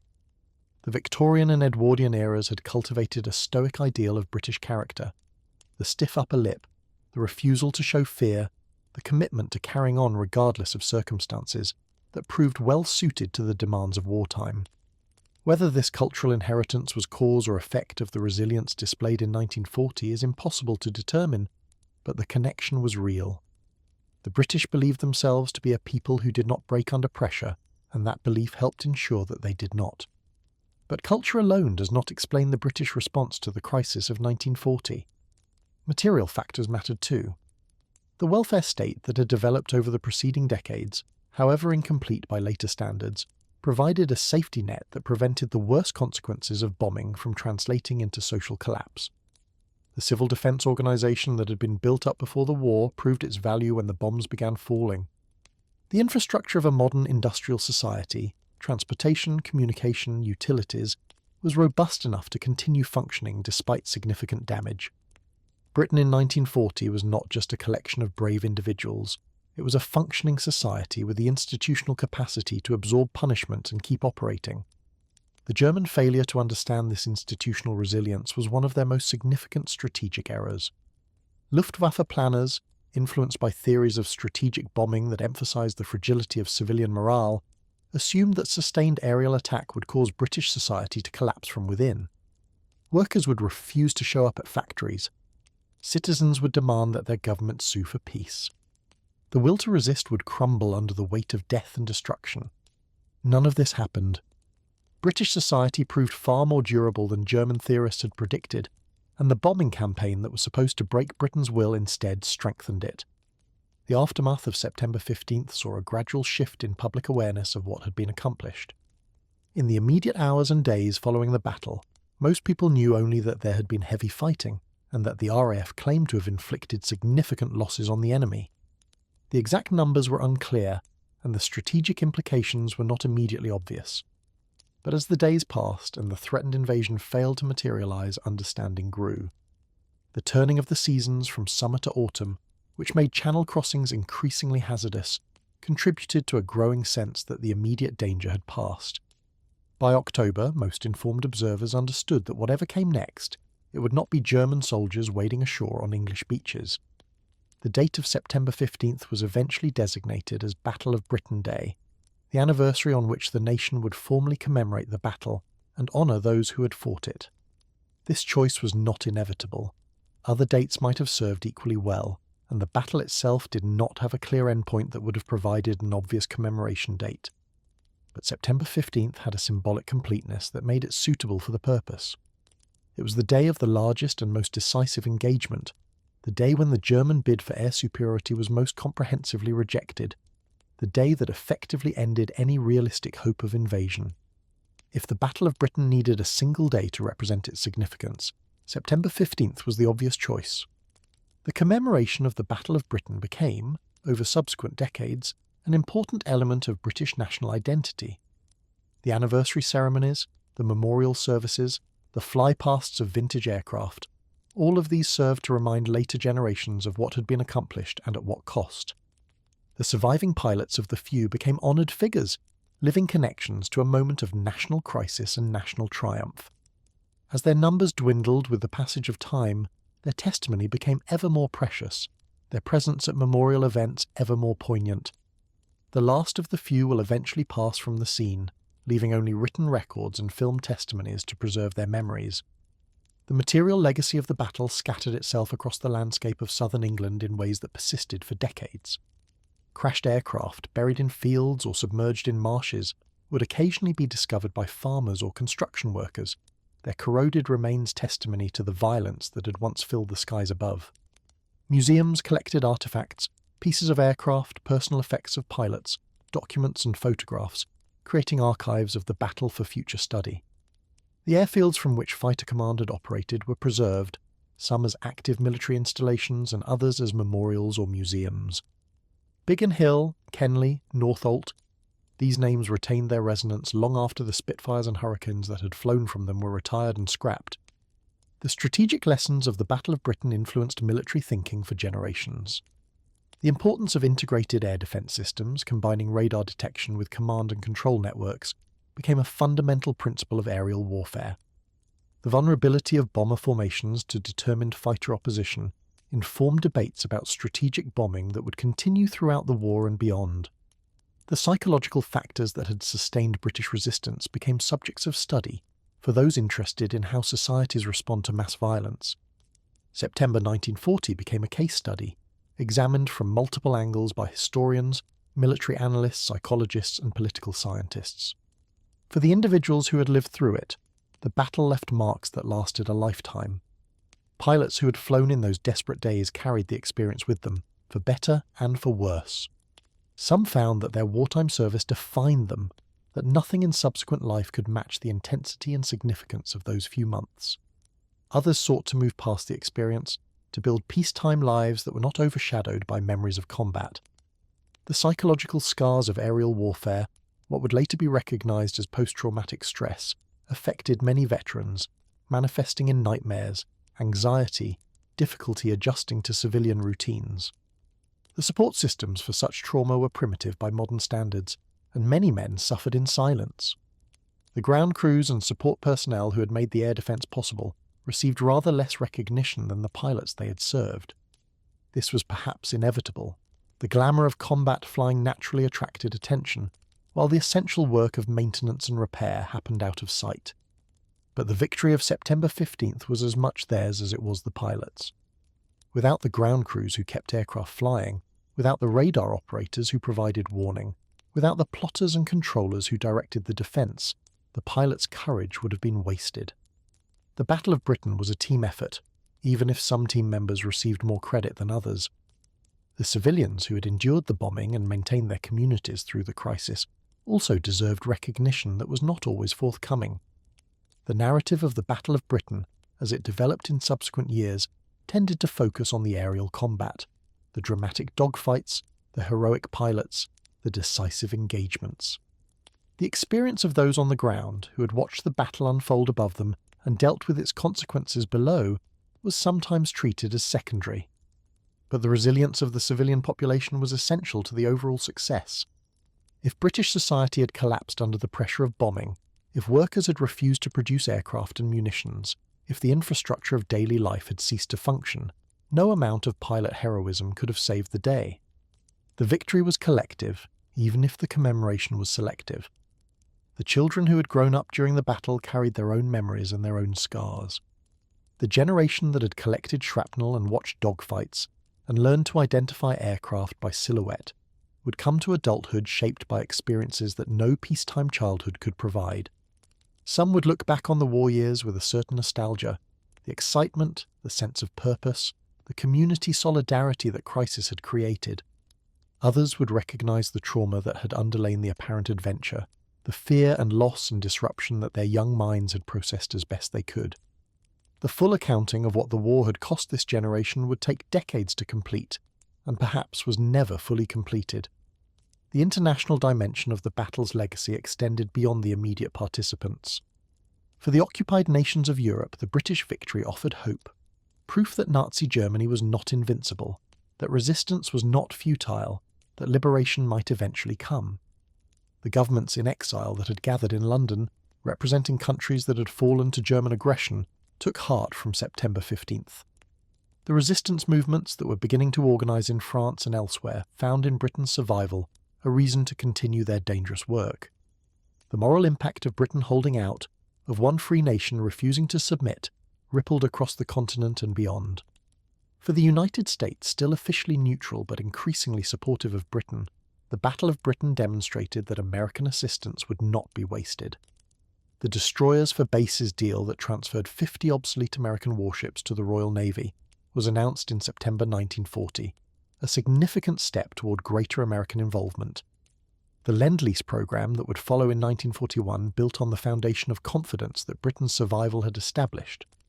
American policymakers, watching Britain hold out against Germany, concluded that this was an ally worth supporting, a nation capable of fighting effectively if given the means. September 15th contributed to the strategic calculations that would eventually bring America into the war. The Soviet Union, which in September 1940 was still bound to Germany by the Nazi-Soviet pact, would later find its own lessons in Britain's experience.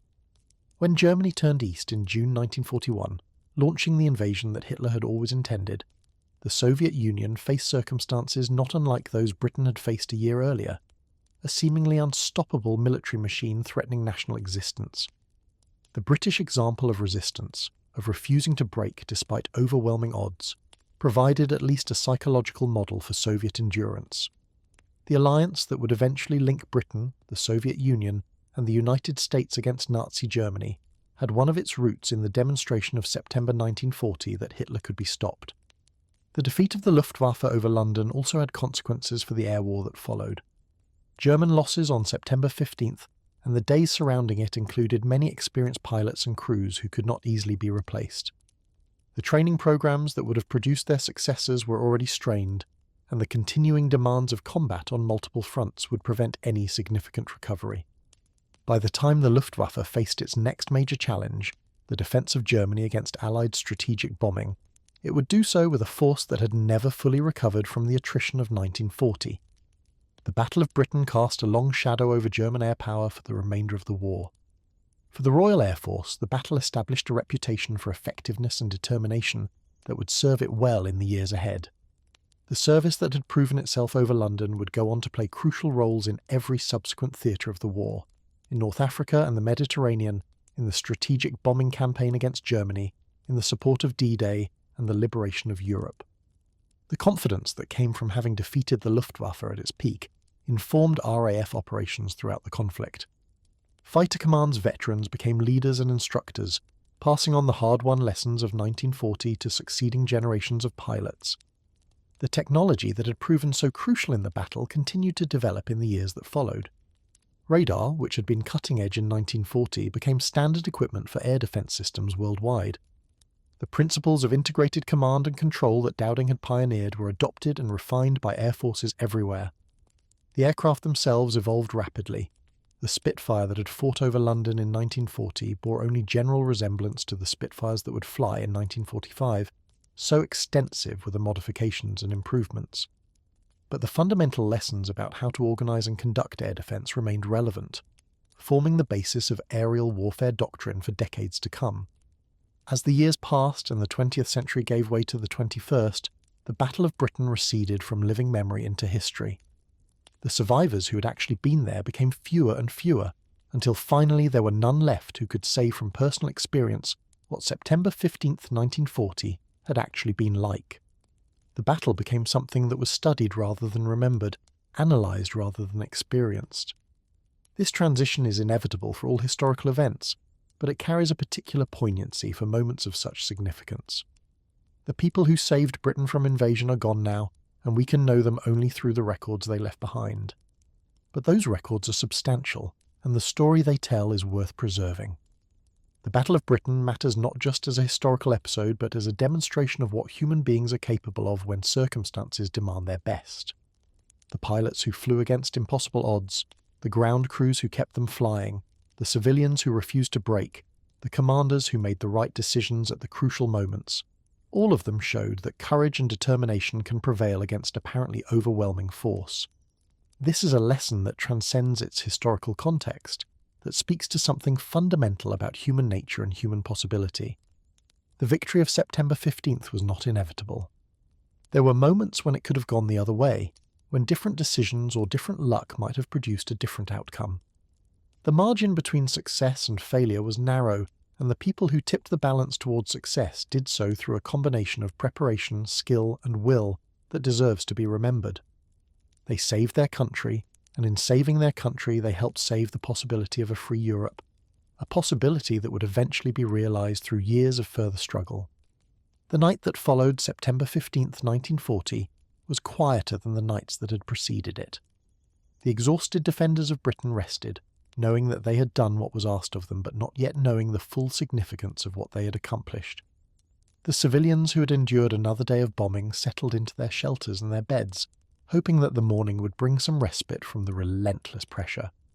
The German planners, who were beginning to realise that their assumptions had been wrong, considered their options with growing concern.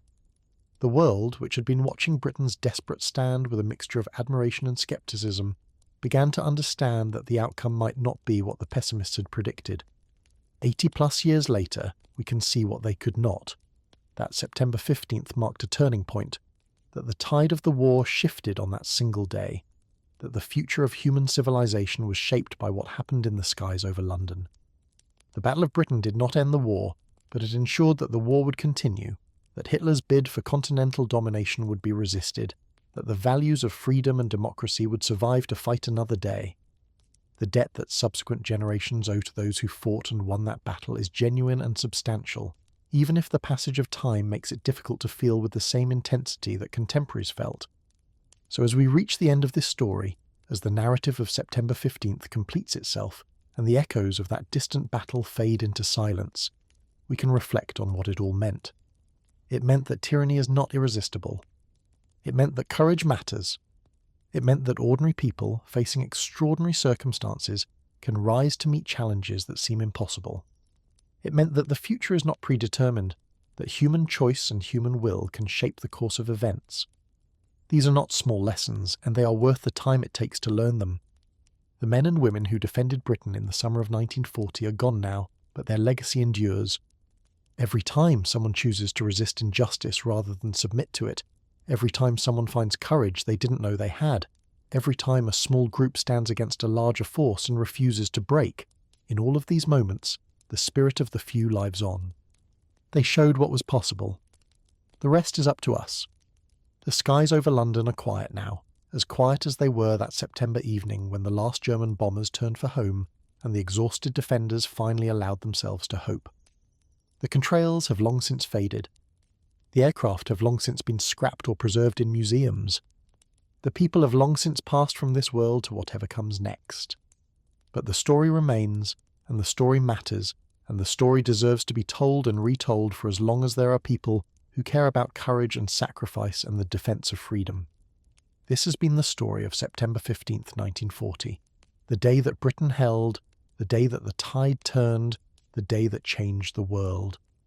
It was fought by young men in flying machines, watched by civilians in shelters and fields and city streets, directed by commanders in underground bunkers, and supported by countless individuals whose names we will never know. It was a day of fear and courage, of loss and triumph, of desperate struggle and ultimate victory.